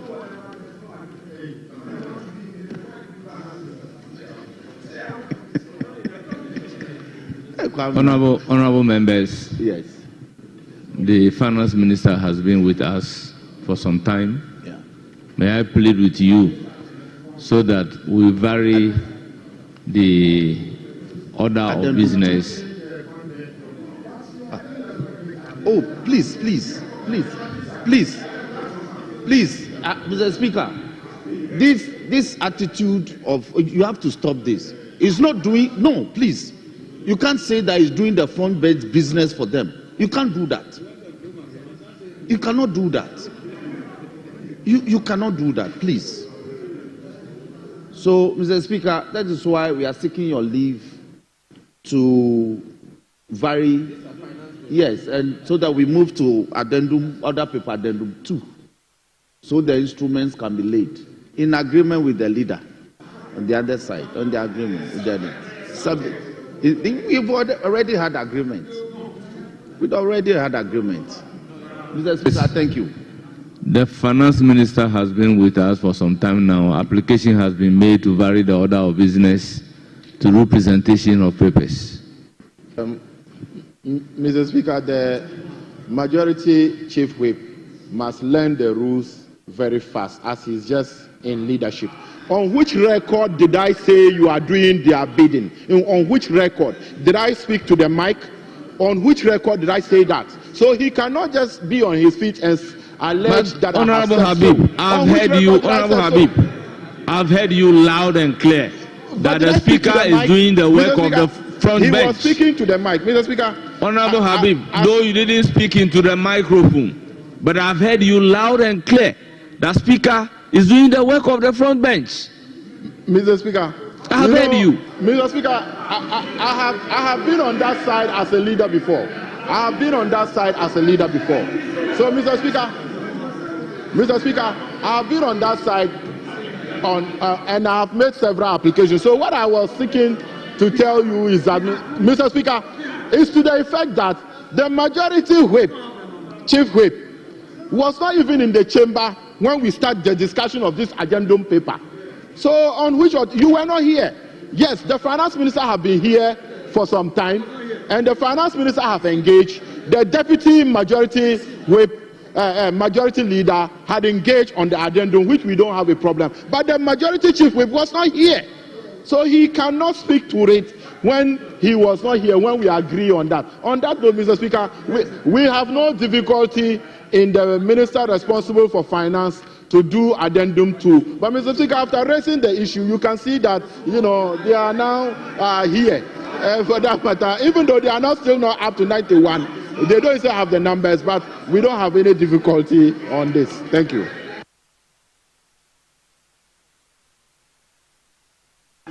Honourable members, order. Leave is hereby granted at commencement of public business. Order paper addendum 2. Presentation and first reading of bills.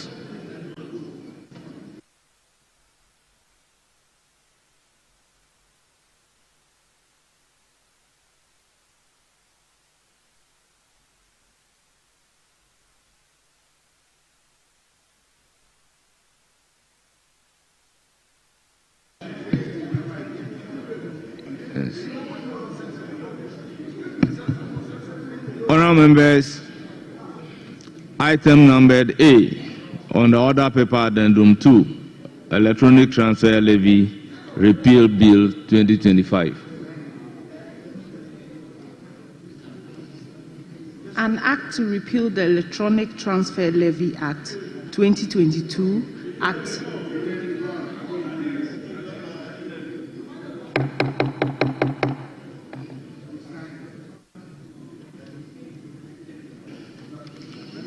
Honourable members, very well, repeat it. An act to repeal the Electronic Transfer Levy Act 2022, Act 1075, and the Electronic Transfer Levy Amendment Act 2022, Act 1089, and to provide for related matters. Honourable members, the bill is read the first time and referred to the Finance Committee for consideration and reports.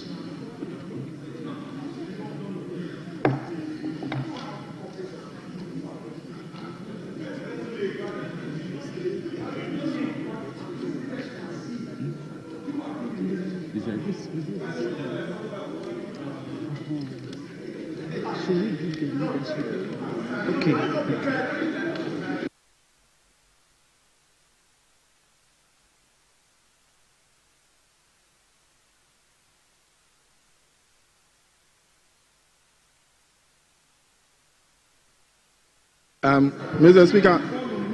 Speaker, if it will please you, even though you have referred the matter to the Finance Committee, if the leadership of or the entire Committee of Constitutional Legal can be attached to the Finance Committee, added to the Finance Committee, even though you referred it to the Finance Committee, but if the leadership of the Constitutional Legal, so that it could be a joint committee to look at this.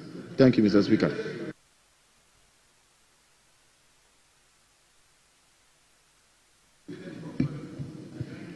Yes, Honourable.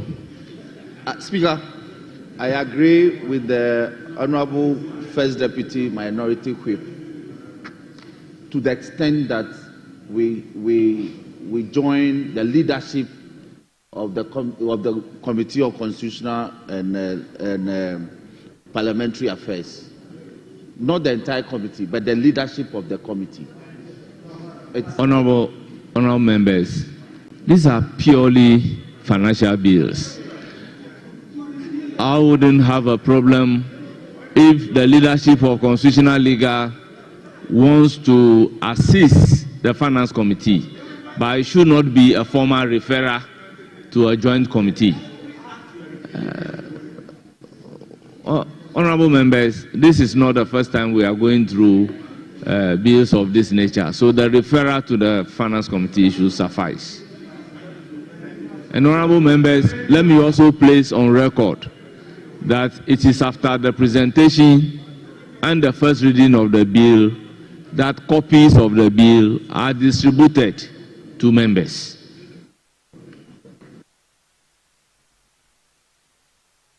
Yes, Honorable Minority Leader. Mr. Speaker, two issues on this rising. The practice has always been that even before the minister brings such a major policy matter, he engages with the leadership of the House. The finance minister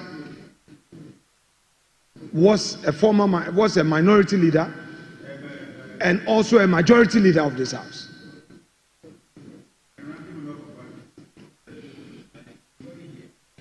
You have not seen, and I don't even know whether it's you're bringing it under a certificate of urgency or you've gazetted.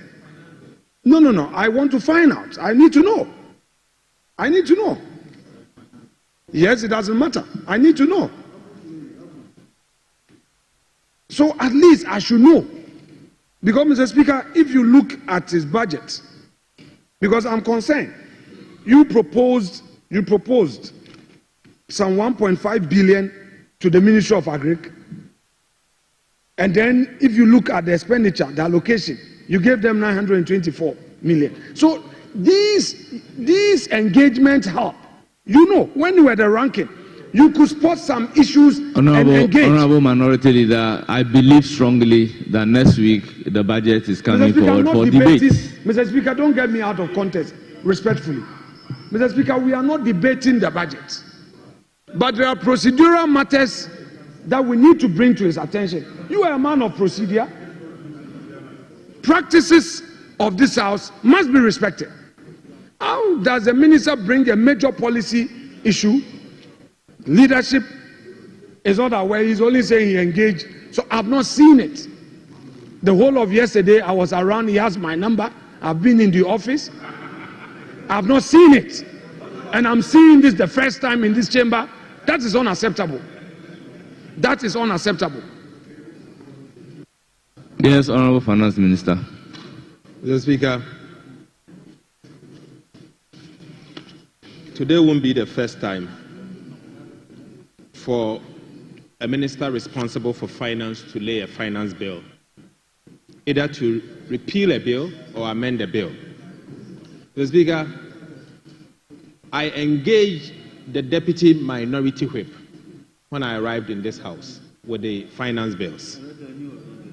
At the time, the Honorable Minority Leader was not in the chamber. And I asked the Deputy Minority Leader that can I lay the following bills?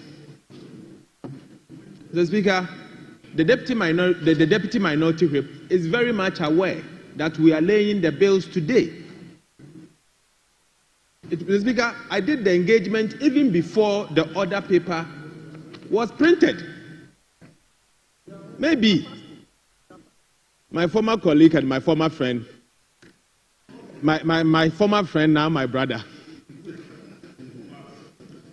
doesn't know the kind of engagement that we had. Mr. Speaker, I have now elevated him from my former, as a former friend to now brother. So he should understand that I did engage the caucus, and he was not in the chamber at the time. He was not in the chamber at the time. Mr. Speaker, all what I seek to do is to lay these bills for the Finance Committee to be able to consider the bills. Nothing more, nothing less. Mr. Speaker, all what we are seeking to do is to relieve the burden on the ordinary Ghanaian.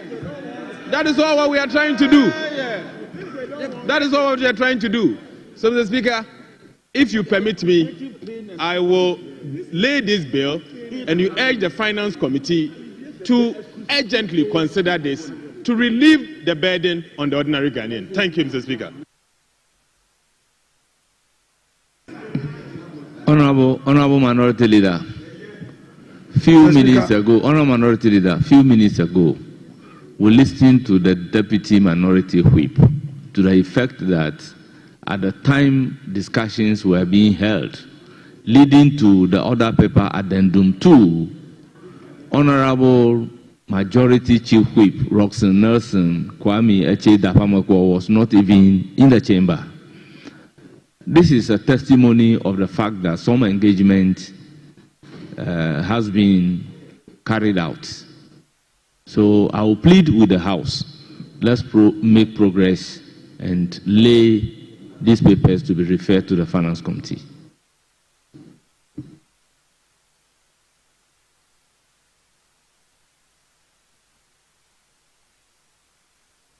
Yes, Honorable Minority Leader. Mr. Speaker, I want Hansard to always record the accurate facts. I am not saying that there was no engagement. I haven't said that. And I wouldn't be dishonest in saying that. What I'm saying is that beyond the engagement, you should have given us copies, discussed the copies. When I entered the chamber, the Deputy Whip informed me that you've had discussion with him. But he didn't have copies. And you concede on that indeed you didn't share with us. When I asked, you said the clerk at table had copies. All my argument basically is on the fact that we didn't get copies. Now, we had to draw Mr. Speaker's attention to your absence for you to come. And when you come to, you won't keep quiet to allow us to work.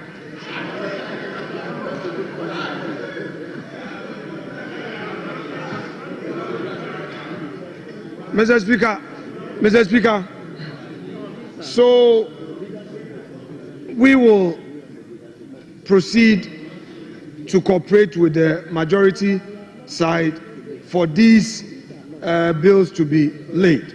But for the finance minister to say that he wants to do this to relieve the ordinary Ghanaian of the pain he's going through. What he is not telling the ordinary Ghanaian is that these taxes are what this government is relying on to pay for fuel for ministers, to pay for expenses at the presidency. Look at the amount they allocated to the presidency. You are giving in excess of 2 billion to the presidency, and you gave only 50 million to the women in banking. And then your 24-hour economy policy is not even ready. And you say you want to relieve Ghanaians. Honourable members, order. Mr. Speaker, I don't want the finance minister to start his debates now. I don't want him to introduce any debate. He's here to lay his papers. He should lay them and go to the ministry in peace. Because the jobs he promised Ghanaian youth, he's telling us that this year there will be no employment.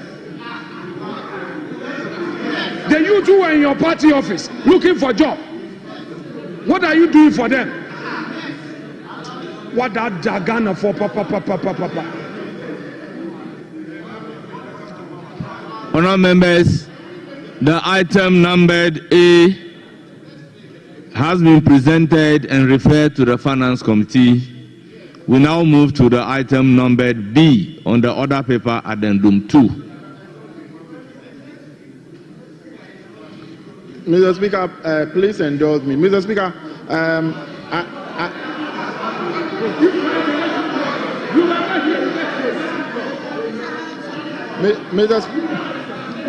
Mr. Speaker, You see, Mr. Speaker, Habib. I know, Habib. Mr. Speaker, I know you said the referral. I know you said the referral is to the Finance Committee. Mr. Speaker, the majority. Order. Mr. Speaker, the majority chief whip also agreed to the fact that the leadership of the Constitution. Mr. Speaker, these are laws that we are going to make. I know you are very passionate about that. And for us to make laws that we don't include the committee, that's for constitutional. So I don't think it will hurt Finance Minister, because these are laws that we are going to make. So if the leadership of this committee is added to Honorable Deputy it will Whip. be a problem. It won't Honorable hurt. Deputy Whip. I have been to several committees as a member of Parliament to help them make laws without those bills being referred to us jointly. Honorable Deputy Minority Leader, was I not at a gender committee meeting to help in the affirmative action bill as a ranking member for Constitutional, Legal and Parliamentary Affairs Committee? It was not referred to the joint committee, but I was there to help. There are instances where the bill will not be referred to a joint committee. Myself and Honorable Anyimedu will be at that committee level to be able to help the committee.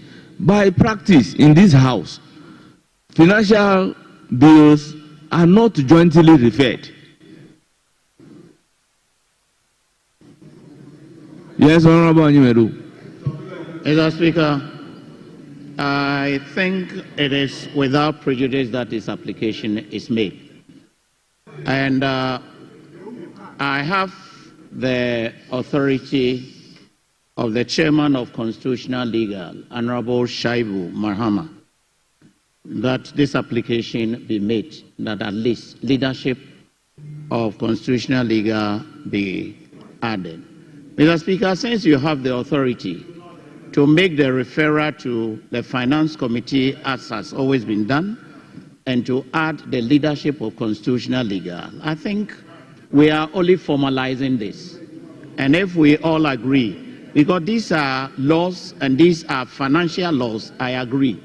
But I think the leadership would assist in, would assist the Finance Committee in coming out with good laws. Honorable Anyimedu, the point that I am making is that by practice and convention, these bills are not jointly referred. However, the leadership of the Finance Committee is not prevented from joining the Finance Committee to do this bill. And I have used you and I, for instance. We've been to several committees to help them without the bill not be, without the bill jointly refer. But let me remind you that the affirmative action, Mr. Speaker, it was referred. It was so formally referred that Constitutional Legal, my style is not to join committee meetings when formally I'm not invited. So, Mr. Speaker, if you agree with me that what we are doing is to assist and make sure that the right things are done. So I'm only asking that this be made formal. Honourable members, let us not belabor at this point. The bill is referred to the Finance Committee for consideration and reports. Item numbered B on order paper addendum 2. An act to amend the Ghana Infrastructure Investment Fund Act 2014, Act 877, to remove the annual budget funding amount as a source of funding for the fund. Honourable members, the Ghana Infrastructure Investment Fund Amendment Bill 2025 is presented and read for the first time and referred to the Finance Committee for consideration and report. Item numbered C on order paper addendum 2. An act to amend the Revenue Administration Act 2016, Act 915, to reduce the percentage of the total revenue that is set aside by the Minister in the Ghana Revenue Authority general refund account and provide for related matters. Honourable members, the Bill on Revenue Administration Amendment Bill 2025 is presented and read for the first time and referred to the Finance Committee for consideration and reports. Item number D. An act to repeal the Emissions Levy Act 2023, Act 1112, and to provide for related matters. Honourable members, the Special Import Levy Amendment Bill 2025 is read for the first time and referred to the Finance Committee for consideration and report. Item number E.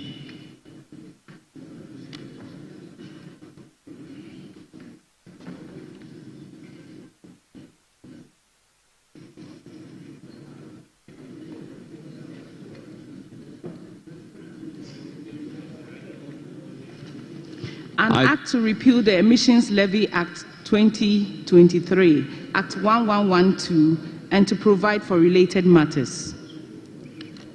Honourable members, the Emission Levy Repeal Bill 2025 is read for the first time and is referred to the Finance Committee for consideration and report.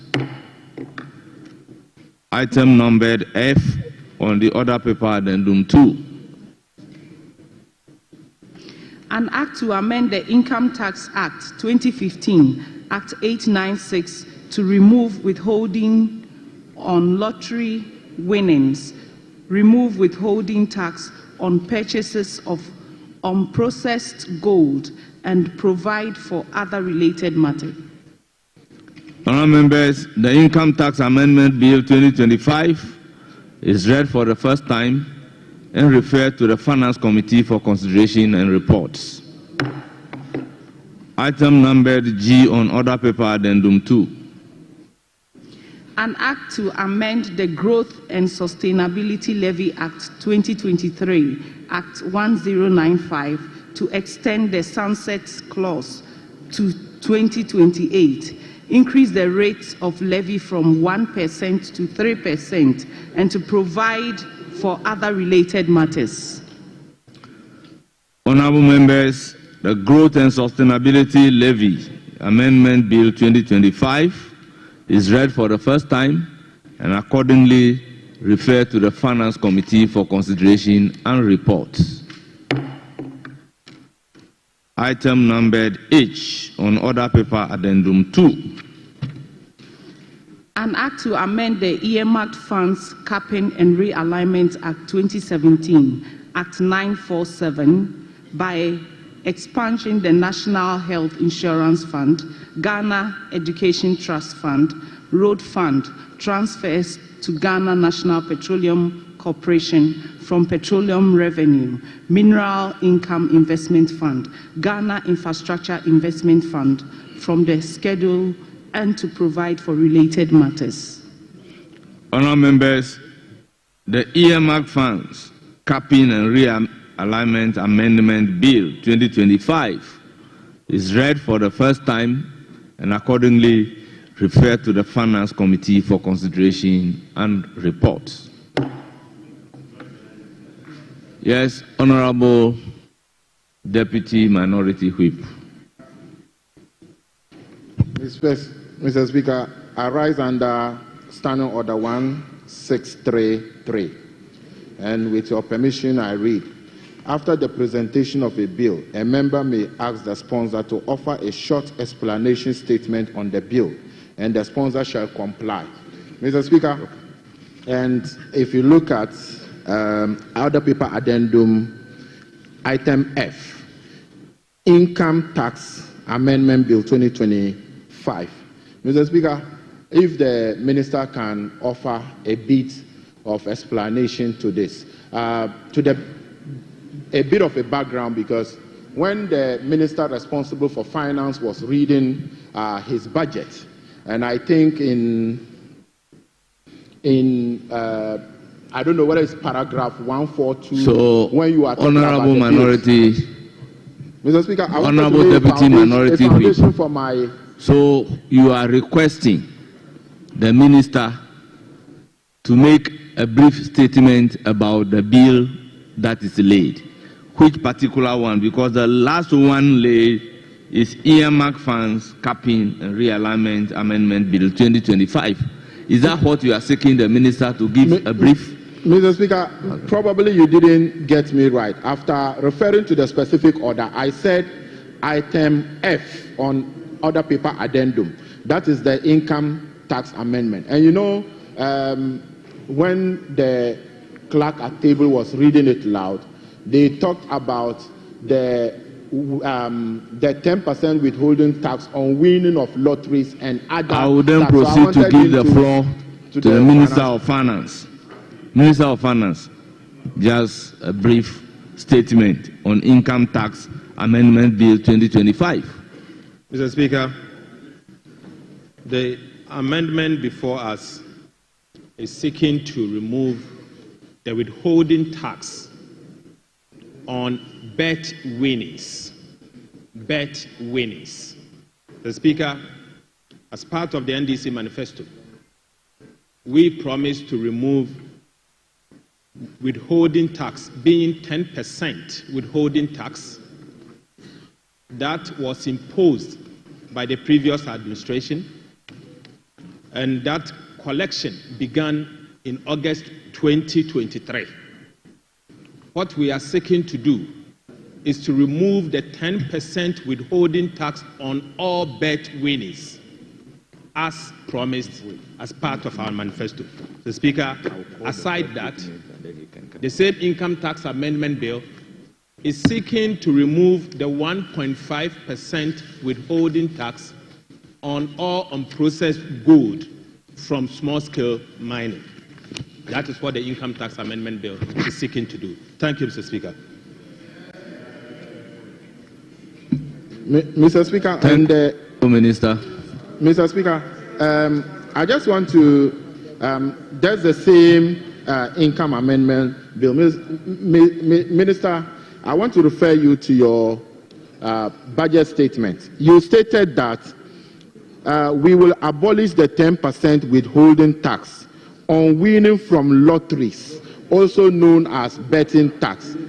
Is it the same thing, or is there any difference between that and the electronic one, also known as betting tax? Is it the same, or there are differences? Honorable Deputy Minority Whip, you've referred us to Standing Order 163. Is that not so? Read Standing Order 163 for us to know what is expected of the minister. Okay, whether he should be answering questions at this stage or he should make a brief statement. Okay, Mr. Speaker, as I refer you to the order 1633, and then it states that after the presentation of a bill, a member may ask the sponsor to offer a short explanation statement on the bill, and the sponsor shall comply.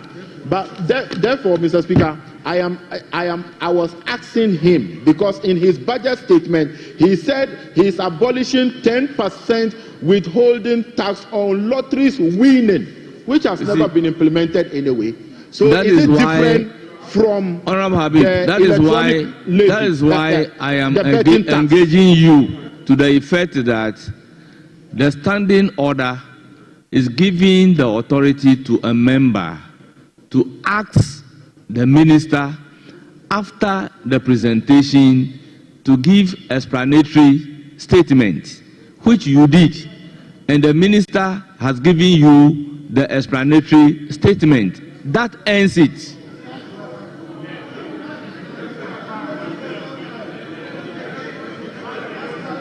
Honourable members, I said severally that when the procedure is set down for a right to be exercised, it is that procedure that will follow in exercising the right.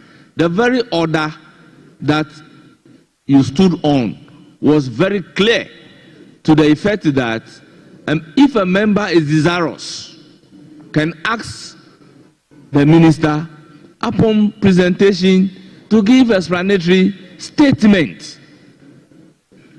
And when that right has been exercised and the minister has given the explanatory statement, it doesn't open it up for questions. Yes, Minority Leader. Mr. Speaker, you know you have a superior understanding of the law, and I appreciate it. What I think the member wanted to know was that the explanatory memorandum and the explanatory statement should have taken root from what the minister himself said in his budget statement. Mr. Speaker, yes, he has a right to give an explanatory statement, but that shouldn't be something unbeknown to this House. All that the Deputy Minority Whip is saying is that in your own budget statement, you made some commitment, and true to it, you have come under item F, Income Tax Amendment Bill. So in giving us an explanatory statement, his legitimate expectation is to the effect is that what you have said in the budget statement will be the basis for that explanation. You can't come to this House and tell us something new. Mr. Speaker,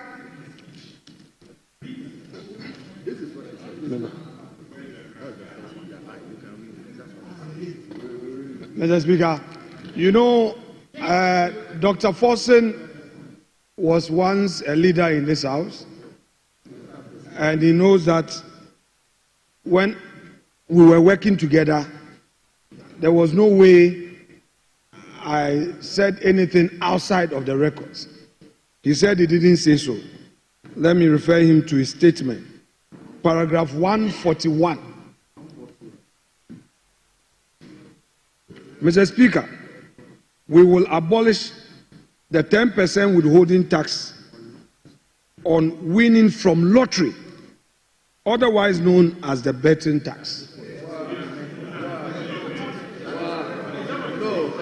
Mr. Speaker,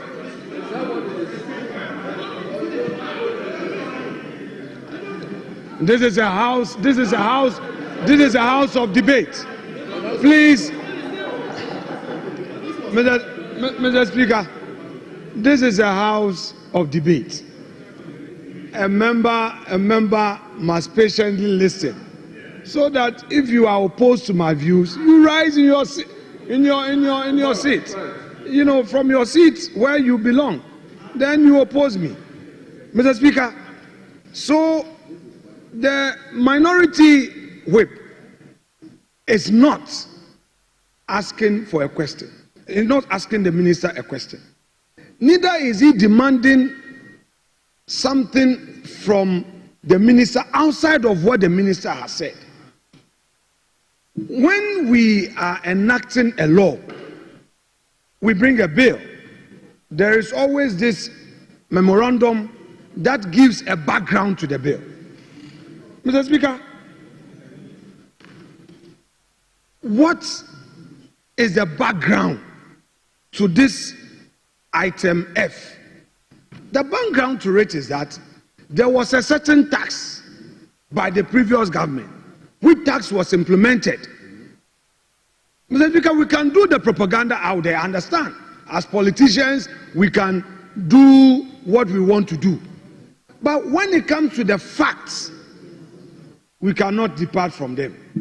The question is, Honorable Minister, this particular tax that you are seeking to amend, was it ever implemented? The very tax, the very one that you put in your budget statement, I want to know.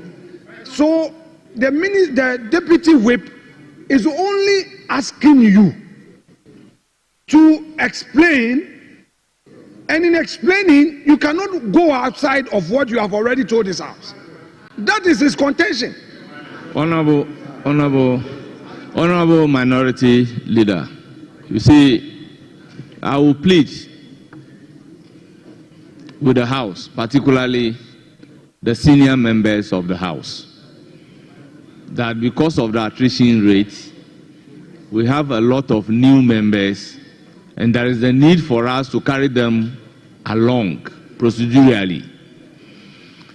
We know as a fact that upon presentation of the bill or the paper, if the member or the minister presenting the paper is desirous of giving a brief explanation, he can do so. Or a member may request that explanation in line with Standing Order 163. Honorable Deputy Whip has exercised the option to request the minister to give that brief explanation. Honorable members, there is a difference between that explanation and a debate of the bill at second reading. When a bill is introduced and referred to the committee, just like what we have done, the committee will look at it, consider the bill, write a report. They will program the bill for second reading. It is at the second reading stage that the memorandum accompanying the bill, setting out the principle, the rationale behind the bill, the mischief that the bill is seeking to cure, it is at that stage that the bill will be debated. It is not at introduction of the bill that we do what we are seeking to do. At that particular level, you can raise all the necessary issues, but this one is just on introduction. So whatever brief explanation that the minister has given, I so rule that it satisfies the requirement under Section 163 of our own standing orders. Honorable members, let's make progress. Honorable members, let's come back to item number 7, statement. We have admitted statement on Ramadan fasting by Professor Hamza Adam, Member of Parliament for Kumbugu.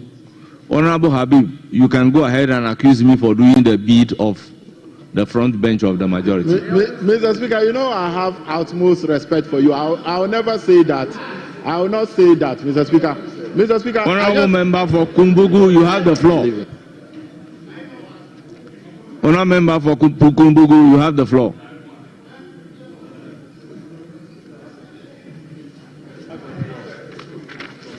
Second Deputy Speaker should take the chair.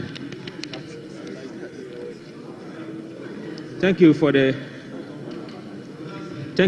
opportunity, Mr. Speaker, to make this important statement. Honorable Kumbugu, hold it. Yes, Honorable Minority Leader. Mr. Speaker, with respect. Mr. Speaker, with respect. Normally, when you rule, a member is supposed to rise to extend courtesy. He was on his feet to extend courtesy. But Mr. Speaker, all you have are the 5 of us on both sides. All you have are the 5 of us on both sides. So please, we give a smile. Let's exchange pleasantries. There is no way Habib would undermine you. Mr. Speaker, if you say that, oh, he should go ahead and accuse you, he was getting up to thank you, that as the chair pleases. As the chair pleases. Because he wasn't coming to attack you. Mr. Speaker, we are in this together. And if he's your leader, and then there are backbenchers both sides, and then it's like, go ahead and accuse me, Mr. Speaker. That's, Mr. Speaker, that one I would plead with you. Thank you very much, Honorable Minority Leader. Honorable Member for Kumbugu, you have the floor. Second Deputy Speaker should take the chair. Thank you so much, Mr. Speaker, for the opportunity to read this important statement. In the name of Allah, the most gracious, the most merciful.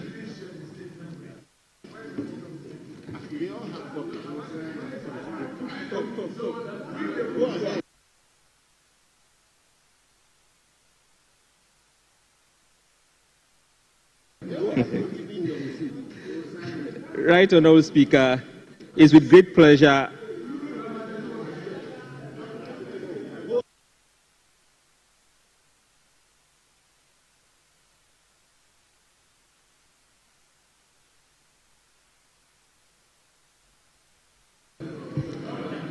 Yes. Mr. Speaker, the practice has always been that the member must share his statement. Once the Speaker ruled on this matter, that when the statement is admitted, he must share sufficient copies with colleagues. Mr. Speaker, let's not be departing from our practices and conventions. He is now sharing, and we don't have copies. How do we make meaningful comment on this? Mr. Speaker, second, the majority side of this House, Mr. Speaker, if you count them now, all their seats are empty. Yes, this is a House of record. We want to constantly remind you that you are making this a ceremonial chamber. It doesn't matter. It doesn't matter. You only come into this chamber on ceremonial days. Look, count, you are less than 30 in this chamber. Currently, you are less than 30. You cannot be using the Jubilee House as your office. This is the Chamber of Parliament. You are always moving to the Jubilee House. The time has come for you to respect your whips. No, Mr. Speaker, you always want your chief whip to be chasing you before you come to the chamber. You always want your leaders to chase you. Why are you at the Jubilee House? You were first elected as a member of Parliament. Mr. Speaker, the majority side must come into this chamber. We are going to raise quorum. You must come and work. Yes, because you want to go home. Because you want to go home. You want to go home. Look at all your empty seats.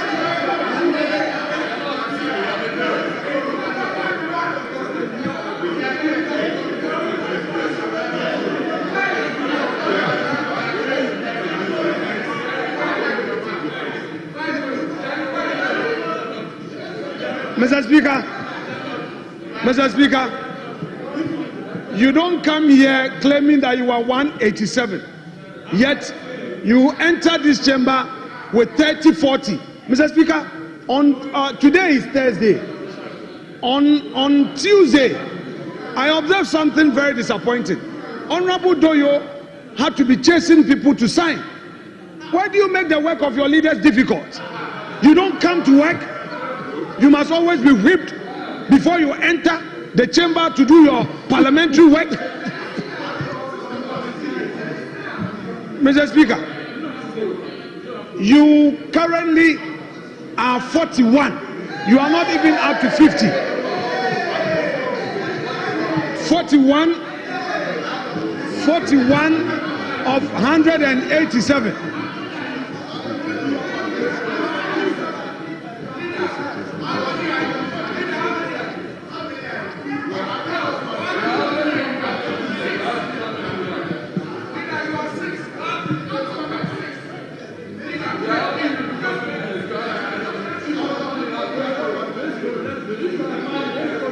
Well, leader.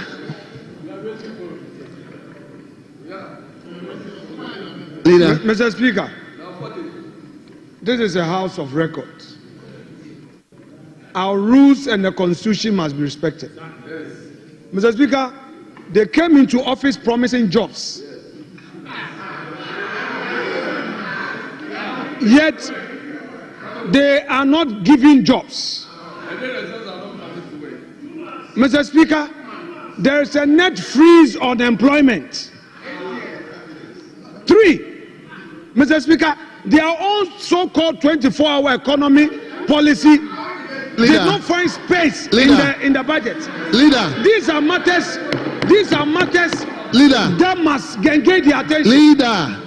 Please, listen, I'll come back to you. Let me conclude so that he comes in. Okay. Let me conclude so that he comes in. Mr. Speaker, besides, they don't come into this chamber. They are chasing for board appointment. The board appointments are for non-MPs. Those who didn't get MP, those who didn't get opportunity. You want to be a board chairman. They are chasing for boards. When you are in opposition, Mr. Speaker, no MP should be on a board.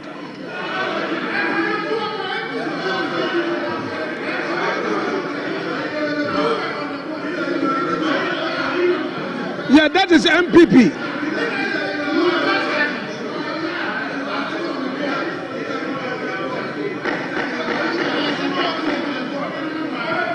Honorable members, please, we must at any point in time listen to one person. So you let him talk. After, I'll give the opportunity to somebody. The chief whip. After that, your chief whip will also talk. Mr. Speaker, when we were in government, they criticized MPs serving on boards. Today, as a member of parliament on the majority side, your job is to come to the chamber and work, not to be at the Jubilee House chasing, saying that if you didn't get ministerial, they should consider you for a board. You are not going to serve on a board.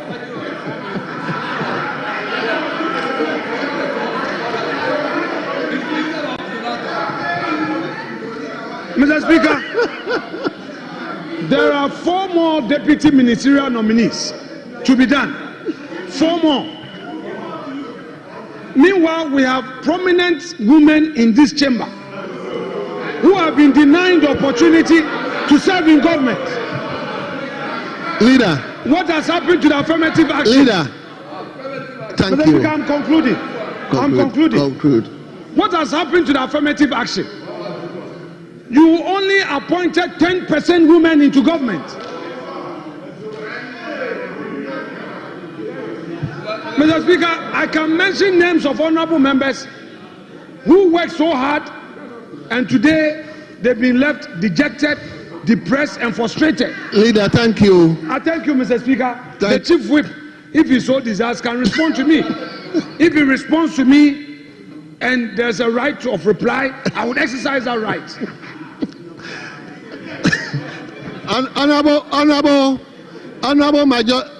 Honorable Majority Whip, can I beg you to, well, I don't know, I'm just saying, I want to beg him so that I can listen to Professor Hamza. Other than that, I'll give the floor to him. Fine. Honorable Dafiamopo, the floor is yours. Speaker, I thank you for the opportunity. Speaker, this House, as leaders, we assist you to manage the House. And that management of the House also goes to the numbers. Yes. As we speak, committees have just been established, subject to some 1 or 2 further amendments. The leadership of the committees are proactive. They are meeting to consider programs for the session and the meeting. About 6 committees met today. Some are still in session. 2. So I deny the allegation that this side do not attend to proceedings. Indeed, we do. Mr. Speaker, you will notice that the minority leader is also depleted in terms of, yes, minority leader, please, may you listen to me in some silence. Speaker, so because his cliche is that this house is a house of records, so he wants everything to be borne by the records. Let the records bear that today, as we speak, 63 of his members have attended onto proceedings today and have signed the attendance sheet. 63. On our side, 165. They've attended to proceedings and have signed it. But some committees are as many as 25. Some committees, some are 17 on the average. So, Speaker, if you have 5 or 6 of those committees meeting, you speak of about 70 members who may not be present on the floor. So it's important that as leader, he is leader, it's important that some of these matters, he should go slow on them. This is about the 3rd time that he's raised the matter since appearing on the floor. He's been away for some time. For the greater part of today, he was not here. But as soon as he came, it's the politics of the numbers. I can grant him that. But he's done enough, so he should leave it. Then 2, Speaker, 2, we are not a ceremonial attendance to parliaments of the proceedings. We attend to do business. So it's also not true that my side, that my back, my members are trooping to the Flagstaff House for appointments or board appointments. It's also not correct. So let the record not reflect that my members are not here because they are looking for appointments onto boards or opportunity to chair boards. We deny that. Mr. Speaker, it's also not accurate that His Excellency John Dramani Mahama has appointed only 10% of women onto his government. That too is not accurate. Finally, Mr. Speaker, it's also not accurate that the 4 outstanding ministers of state who are supposed to be appointed is suffering some delay because of some other matter. It's not true. The power to appoint is inherent in His Excellency John Dramani Mahama. He may do so with alacrity, and he will do it, Mr. Speaker. With these words, Mr. Speaker, may I urge my brother to allow us to take the 2 statements that we have agreed to take. And Mr. Speaker, let the record also reflect that the current minority leader was a famous board chairman of 2 very important state institutions. Very famous.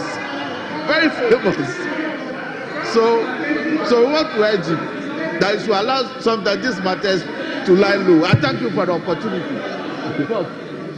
Let's hear you. Thank you so much, Mr. Speaker, for the opportunity to make this important statement. Honourable Member, having yielded the floor to you, you can now take the floor. I'm guided, Mr. Speaker. Thank you for the opportunity. In the name of Allah, the most gracious, the most merciful. Right, Honourable Speaker, it's with great honor, gratitude, and pleasure to be given this opportunity to make this important statement on the sacred month of Ramadan, fasting. Fasting is one of the 5 pillars of Islam and occurs in the 9th month of the Islamic calendar, Islamic lunar calendar. It entails abstaining from food, drink, and sexual relations from before light of dawn until sunset. It is an obligation on all Muslims to fast during the fasting month, Ramadan, and those who are unable to fast due to ill health should give charity or fast to make up after Ramadan. Allah the Most High says in the Holy Quran, quote and unquote, Ya ayyuhal ladhina amanu kutiba alaykumus siyam kama kutiba alal ladhina min qablikum la'allakum tattaqun. O you who believe, fasting is prescribed for you as it was prescribed for those before you, that you may have God consciousness. Mr. Speaker, fasting during the month of Ramadan is obligatory upon every Muslim, male or female, who fulfills the following conditions: to be mentally and physically fit, to have obtained the age of puberty and discretion, which is normally about 14, to have obtained the age of puberty and discretion, which is normally about 14. However, children under this age should be encouraged to practice, to be resident, not to be traveling on a journey up to 50 miles or more. In the case of women, to be free from menses or post-birth bleeding. Mr. Speaker, those who are exempted from fasting include the insane, children under the age of puberty, the elderly, and chronically ill person. For those, fasting is unbearable. A person in this category is required to feed one poor person for every day he does not fast in Ramadan. Pregnant women and nursing mothers who fear that fasting may endanger the lives or health of those of their fetus or babies. However, they are required to make up after the Ramadan. People in the course of traveling but should make up for the days they do not fast later. Women during the period of menstruation or post-childbirth confinement, they should make up for the days they do not fast later. Mr. Speaker, fasting is done in accordance with the practices of the Prophet Muhammad sallallahu alaihi wasallam. The Prophet, may peace and blessings of Allah be upon him, strongly recommended the following: to make ninth meal close to the time of dawn prayer as possible, to break the fast as soon as one is sure that the sun has set, to say the prayer that the Prophet, may peace be upon him, used to say at the time of breaking his fast, to avoid any act that is contradictory to fasting, to do good deeds, especially observing special night prayers immediately after Isha prayers, Quran recitation, remembering of Allah via his beautiful attributes and names, giving of charity, among others, abstaining from food, drink, smoking, and sexual intercourse with one's wife from dawn till sunset, abstaining from evil tongue and actions. On the authority of Abu Huraira, the Messenger of Allah, may peace be upon him, said, whoever does not give up forged speech and evil actions, Allah will not accept his fasting. Mr. Speaker, charity is one of the key things our beloved Prophet Muhammad sallallahu alaihi wasallam, may peace be upon him, said, may peace be upon him, employed to create a balance between the able and less privileged. Therefore, Muslims are encouraged to intensify giving of charity during Ramadan. Prophet says the best charity is given in Ramadan. Mr. Speaker, seeking blessings from the night of power, Laylatul Qadr, in Ramadan is the most virtuous night in the year. Almighty Allah says in the Quran, quote and unquote, Inna anzalnahu fi laylatul qadr, wama adraka ma laylatul qadr, laylatul qadr khayrun min alf shahr.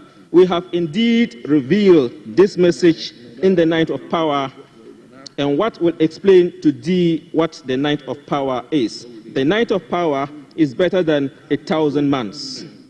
It was narrated by Abu Huraira, may Allah be pleased with him, that the Prophet, peace be upon him, said, whoever stays up and prays during Laylatul Qadr with faith, out of faith, and in the hope of reward in his previous sins will be forgiven.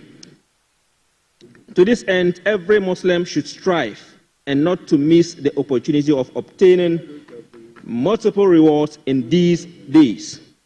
It is highly recommended that all Muslims should draw nearer to Allah to get blessings of Laylatul Qadr in the last third of Ramadan.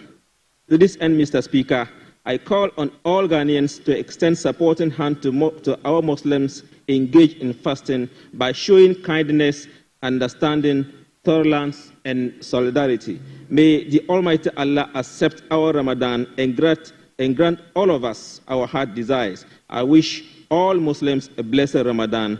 May Allah bless us all. I'm most grateful, Mr. Speaker, for the opportunity.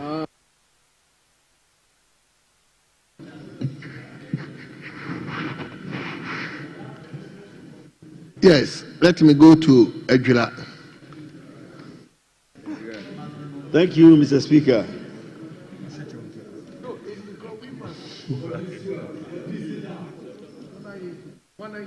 Mr. Speaker, thank you for this opportunity, and let me use this opportunity to wish all our Muslim brothers Ramadan Mubarak. Ramadan, or fasting, is one of the pillars of Islam. Usually, it's always carried out in the 9th lunar month of every year, which is the Ramadan. As eloquently narrated by the maker of the statement, Allah enjoins us in Surah Al-Baqarah, chapter 2, verse 18 to 3, verse 1 to 3, to fast in the month of Ramadan. And Ramadan has both spiritual and health benefits. Spiritual benefits in the sense that it's a time that one gets closer to Allah. It's a time that every day of the month, one is supposed to fast from dawn to night, and also to be self-disciplined. Because if you set out and you fast, there's nobody to check whether you are fasting or not. But you yourself, you have to be self-disciplined and ensure that at least you abide by the dictates of their religion.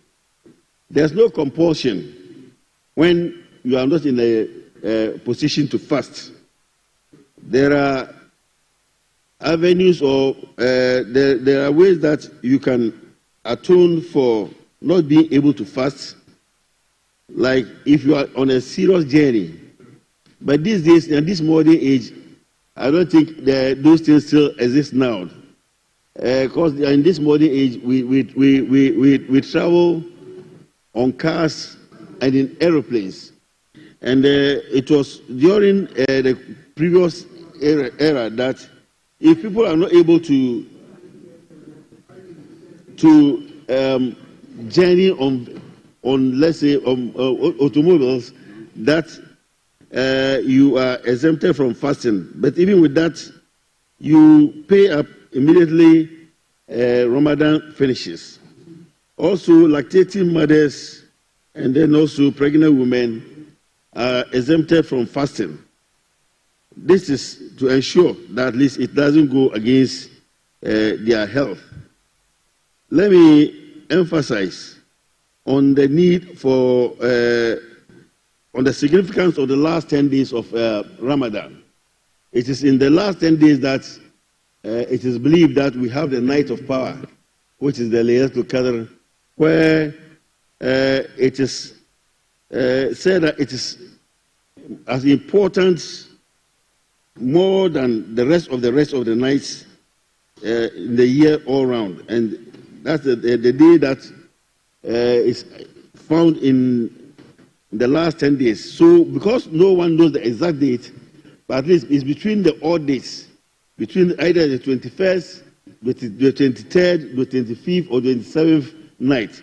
And so we are enjoying that at least in the last 10 days we intensify our prayers and also ensure that at least we stay throughout the night and pray so that we get the benefits of the night of power. And it is also a month where every Muslim is enjoined to do a lot of good deeds and to also give to charity. And Islam is such that at least at the end of the fasting, which is when we were having our the Eid al-Fitr, before the Eid al-Fitr, it is enjoined that at least a day or at the dawn of Eid al-Fitr, when we perform the Zakat al-Fitr, which is days that you have not been able to fast.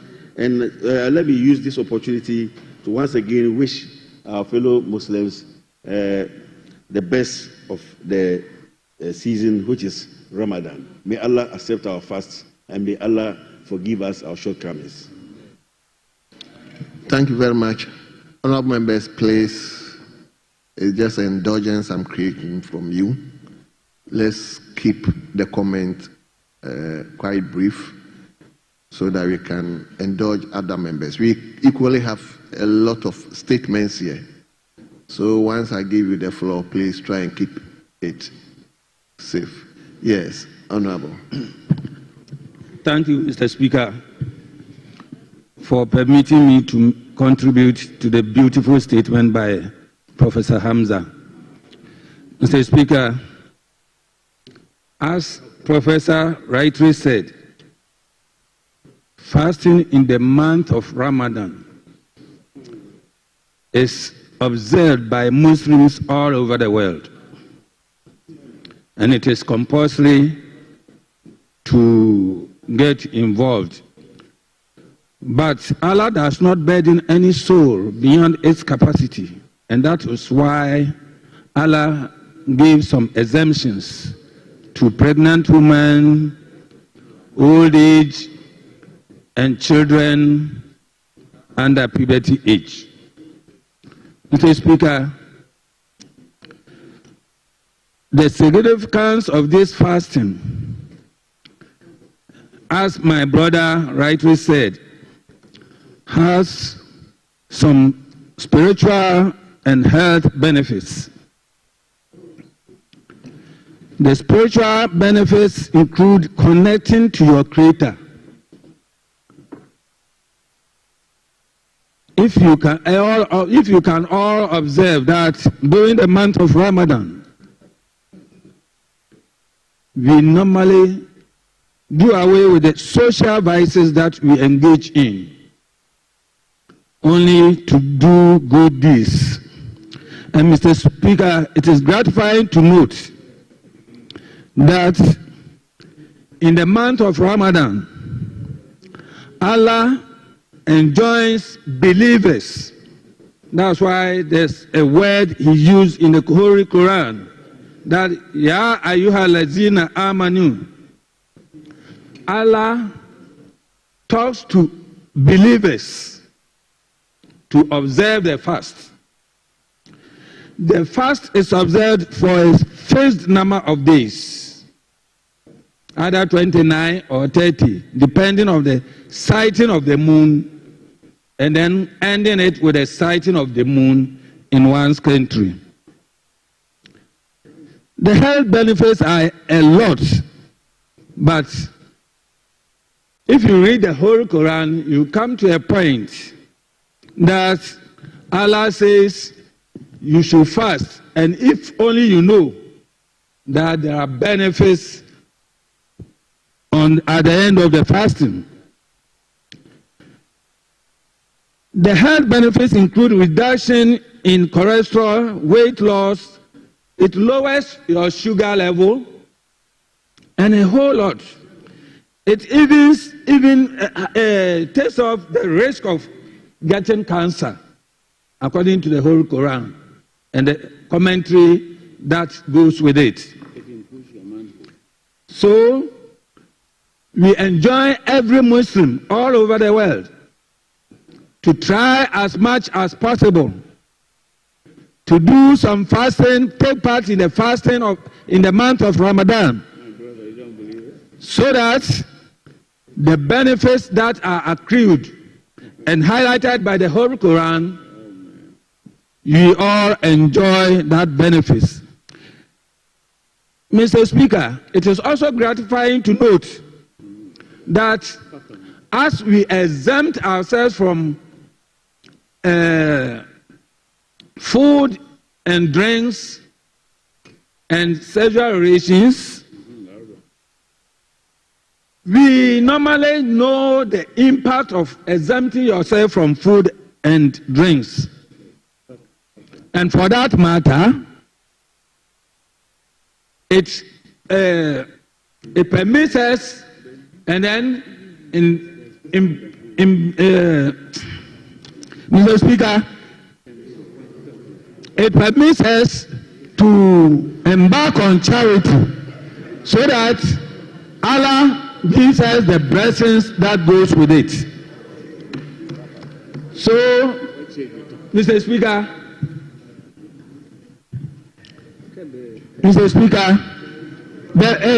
at the end of the fasting, the whole fasting month, at the end, we get righteousness.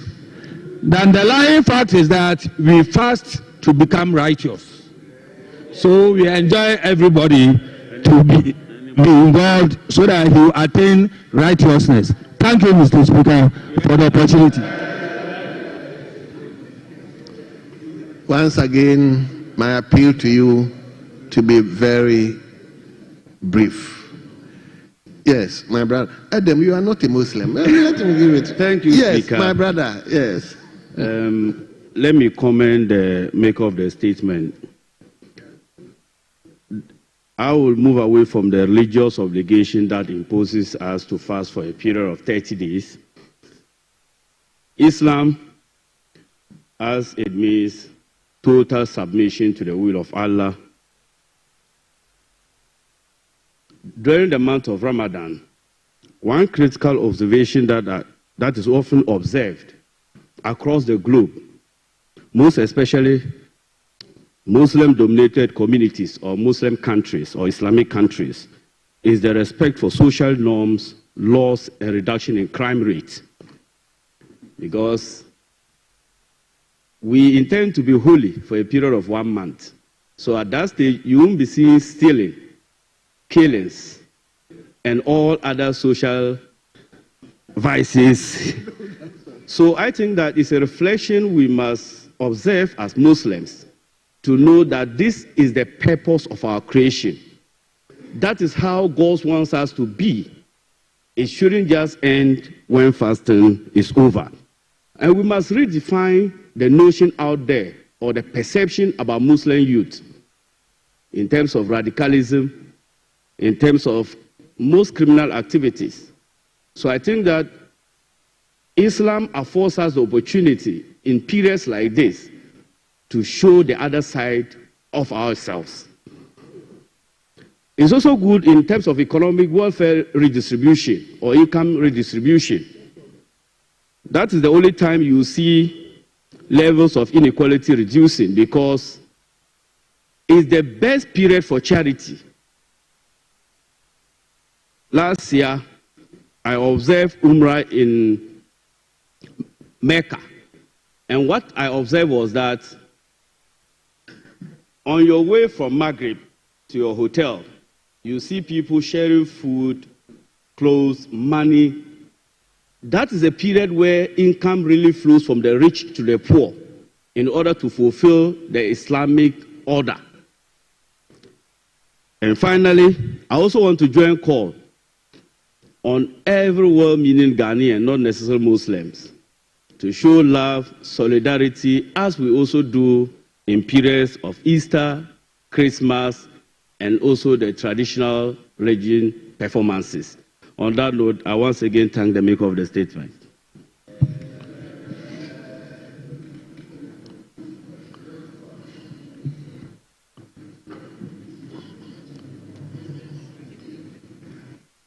Thank you, Mr. Speaker. I would also want to associate myself with the... He's fasted.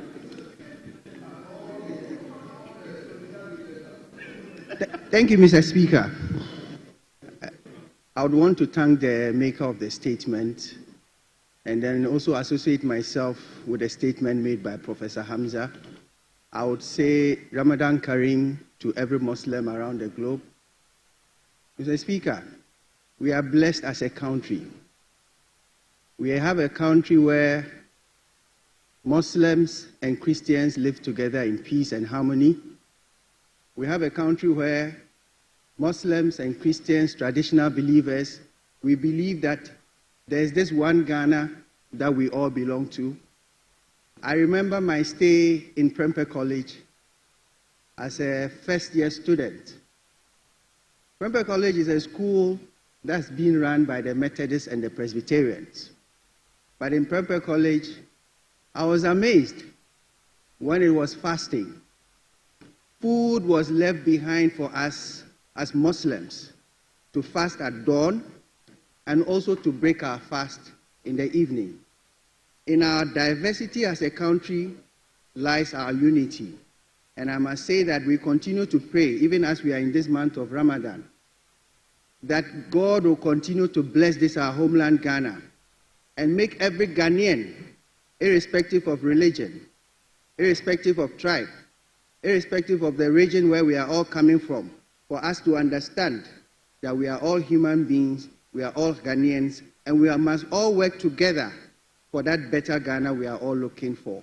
Again, Mr. Speaker, I would also want to say that in Ramadan, even though it's 30 days, it's usually divided into 10 days. So for the first 10 days, we have always prayed for what? Blessings. We have prayed for the blessings of this very country of ours. Ghana is blessed. In this month of Ramadan, Ghana is blessed. The second 10 days is for forgiveness of sin. We pray, all of us in here. We are humans. We are fallible. We pray to God for forgiveness of our sins. And the last 10 days is for us to pray against the hellfire. They tell us that this earth we are on, we are in transit. We are traveling. Our final destination is somewhere else. And we pray that on that day that we start our final journey, we'll be found all in heaven. Mr. Speaker, before I take my seat, I would want to remind all of us that fasting is not all about just the spiritual well-being of us, but also the health aspect of it. Mr. Speaker, I was amazed when I heard one Dr. Suburu from the Tamale Teaching Hospital say that last year, 2024, we had about 100 cases of heart-related conditions reporting to the Tamale Teaching Hospital. Actually, worldwide, heart conditions claim about 90 million lives every year. What are the common conditions that predispose to us to have cardiovascular problems? One of the common things that has to do with our high levels of cholesterol. It has to do with our high levels of diabetes and hypertension. It is known by literature that once you are able to control your levels of cholesterol, then you will also control your risk of getting what we call the coronary heart disease. And fasting has been shown to decrease your levels of those cholesterols and triglycerides. There's an amazing thing that's coming up again, and it has been reported in the American College of Cancer, that in animals, what they are noticing is that intermittent fasting is increasing their susceptibility to the chemotherapy that has been given to these particular animals. So in essence, what it means is that if we try humans in the future, it is possible that with intermittent fasting, if you are a cancer patient, your risk or the toxicity that's related with you taking chemotherapy may come down. Again, for those of us who want to lose weight, the literature is suggesting that if you have about 12 hours of intermittent fasting in about 3 months, you can lose about 9% of your weight. So I would say all in one that Ramadan Kareem to everyone. Fasting is for the spiritual well-being of all of us. It is also for our health well-being. We wish all Muslims around the globe Ramadan Kareem. We also want to solidarize with our people in Palestine, that in fasting we are with them. Allah be with us. Assalamu alaikum wa rahmatullahi ta'ala wa barakatuh. Thank you very much. Honorable members, I'll take the last one, because we have other statements. So let me look at this side. Thank you very much, Mr. Speaker. But I John Darko, you are not a Muslim. Let me give it to Dr. Kabiru. Mr. Speaker, there are a lot of Muslims in my constituency. Come again. The original Imam resides in my constituency. Then almost everybody here will have something to say. Dr. Kabiru, let's hear you. The last person. My brother. Thank you very much, Mr. Speaker, and thank you very much for the opportunity. I was in committee meeting, Mr. Speaker, but I went to my office and I realized that this topic was being discussed, and I decided to run in.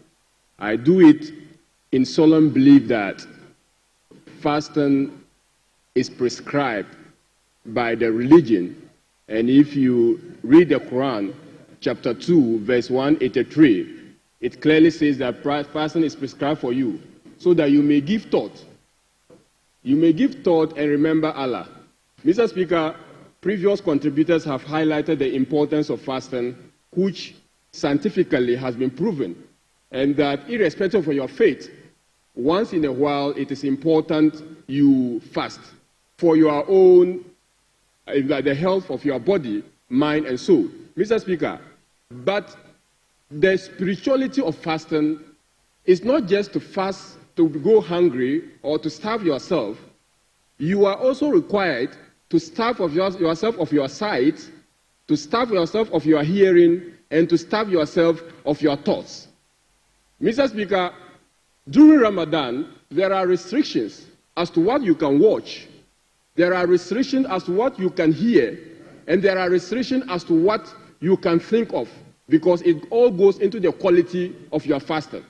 So Muslims or those who don't fast only think of fasting as though we go hungry for the whole day, but it's not just the hunger and the thirst, but what you see, what you hear, and what you watch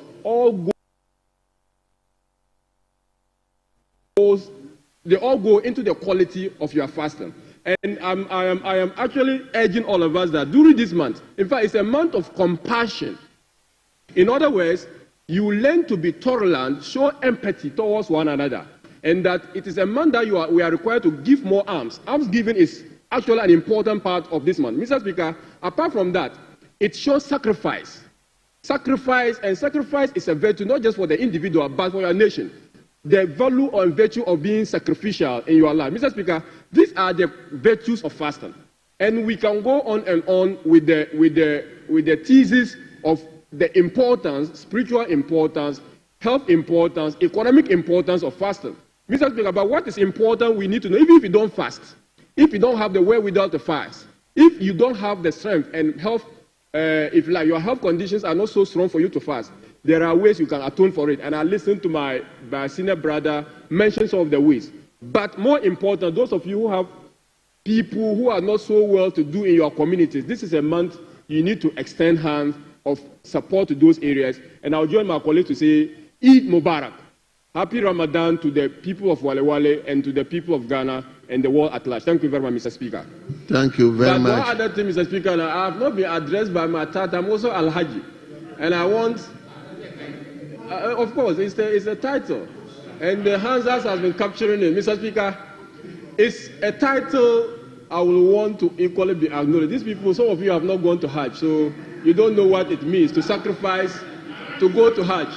So Alhaji Dr. Kabiru is the right title to call me. Thank you very much, Mr. Speaker. Yes, honourable members. No, I'm not. Deputy Whip, let me take the second statement. And the statement is coming from Honorable Collins Adumaku Mensah. And the statement is on the celebration of World Kidney Day. Today marks the day. Yes, please. So you shouldn't allow this day pass without talking about kidney. So, Honorable, you have the floor now. Thank you, Mr. Speaker, for the opportunity. Before I make my statement, let me congratulate Parliament. This morning, Parliament held a forum to mark the World Kidney Day. It brought together experts from the Ghana Kidney Association, and other medical experts. Our deputy clerk was there to support the program. And I would like to take the opportunity to thank Parliament for bringing the very, very important topic of kidney to the fore. Mr. Speaker, let me thank you once again for the opportunity to deliver a statement in this House as the world celebrates World Kidney Day today, 13th March 2025. World Kidney Day is celebrated globally to raise awareness of the importance of the kidneys to our overall health and to reduce the frequency and impact of kidney diseases and its associated health problems worldwide on us. The theme for this year's celebration is, "Are your kidneys okay? Detect early, protect kidney health." Mr. Speaker, normally everyone is born with 2 kidneys, except in certain situations where people are born with just 1. The kidney is a bean-shaped organ located just below the rib cage, with 1 on each side of our spine. The primary function of the kidneys is to remove toxins and waste products from the blood through the formation of urine. Additionally, the kidneys control blood pressure, activate vitamin D from the sun in the body, regulates water and electrolyte balance, and produces a hormone called, I think the doctors will help me, Dr. Sangari. Dr. Sangari will help me with that particular word, which is important in the formation of red blood cells in the body. The kidneys are extremely essential to our overall health. Any deviation from their functions causes serious problems for the individual. Kidney diseases, especially chronic kidney diseases, is one of the leading causes of death and disability in the world. More than 10% of the global population are affected by chronic kidney disease. The prevalence rate of chronic kidney disease in Ghana is about 13%. This means that 13 people out of every 100 Ghanaian we sample have chronic kidney disease. Mr. Speaker, the good news is that kidney disease is preventable. Hypertension, which is high blood pressure, and diabetes are the 2 main causes of chronic kidney disease. These 2 diseases account for about 70% of all chronic kidney diseases cases in the world. Other factors which increase a person's risk for chronic kidney disease include obesity, heart disease, smoking, alcoholism, abuse of certain medications, and herbal concoctions, severe dehydration, and some infections such as HIV, hepatitis B and C. The only treatment options available for people diagnosed with chronic kidney disease are medical management, dialysis, and kidney transplant. Mr. Speaker, there are several challenges healthcare professionals and patients face in the management of chronic kidney diseases in Ghana. High cost of dialysis. Dialysis is the main treatment option for chronic kidney disease patients in Ghana. Unfortunately, many of the people who need dialysis to survive cannot afford, leading to premature death. Majority of such people are young people between the ages of 20 and 50 years. The previous NPP government, under His Excellency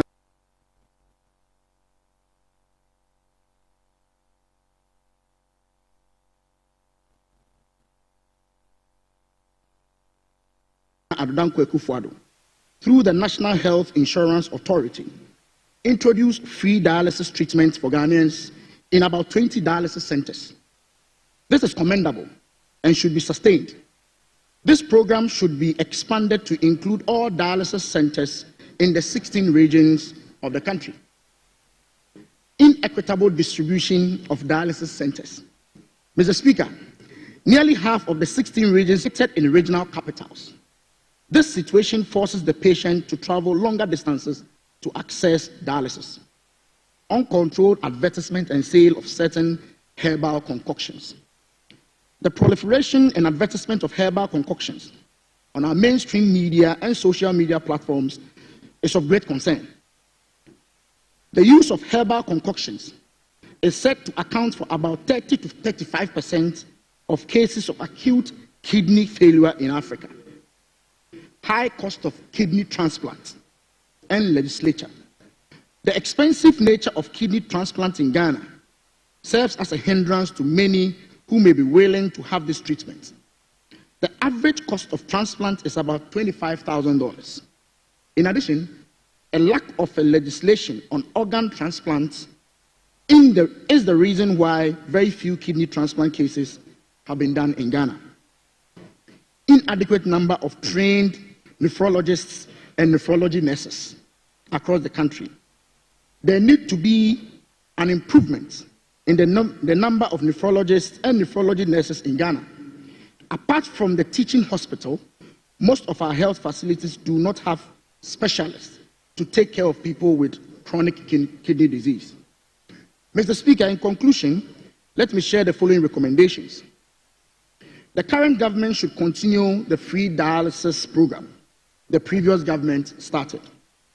The program should be expanded to include all patients receiving dialysis in all NHIS accredited centers. In addition, the NHIE should increase the amount they pay per session because the current 491 Ghana cedis per session is not adequate to pay for the consumables as well as maintain the machines. Parliament should facilitate the drafting and passage of a legislation for organ transplantation in Ghana. This will enable the kidney surgeons to do more transplants in Ghana. There should be a conscious effort to increase the number of dialysis centers and dialysis machines in Ghana.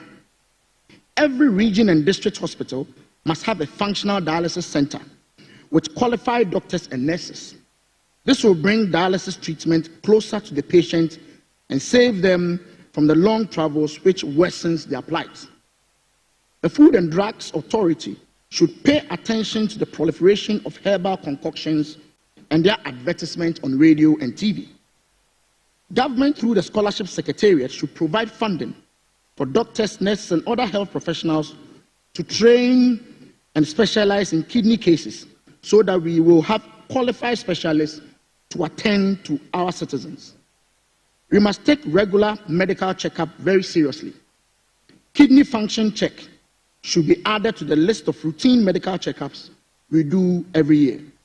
Finally, health education on the prevention of kidney disease should be intensified, especially as the world celebrates World Kidney Day today. Education on simple steps, such as drinking enough water, exercise, eating healthy, reducing salt intake, controlling blood pressure and diabetes, among others, will go a long way to save many. Mr. Speaker, all of us are at risk of kidney disease. I therefore call upon the entire House to join the world in celebrating World Kidney Day 2025 and encourage us all to take good care of our kidneys. The theme once again is our kidneys. Are your kidneys okay? Detect early, protect kidney health. Thank you, Mr. Speaker.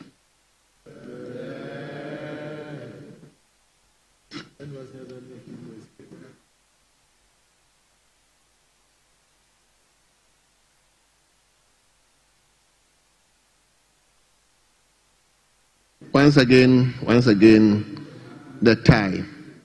So if you go beyond 5 minutes, I will cut you. So let me begin with Honorable Dr. Santari. Thank you, Mr. Speaker, for the opportunity. I commend the maker of the statement, Honorable Collins Adumako Mensah, for making this statement on this very important day, the World Kidney Day. with the team, are your kidneys okay? Detect early, protect kidney health. Mr. Speaker, every year, the second Thursday of March is celebrated to create awareness on the need for us to take very good care of our kidneys, as stated by the maker of the statement. Mr. Speaker, in Africa, in Ghana, we are more at risk. And the disease affects more of the youth between 20 to 50, which is the productive age, meaning that we have to really work hard to intervene to save our youth as compared to the elderly, maybe more than 60 years in the developed world. Mr. Speaker, I will just emphasize on one factor and leave for others to contribute. Because all of us are at risk, individually, we should ensure that we check on our health. At least every year, you can check your health status, your kidney status once. Once you celebrate your birthday, also check your kidney health.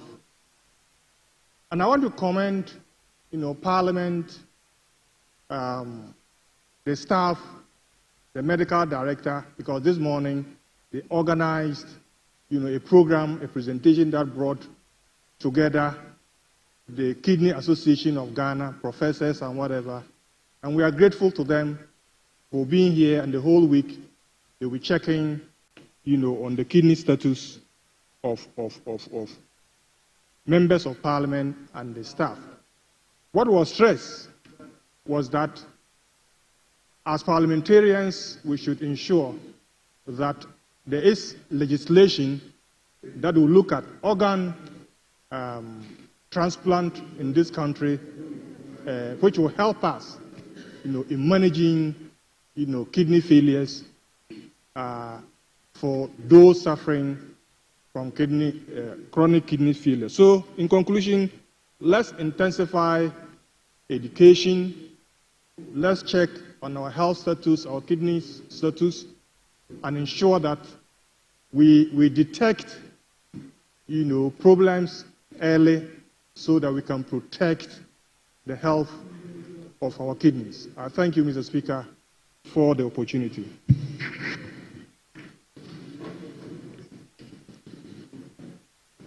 Yes, let me go to Joabin. New Joabin. Thank you very much, Mr. Speaker.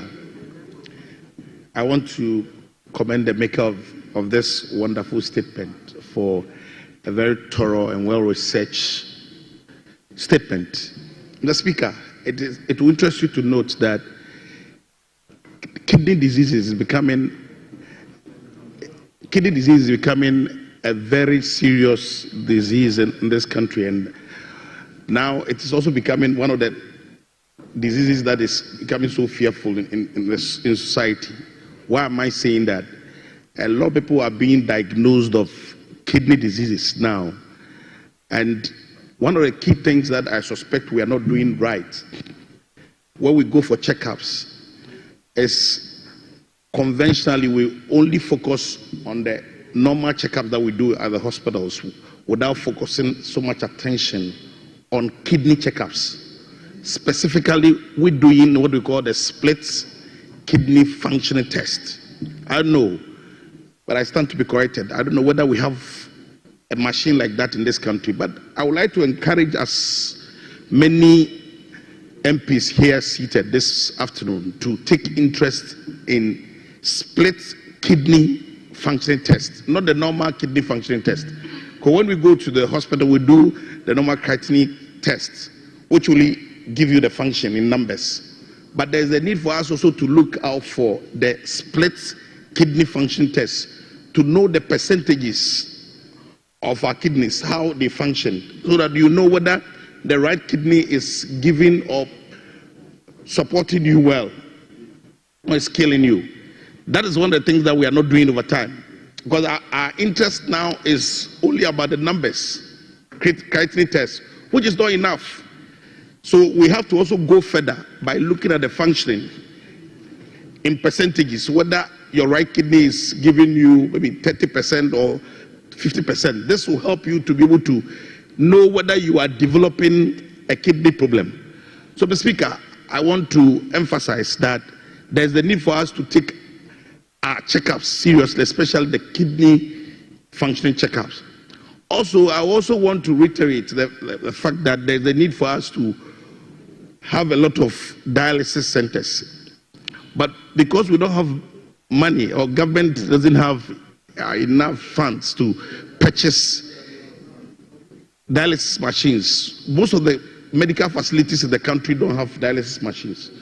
But the good news is in now. The good news is that there are certain companies that are refurbishing slightly used dialysis machines to also take care of other facilities like referral hospitals in the regions.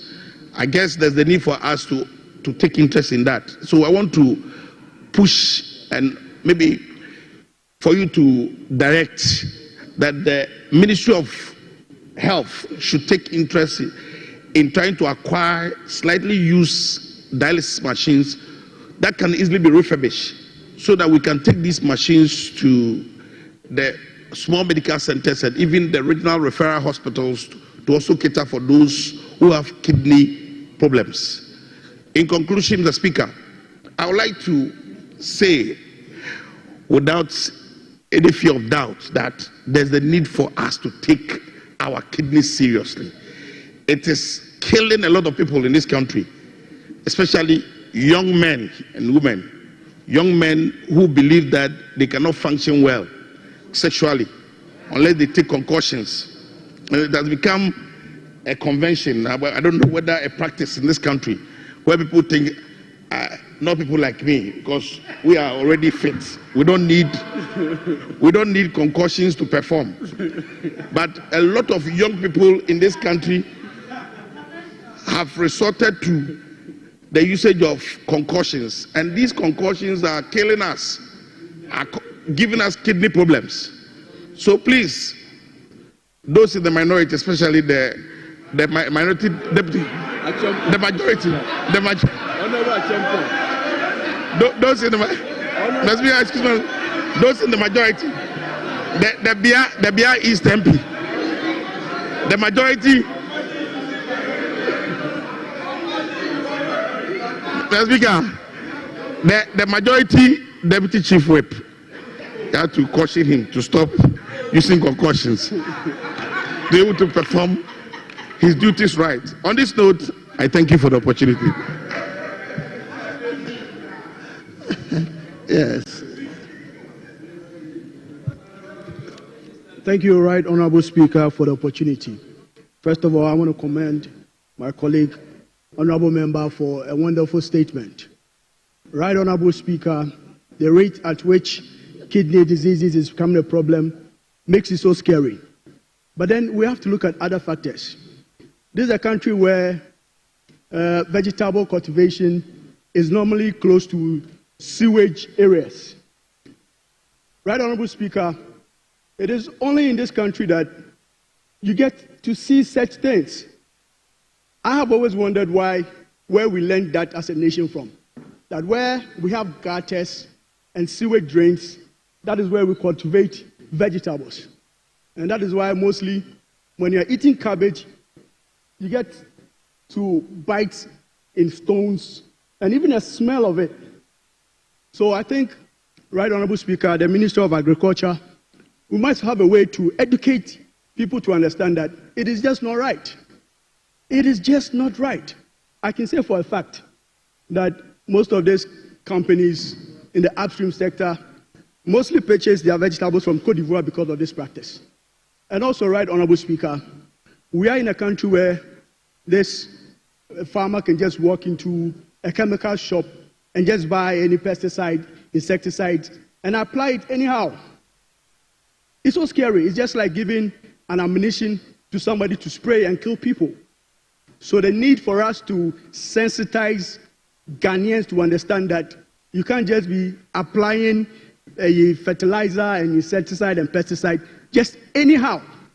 And lastly, but not the least, has to do with, to add to what my colleague said, herbal products. We have people just mixing stuffs and then promoting it.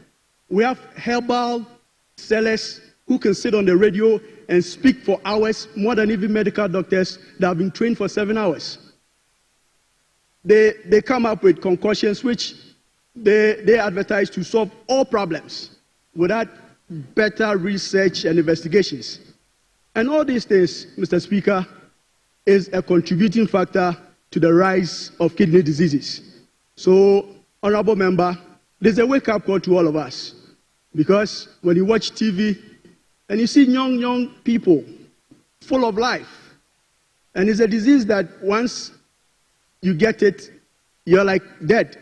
I've been sponsoring one student from our constituency who's in a nursing college. She went to the hospital and she was told that she had issues with a kidney disease, with kidney. From scratch, she was virtually dying because she knows where she's heading to. So, Honorable Member, this is a wake-up call for all of us because there are a lot of factors which is contributing to this rise in kidney diseases. If we don't, it will be a problem. Thank you, Right Honorable Speaker, once again for that. Thank you very much. Yes, let me go to the pharmacist. Dr. Fred as Honorable Speaker, thank you very much. And let me also thank the maker of the statement that deals with kidney and its prevention. Right, Honorable Speaker, kidney is an issue that we don't want to joke with, every single one of us. Because if we don't take care, it will determine how much you can drink and how much you can take in. One of the issues one wants to talk about is prevention. Because in the pharmacy setting, Honorable Speaker, one of the miserable patients that you will see when you are taking care of are kidney patients. Because sometimes they will come and you see that their veins are protruded. And they are so miserable. The number of drugs they have to take within a day to survive. And even when it gets to transplant, the amount of drugs they need to take in order to prevent rejection of organ is serious. So one wants to focus on prevention, prevention, prevention.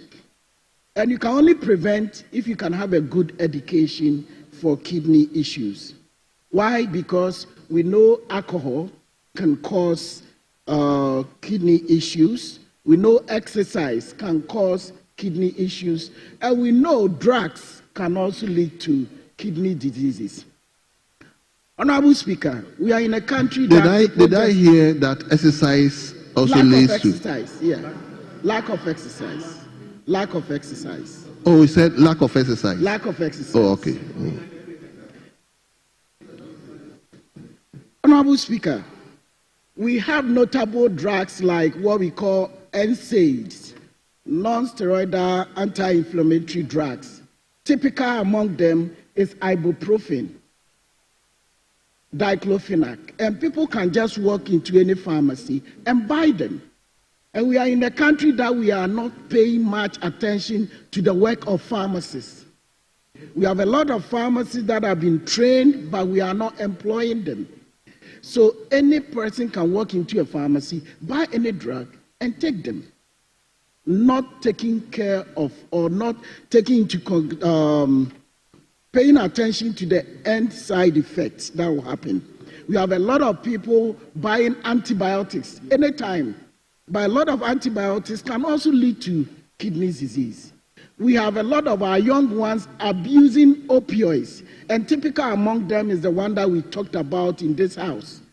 That is coming on our market, whether licensed or unlicensed. That we have our young ones patronizing them without any caution. These are things that are leading to kidney disease that we are not paying attention to. But it does happen anyway. But when it happens, what are we doing as a country to make sure we take care of those who have kidney disease? Honorable Speaker, per Abuja Declaration, and we will keep repeating it in this hollow chamber, that we are supposed to allocate 15% of our national budget towards health, because we need to have enough centers. My proposal of the statement talked about regional centers. But Honorable Speaker, I will go further to district centers, because we need to bring healthcare closer to the people so that people can have access to treatment. Honorable Speaker, Ghana, if you are looking at our statistics, is about 0.44 per a million as far as nephrologists are concerned, as compared to the international average of 1.6 for low-income countries. So if Ghana is 0.44%, then it's woefully inadequate.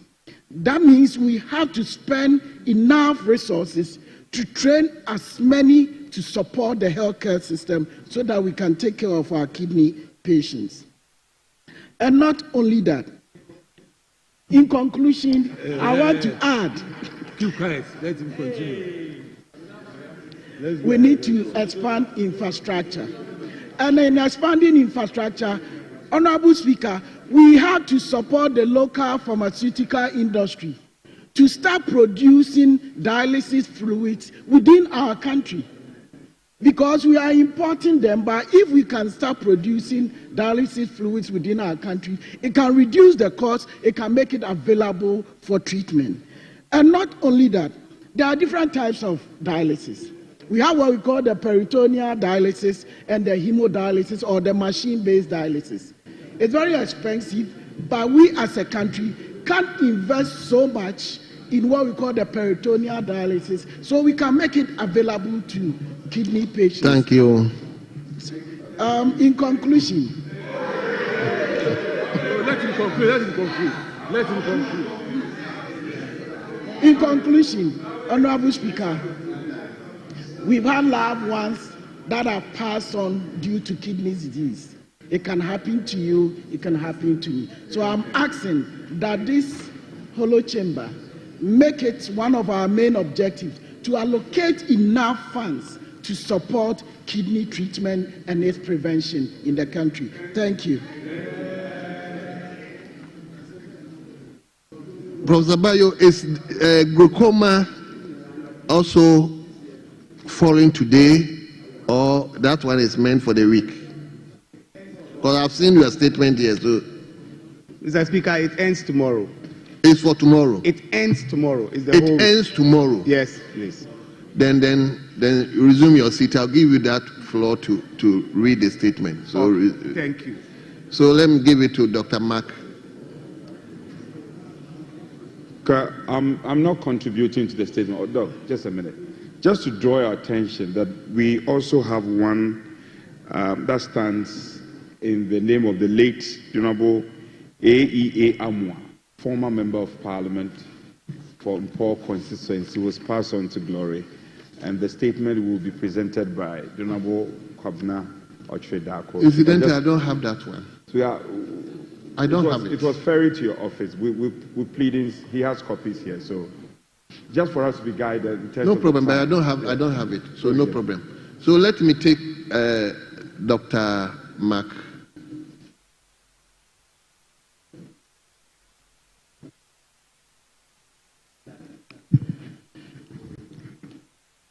Thank you very much, Right Honorable Speaker.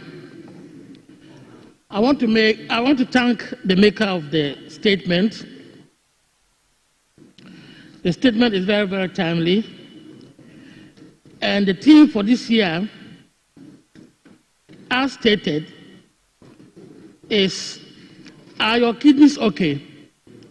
Detect early, protect kidney health.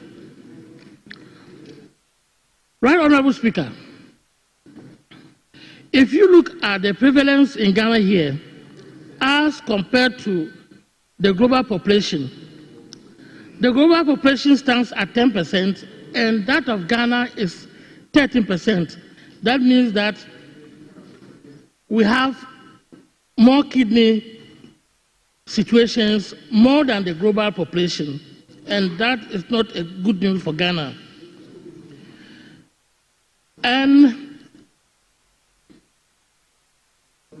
so we need to understand what to do, and the predisposing factors, such as smoking, alcoholism, certain medications, not only herbal medications, but even medications, self-medication, especially self-medication. I should term it that way. And then diabetes, hypertension, etc., they all contribute, they are predisposing factors. And so if we manage these sicknesses well, we should be able to reduce the incidence of chronic kidney disease. Now I want to just go straight. Recently, there has been some controversy over the funding of the dialysis. I must say that for we those who have been here for some time, we know that the funding for dialysis have been chaotic, erratic, and knee-jerk. When I say this, I mean to say that when those who provide the services say that they need some money, the government just tries to look around. There was one time they paid $4 million and they started working again. And after some time, they stopped again and they have to look for money somewhere else. And they later on tried to say that they've added the treatment of chronic renal disease to NHIS. Let me ask all of you, Mr. Speaker, when you go to hospital, do you pay something? My good friend sitting to my right, do you pay something when you go to the hospital? What about those to the left? Do you pay something when you go to the hospital? That tells us that the NHIA fund is not enough. And if we continue to make those statements that we are adding it, without looking for extra resources, we are only deceiving ourselves. And that is why President Mahama has established the Medical Care Trust Fund to bring in extra resources for the non-communicable disease. That fund, also known as Mahama Cares, is extra resources. It's going to be enough because it's going to bring in extra income. And it's being budgeted for, apart from the NHIA. Everything NHIA, everything, let's add it. When you go to the hospital, you pay. And that tells you that NHIA funds is simply not enough for the current medical care. And so let us understand that issue. And let us thank His Excellency, President John Dramani Mahama, for thinking beyond the box, out of the box, and thinking of setting up this fund. That is not only going to help patients with kidney disease, but cancer, patients who need operations, that is cardiac operations, diabetes, hypertension, and other sicknesses. And I believe that that is going to be the solution to this problem of dialysis.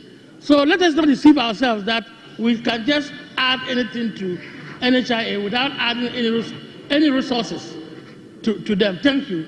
Thank you very much. Honorable Kwabena, are you ready? You are not ready. Okay, then let me take.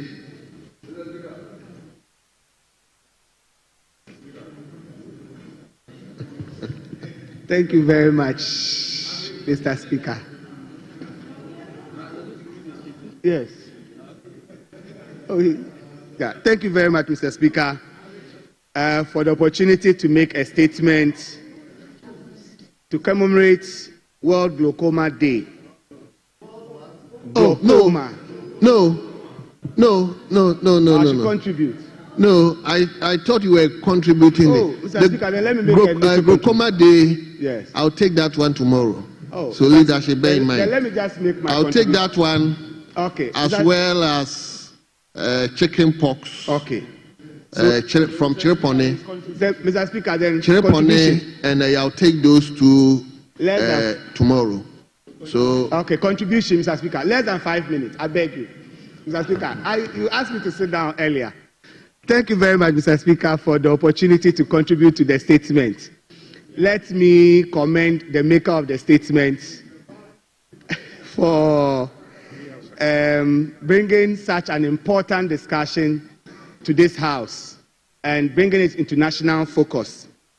Mr. Speaker, the prevalence of chronic kidney diseases in this country, as mentioned earlier by the chairman of our health committee, is higher than the global average.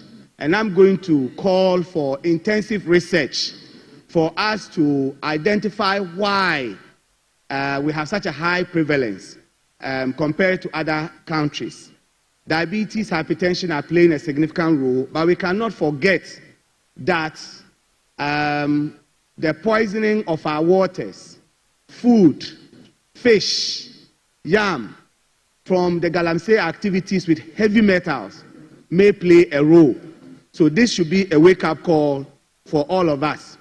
Mr. Speaker, the emphasis on Kidney Day should really be prevention and early detection, because in our part of the world, a diagnosis with end-stage kidney failure is almost a death sentence. And when it comes to prevention, Mr. Speaker, I think we in this House must set an example. I have been in the House for a little over about 2 months, Mr. Speaker, and I see that our very arrangement does not permit members to take in adequate water. We sit in here for 5 hours, sometimes more. We do not have any means of bringing in water here because it's not permitted. There are no water dispensers around for people to drink in between the time that we are sitting here. So I'll call on the House Committee and leadership of the House to consider making it easy for members of Parliament to be able to take enough water while in the chamber. Mr. Speaker, I want to also, on this occasion, commend the good hope that His Excellency John Dramani Mahama has brought by the introduction of the Mahama Care, that's the Ghana Medical Care Trust Fund. As though it was coincidence, yesterday the task force was launched, and this task force is charged with operationalizing the fund that is going to make sure that we can support non-communicable diseases, including the kidney diseases. But the emphasis really should be on prevention rather than treatment. So I commend His Excellency and commend the Health Minister. Thank you very much. Thank you. Honourable members, I can't take any. Anyway, you are a leader. You are a leader. Let me. No, lady.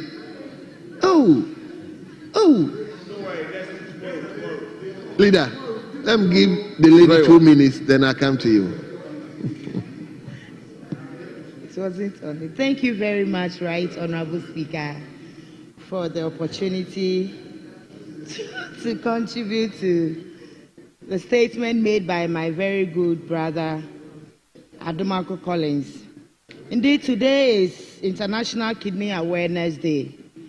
And the question here is, are your kidneys okay? Members of Parliament, are your kidneys okay? How often do we go and check? Parliamentary staff, are your kidneys okay? How often do we make time to go and check? I think that we must begin to prioritize some of these things. Mr. Speaker, our lifestyles has contributed mostly to kidney diseases in this country. Intake of alcohol, excessive alcohol, some medication, unprescribed medications. People just walk into our pharmacies and then purchase medicines on reasons that sometimes you do not understand. And our pharmaceutical services are also giving out medication without requesting for prescriptions from doctors. I think they will do us a lot of good, because the young generation now, when you watch them on the social media, Mr. Speaker, it's very disturbing. We need to ask ourselves, what generation are we bringing up? What education are we giving out to our people? I would like to urge members of Parliament that we should take time off our busy schedules to engage in sensitization exercise in our various communities. For instance, I had one recently in my community. I have a place called Vegas in Okaikwe North. Yes, and there are a lot of things that happened around there. They are human beings. They are kids who have left their homes to just relocate. And they need guidance. We cannot only go to them when we need their votes. We need to also mentor them. We need to also be a source of inspiration to them.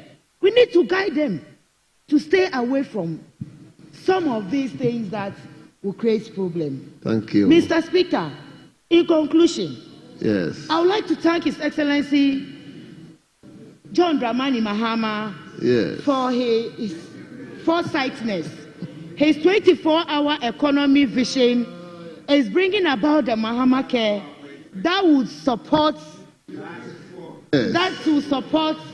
dialysis and people who cannot afford.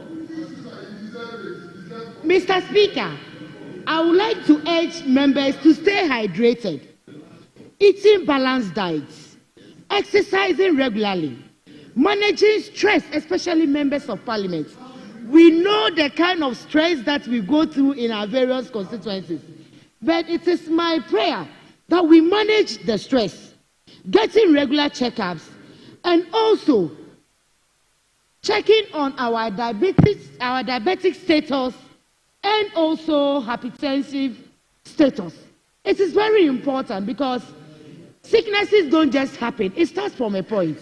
And I believe with regular checkups, we'll be able to detect early and get early treatment. Thank you. Thank you very much for giving me this opportunity.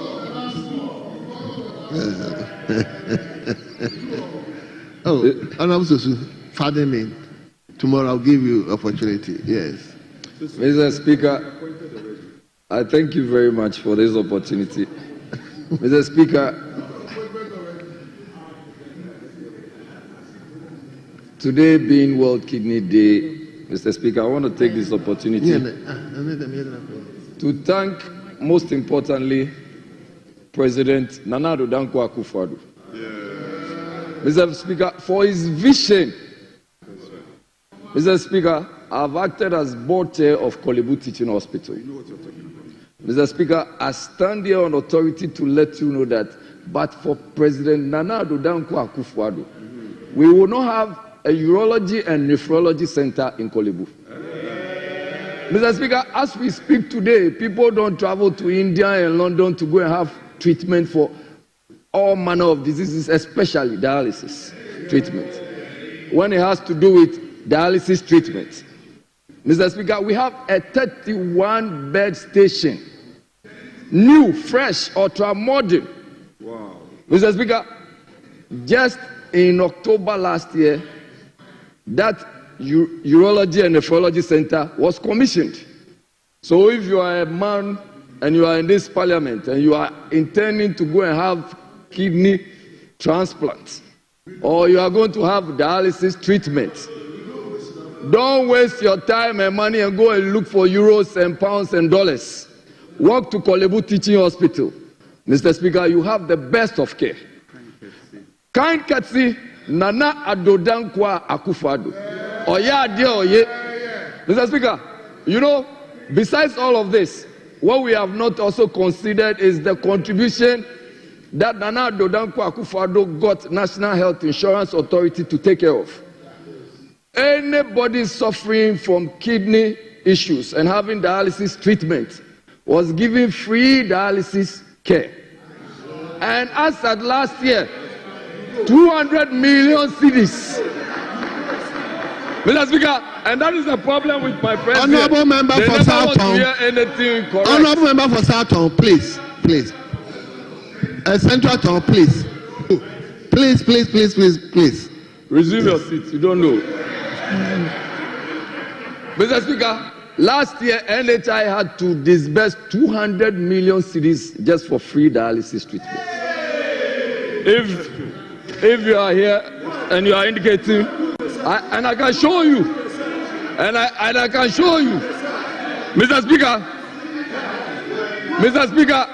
it is very important for each and every one of us to understand that. Honorable Professor Bayo, please. I'm not giving you the floor. I'm not giving you the floor. Central Town, please. Mr. Speaker, it is critical for us to know that Madam Ness, please resume your seat. Mr. Speaker, it is important for each and every one of us here to know that if you want to challenge the figures, you can do so properly, but do so with the genuine heart. I have come here to tell you, Mr. Speaker, that I was once an acting board chair of Kolebu Teaching Hospital, and I know what I am saying. Mr. Speaker, besides all of this, I need to advise all of us that the ABC of kidney prevention, as in having issues with dialysis, is also well spelled out. Most of my colleagues have said so already. Let me just rehash. We need to get tested for kidney disease. We need to monitor our blood pressure. Thank you. We need to exercise regularly. We need to manage blood sugar and do all the things that matter. Don't buy medicine over the counter without prescription. Yeah. Mr. Speaker, with this, I want to say thank you very much. And thank you very much to Nana Addo Dankwa Akufo-Addo. Honorable Champion, Professor Bayo had just come there to ask you to speak. Mr. Speaker, I thought after giving the opportunity to Honorable Awuni, you went to a minority side, so it's the turn of the majority side.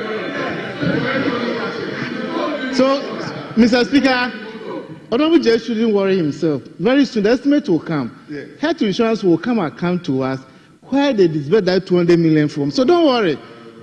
Don't worry. We'll not respond to it today. The right time will come. So, we said 200 million. Honorable Champion, honorable members, please. So, Mr. Speaker, this is a statement that should not degenerate into debate. That's what I don't want to engage in. Please. So, Mr. Speaker, I will give our opportunity to Honorable Charles Agbeve to conclude. Thank you very much. Thank you very much, Mr. Speaker. And I want to tell Honorable Jerry, listen to the figures, the real figures. Mr. Speaker, first I want to commend Honorable Adumako for that wonderful statement, well researched and documented. In fact, his figures are apt. But I want to tell the House today that His Excellency John Dramani Mahama's budget, his budget,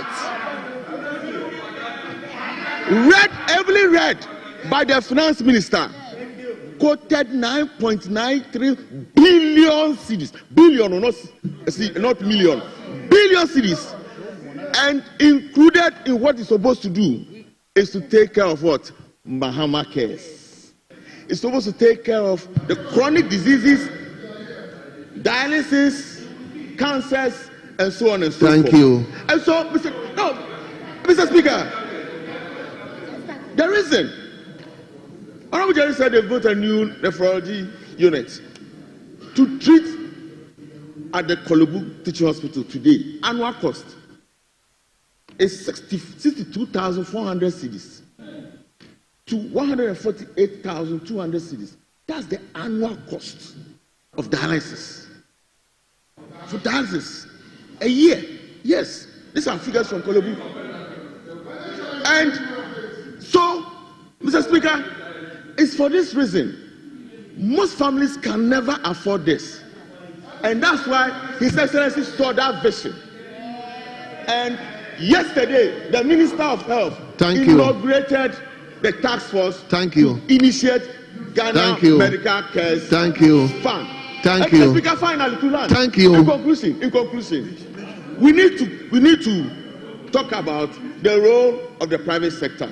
Mr. Speaker, a company called Fiscal has been paying for chronic diseases, payment of those suffering from chronic diseases in Kolebu. Last year, they spent 50 million cedis. And for the past 8 years, they've been doing this. I think this is why the government of the day is partnering these institutions to make funds available for families suffering. Thank you. Thank you very much, Mr. Speaker, for this opportunity. Let me now invite Honorable Member for Takoradi, the former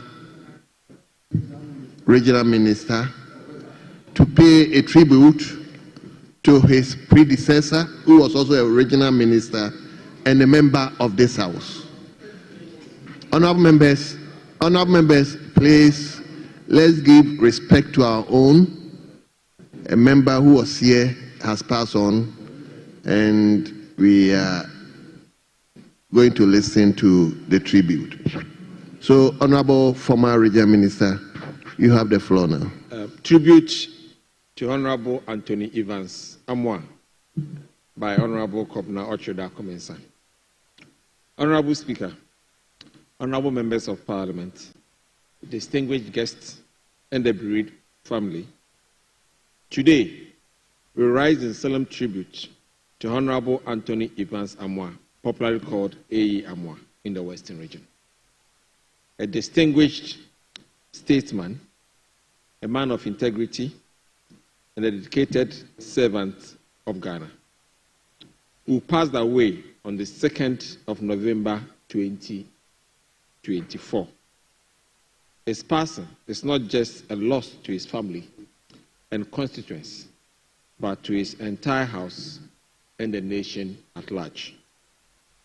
Honorable A.E. Amwa served Ghana with unwavering dedication. A member of Parliament for Impoho Wasa East, 2005 to 2013. He was a strong advocate for the development of his constituency in the Western region. His contribution to parliamentary discourse, particularly on communication, gender and children, employment, social welfare, and state enterprises, were measured, insightful, and always driven by a deep sense of duty to the people. When I entered Parliament in 2009, Honorable Amwa's advice tremendously helped in my development. His advice not only centered on our parliamentary life, but our private lives as well. I know that there are members in Parliament today on the majority side who benefited from his advice. Members such as Ahmed Ibrahim, now Minister for Local Government, Chieftaincy and Religious Affairs, and Joseph Bukari Nikwe can all testify to Honorable Amwa's willingness to help in the growth and development of young MPs. As a man who loved his culture, Honorable A.E. Amwa from 2011 to 2013, when he exited Parliament, always wore kente cloth. Mr. Speaker, I believe that what must also have inspired the usage of the kente cloth and other Ghanaian attire in this chamber. His leadership extended beyond Parliament. As Western Regional Minister from 2006 to 2009, under the administration of President John Ajekum Kufuor, Honorable Amwa championed infrastructural development, improved educational opportunities, and prioritized economic empowerment for the people of the region. Even outside government, he remained an elder statesman, serving as the chairman of the Western Regional Council of Elders of the New Patriotic Party from 2014 to 2020, when he played a key role in fostering unity and progress. Beyond politics, he was a man of wisdom, humility, and immense generosity. His contributions to journalism, education, and rural development demonstrated his passion for truth, knowledge, and national growth. He was an exemplary public servant who upheld the principles of fairness, objectivity, and accountability. Honorable Amwa's life remains as that public service is not about power, but about the impact we leave behind. His legacy will live on through the policies he helped shape, the young leaders he mentored, and the communities he uplifted. As the minority in Parliament, we recognize his service, his sacrifices, and his contributions to our democracy. We extend our deepest condolences to his family, friends, and all who mourn this great loss. Farewell, Honorable Anthony Evans Amwa. May your service to the nation and Western region never be forgotten. May your soul rest in eternal peace. The year, Honorable colleague. Thank you very much, Mr. Speaker. Yes, Honorable Member for Zefia. No. Kwesimintim. Yes. Thank you very much, Mr. Speaker. I rise on behalf of the chiefs and people of Kwesimintim constituency to join in condoling the family of the late Amwa, and also to say that we are solidly behind them and behind the former regional minister in this. Mr. Speaker, whatever has been said about the late Honorable Amwa is true and sacrosanct. Some of us had the opportunity to interact with him. He was a true statesman, a man who did not just show power, but a man who was compassionate, a man who was not discriminating, irrespective of whichever political party or status you occupied. I must say, in addition to whatever has been already said, that it is not just enough to eulogize such a great man or just to have a plaque at the regional administration where his name would be written that from this year to that year, to just show that I was here some. Men like this, great men like this, would have to have plaques raised in their names so that when children come, so that in future, when the children of his or even ours come and see that these were the things that this man did when God helped him and put him in a place of power, he was able to do to change the lives of his people. Mr. Speaker, Mr. Amwa was a journalist, a great journalist, of course. He was a human resource manager of the Graphic Communications Group Limited. Before entering politics, he worked as a journalist and an advertiser. He held a master's degree in philosophy, in sociology in 1995, and a master of business administration in 2000 from the University of Ghana. As a matter of fact, he saw to the Ark Gates with his flag on the wall at 2BN, in fact, the almighty 2nd Infantry Battalion in Kwesimitim constituency. I would want to say that today we celebrate him. We celebrate him. We celebrate him, and we join the family to say that he did his best for his nation and needs to be celebrated. Thank you, Mr. Speaker. Thank you very much. Yes, now from Kwesimintim, let him go to Efia. Thank you very much. Thank you very much, Right Honorable Speaker, for the opportunity to pay glowing tribute to the legendary Anthony Amwa of blessed memory. Right Honorable Speaker, Honorable Amwa has paid his dues for the Western region and this country. It will interest you to know, Mr. Speaker, that Honorable Amwa played a very crucial role in supervising the construction of the Isipon Sports Stadium in the Western region during the CAN 2008.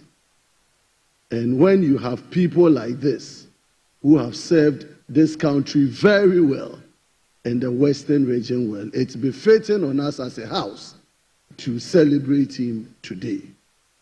As earlier speakers have indicated, he was a true statesman. In fact, in the Western region, he served also as a chairman of our Council of Elders. And he was very instrumental in preaching discipline and oneness in the Western region, which has brought us thus far. On this note, on behalf of the good people of Efia constituency, Western region NPP chaired by Chairman Ndedesian, we will all be going to celebrate the life of Honorable Amwa, and I pray that the good Lord keeps him well for us.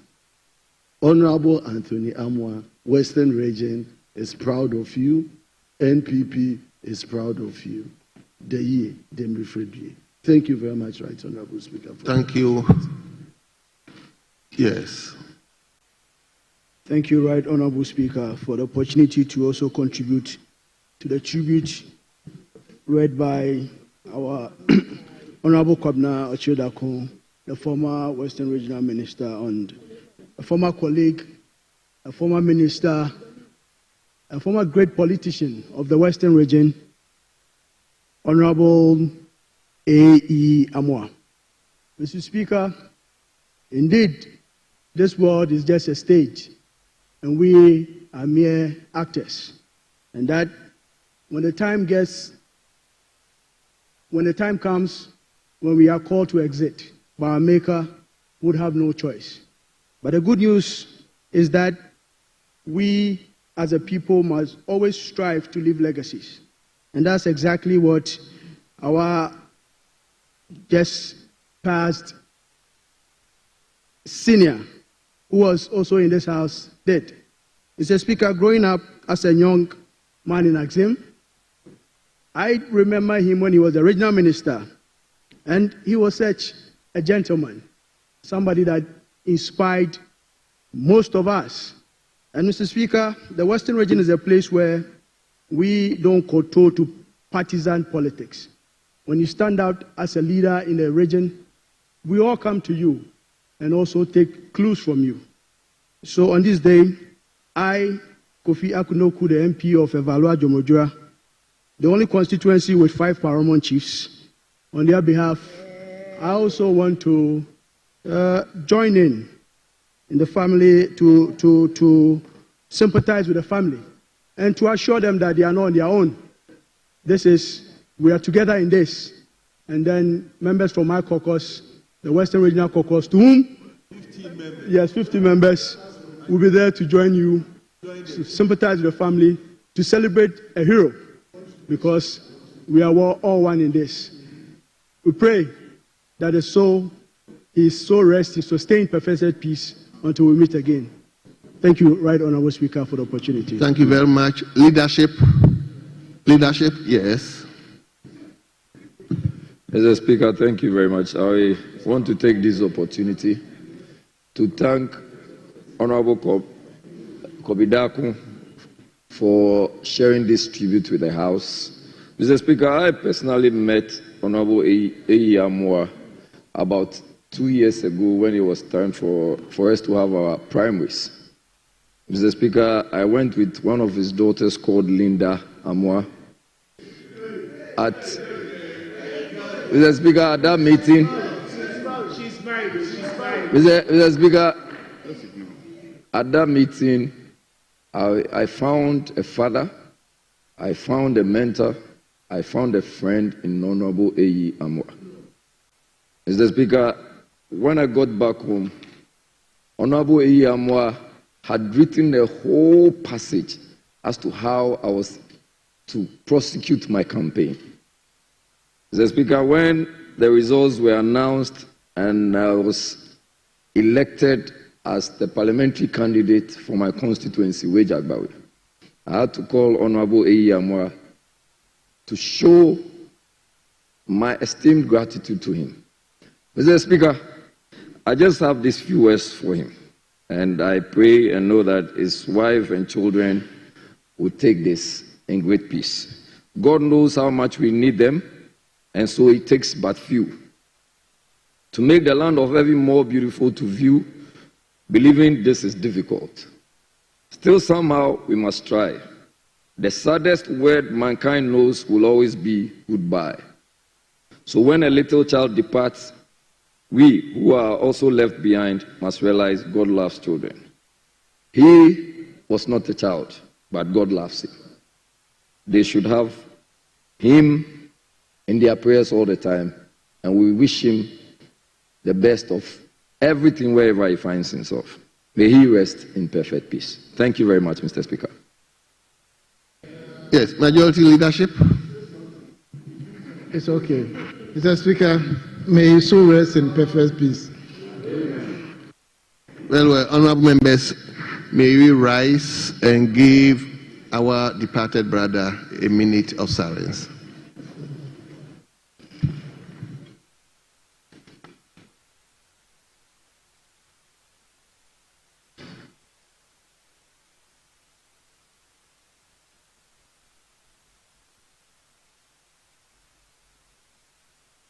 May the soul of our brother, Honorable Anthony Ivan Samoa, and the soul of all faithful departed rest in perfect peace. Amen.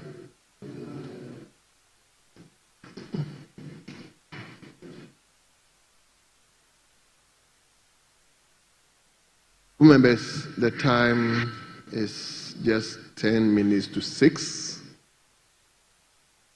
Obviously, you are in my hands. We are not going to take any other statement. I will proceed to agenda house to tomorrow. Yes, Leader. Speaker, I know we are all exhausted, and we commend ourselves for having stayed through. Speaker, particularly you. We commend you. Late hour, we nudge you on the statement, yet you indulge us. We want to commend you highly. Speaker, whilst you are about to adjourn the House, I want to plead with my colleagues. Majority front bench. I see the Honorable Echampo in a very relaxed mood. I hope this relaxation is indicative of something. Speaker, appropriation cannot go beyond 31st of this month. We don't want the situation they will say, the minority is sabotaging. They should get the estimate. I'm saying this because I'm quite experienced, not so much experienced, but quite experienced, because today is 13th. The weekend, we have very limited days. Speaker, we want to help them. We want to support and be supportive of the passage of the appropriation. Get the estimate, Honorable. I've already related to the Honorable Doyo on inherent conditions and what we have to do for the extended sitting. That one, she has rarely cancelled, and we will walk that path. I am reminding you again on the estimate. Honorable Echampo, don't look at me with that eye.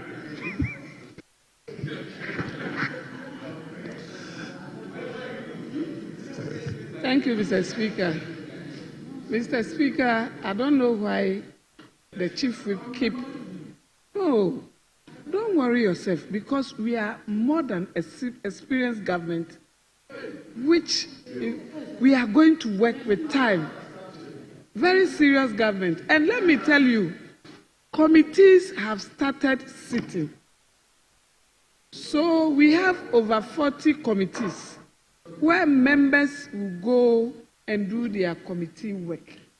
So the minority should know that once committees have started sitting during working hours, which means we will not have a full house. The estimate will come on time. All we need is for you not to even disturb the house, because all you do now is to disturb the house. Mr. Speaker, okay, I withdraw it. Withdraw that one, I beg you. I withdraw it. Have you withdrawn? I withdraw it. So now I apologize. Oh, no. If you have withdrawn, apologize. I say I withdraw it. Why I apologize? But it's a fact that you disturb the house.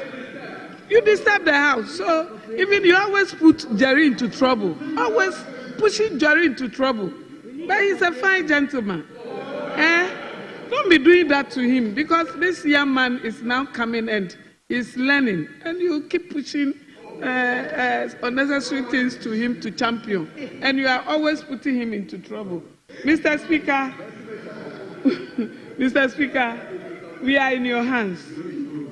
Just end the house so that we close for tomorrow.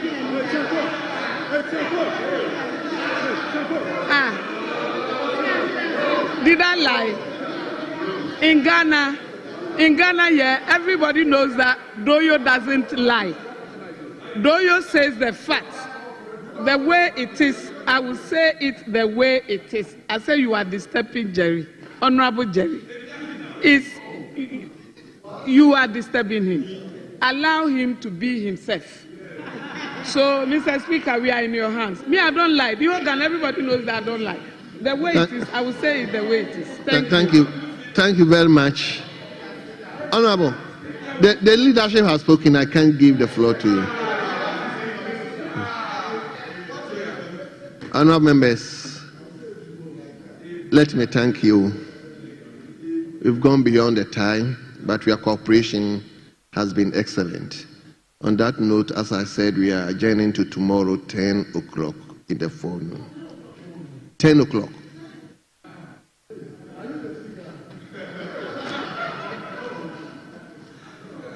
Honorable members, honorable minister, honorable members, the House accordingly is adjourned to tomorrow, 10 o'clock in the forenoon.